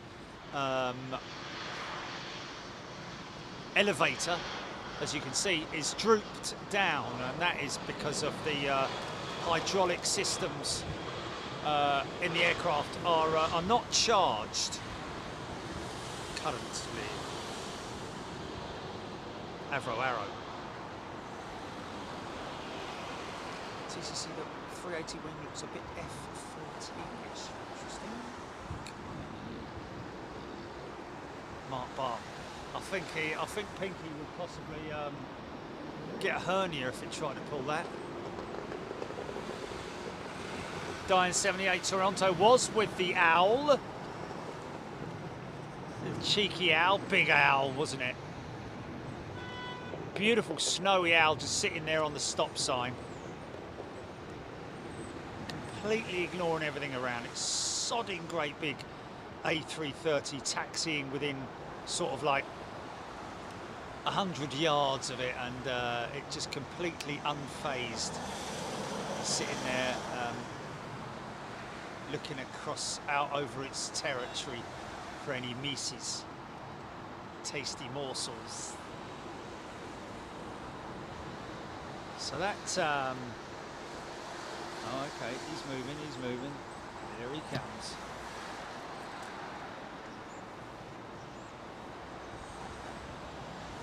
Marcus G, no Raymond Baxter.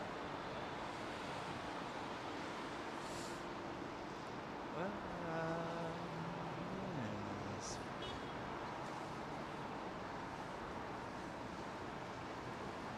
Raymond Baxter was actually a Spitfire pilot. And there we have the A380, probably weighing in at something like 500 tons, amazing airplane, powered by Rolls-Royce. Incredible airplane. Imagine what you think of it these days, old Raymond. Remembering back from the days of the jump jet. Always on TV. Just spotted EK3 over Essex. Daniel Burns saying.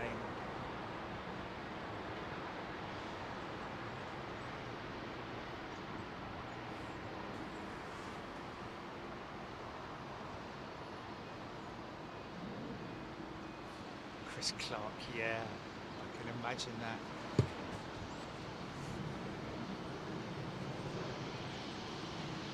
Hello there. Hello.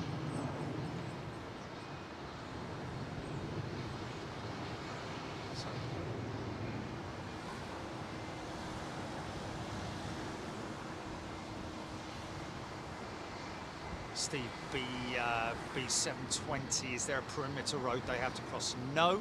Steve, used to be a cut-through road there, right about where they are now was an access road which you could, as a customer or a private individual, Korean 777, touching down right about now.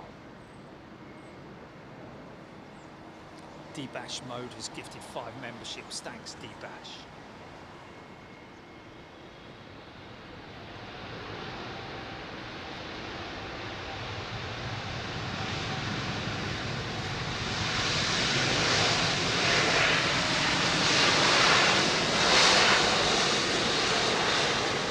Question there from Jay. How fast does the A380 go?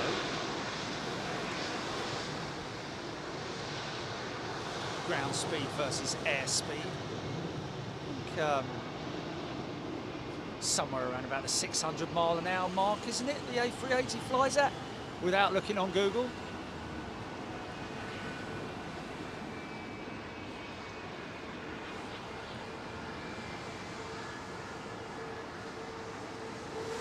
It's around here, jet firing up now.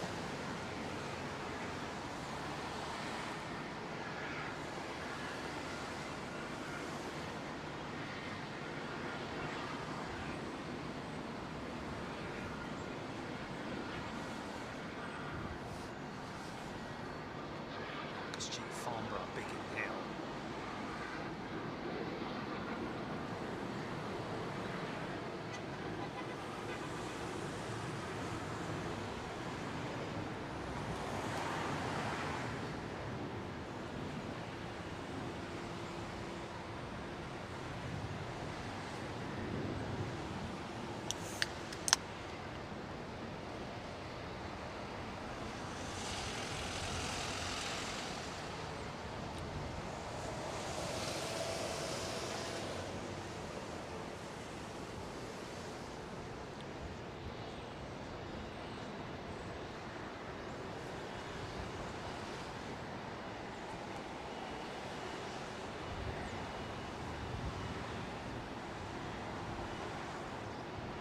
Aviation door, very heavy plane, sanctions in Iran.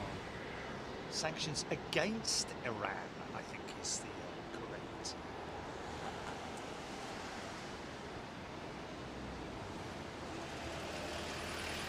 Oh.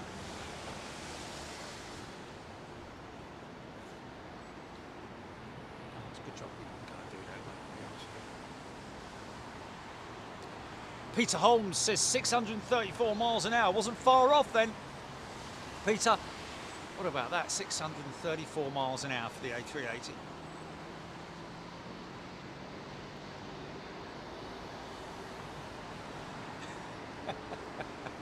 They don't miss a bleeding thing, this lot, do they?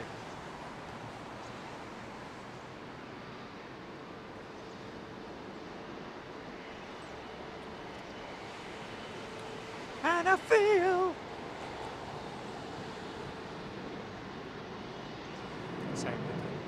HGC EK3 number 4 currently on worldwide tracked on Flight Radar 24, folks. At TCC, I'm sure Iran Air loaded 6,000 bottles of Evian, but they didn't look like clear water.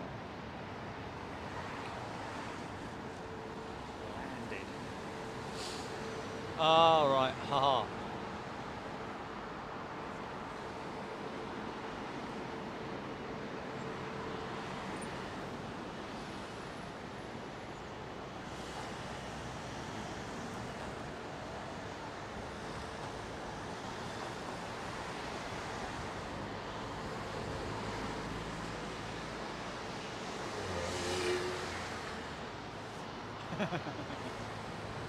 Oh dear, oh dear. That's funny.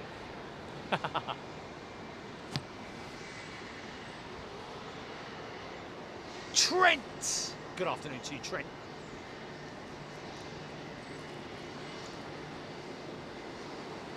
Eve Hoskard, funny. Stephen Luskin, look at how all Airbus windows tend to curve upwards at the very end. Well, I have to say, Stephen, no, they don't. They don't. Well, not all, they're not. It's not unique to the Airbus A330, which is what we're looking at here. It ramps up at the back here. Don't know if it curves up, but it definitely ramps up. But look at the 767-400 next time you're looking at the a side-on angle like that. Look at the Boeing 767-400, and you'll see what I'm talking about. Also has a ramped system. What he's talking about there, folks, is you see how the windows. Well, I guess you could call it curve, but it's definitely a. And that is so that they can maximise the amount of freight that they can put in the back of the aircraft, in the belly of the aircraft.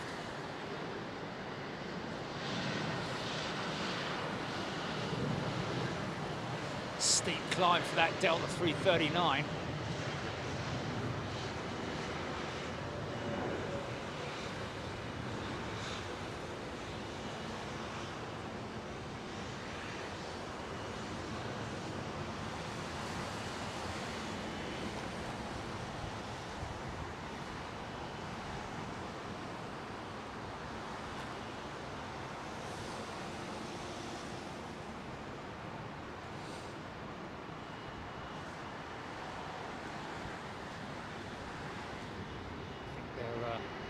Waiting, possibly,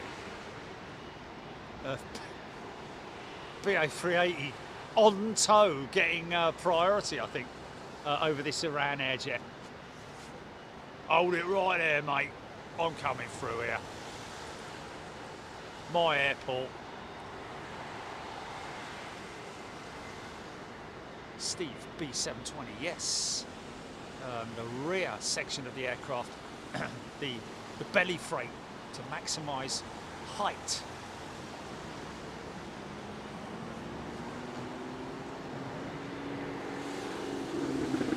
Oh, Deborah Davies, anyone else taking advantage of the 99p a month gold membership for 3 months on Flight Radar 24? Not such a bad thing to do, is it? Is that Arthur LEH? Is Arthur LEH? LEL. Elephant. Right, mate, you can go now. Stone Man, JD Stone, welcome back, Stone Man. Hope you're well. Got back to America. Sorry I couldn't meet up with you, mate. It's always a difficult thing, even when I'm away on filming projects. It's just never an easy thing. So many things going on. Les Donaldson. He's not long been gone, is he, old Stone Man? Stone Man.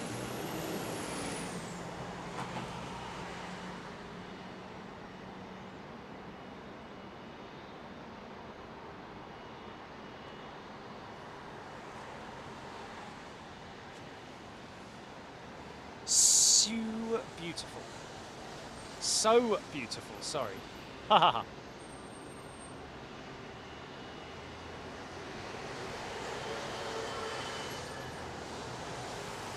Tiger Bear Wolf 8600, love seeing the A380s.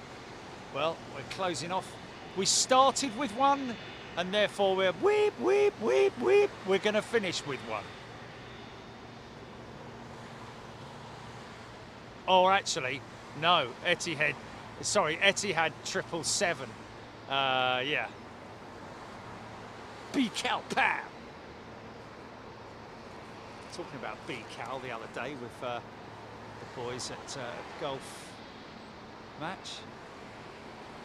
Old airlines. Always like getting on to the subject of aeroplanes, if I can.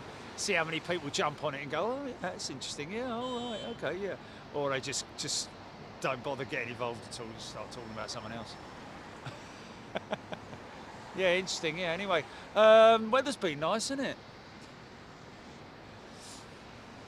Yeah, but don't you remember the DC-10s with Laker Air? You know, Freddie Laker and all that. It was the start of the blah blah blah. There's all this stuff going on here, like, you know, with other. Nah, not interested in that. Get us another beer, will you? All right. Thanks for that.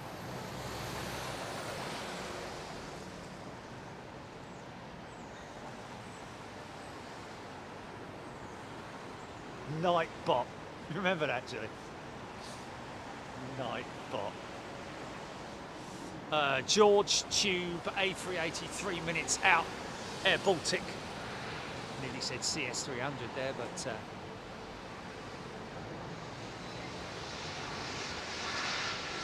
Airbus A220.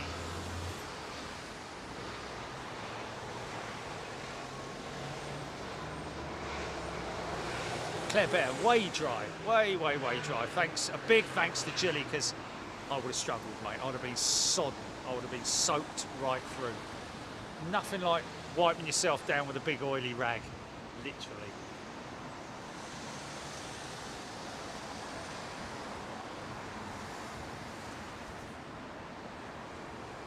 Gold Hawk Road, I mentioned Sabina in the chat last week. Turns out it had options for 2 Concords. Did it now? Wow. Options for Sabina.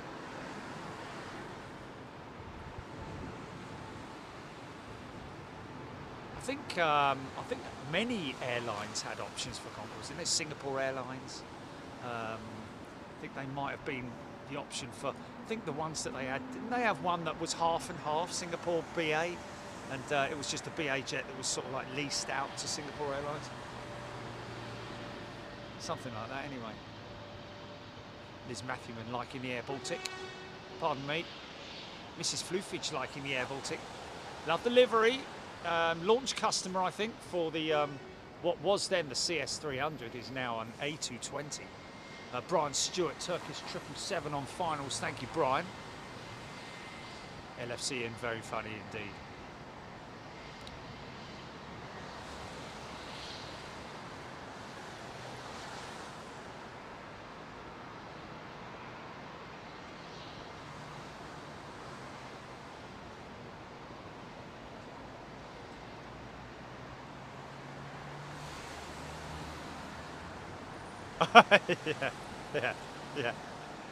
Yeah, don't talk to him. He's just, no dreamies, no.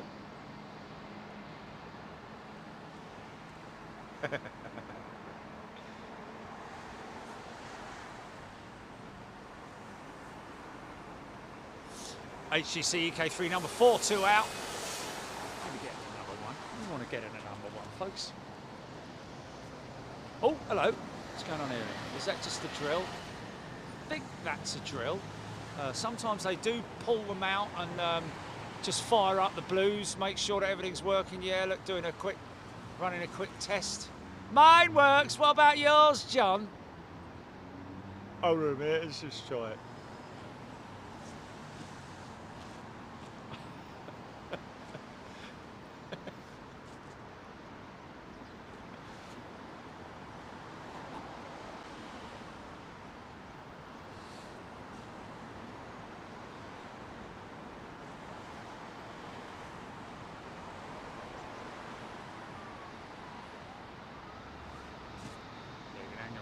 for the 777 after it, folks. It's a TRTGP. 441 in it.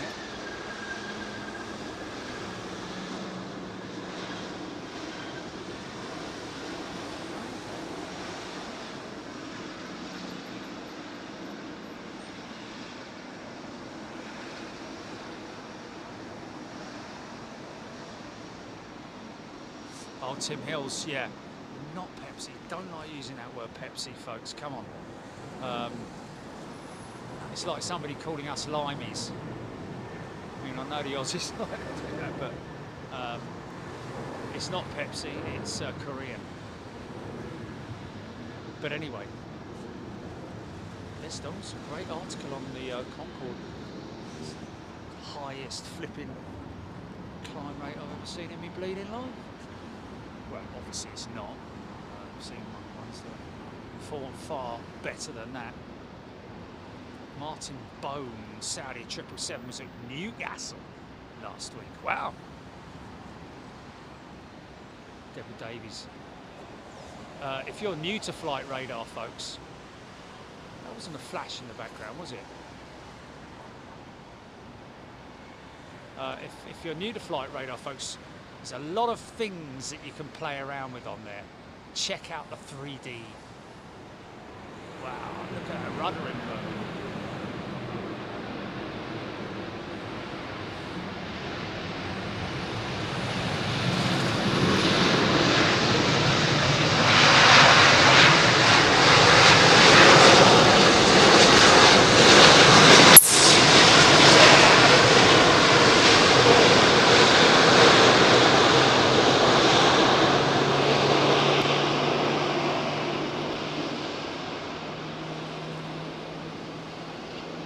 Nice! With the sound of the 777 starting up behind me as well.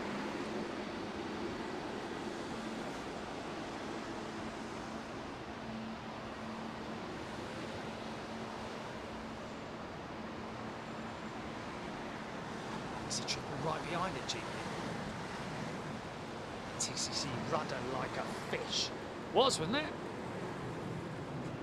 It's just little tiny inputs, isn't it?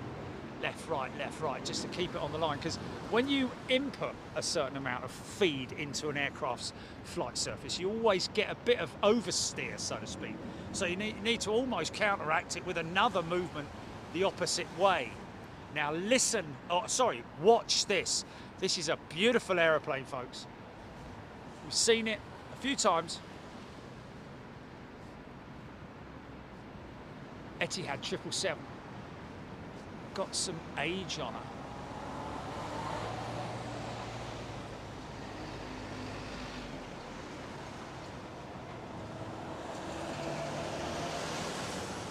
Used to have their 346s in this livery as well, didn't they?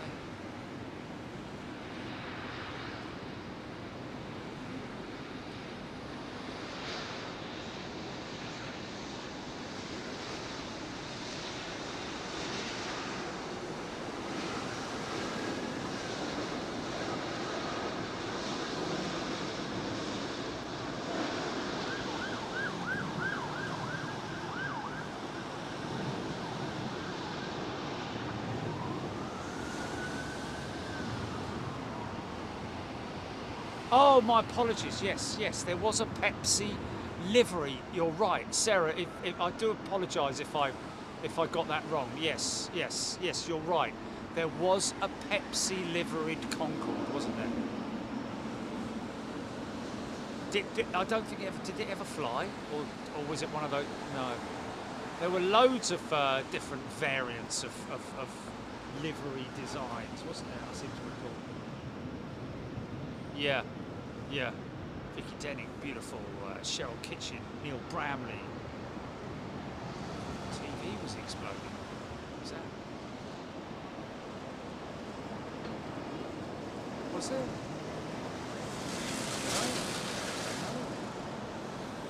Must be decent. Just about when the 380 touchdown, was it?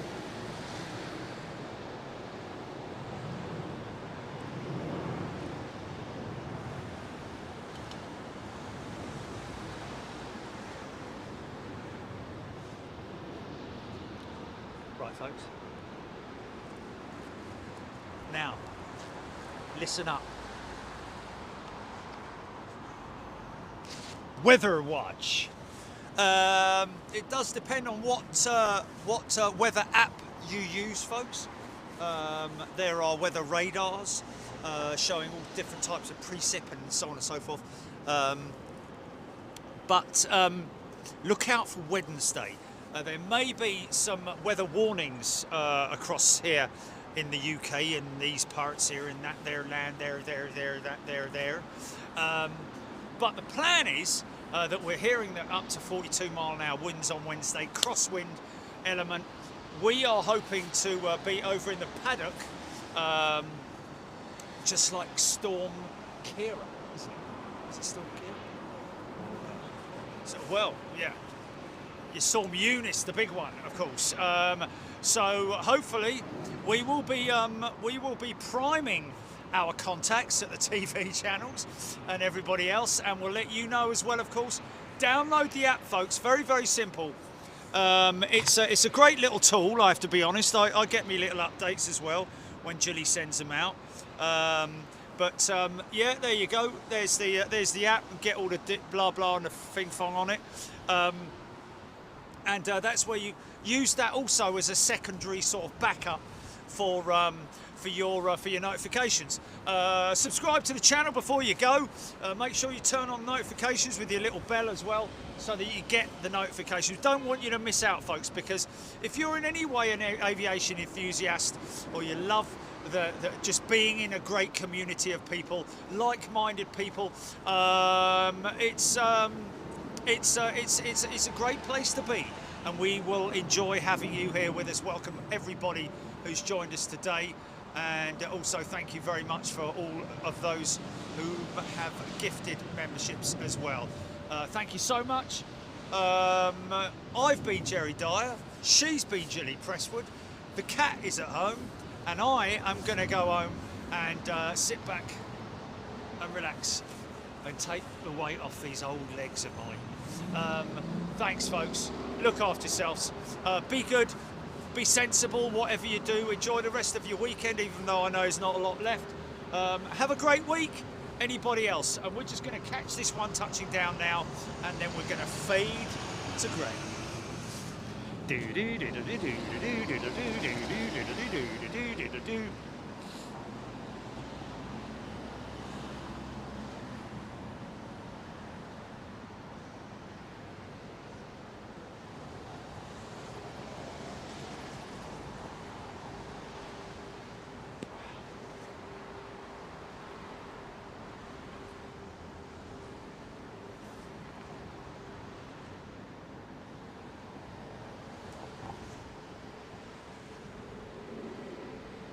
Sleep very well Tuesday night, I've got to be honest with you. It's quite exciting, especially when you're lying in bed and you can hear their wind howling away. You're like, hurry up and get light, hurry up and get light, I'm ready, I'm ready, I'm ready. Look after yourselves, folks. Be good to one another. Smile to the next person you see walking past you. Unless they're carrying a pickaxe, of course. No, always show a bit of one thing I picked up from America. Is people always say good morning, or hi there, or whatever, on the street. Friendly people. Probably feel sorry for me, I'd imagine. That's what it is. Anyway, look after yourselves, folks. We'll see you next time. See you Wednesday. Get ready with the sausage rolls. See you later. Bye.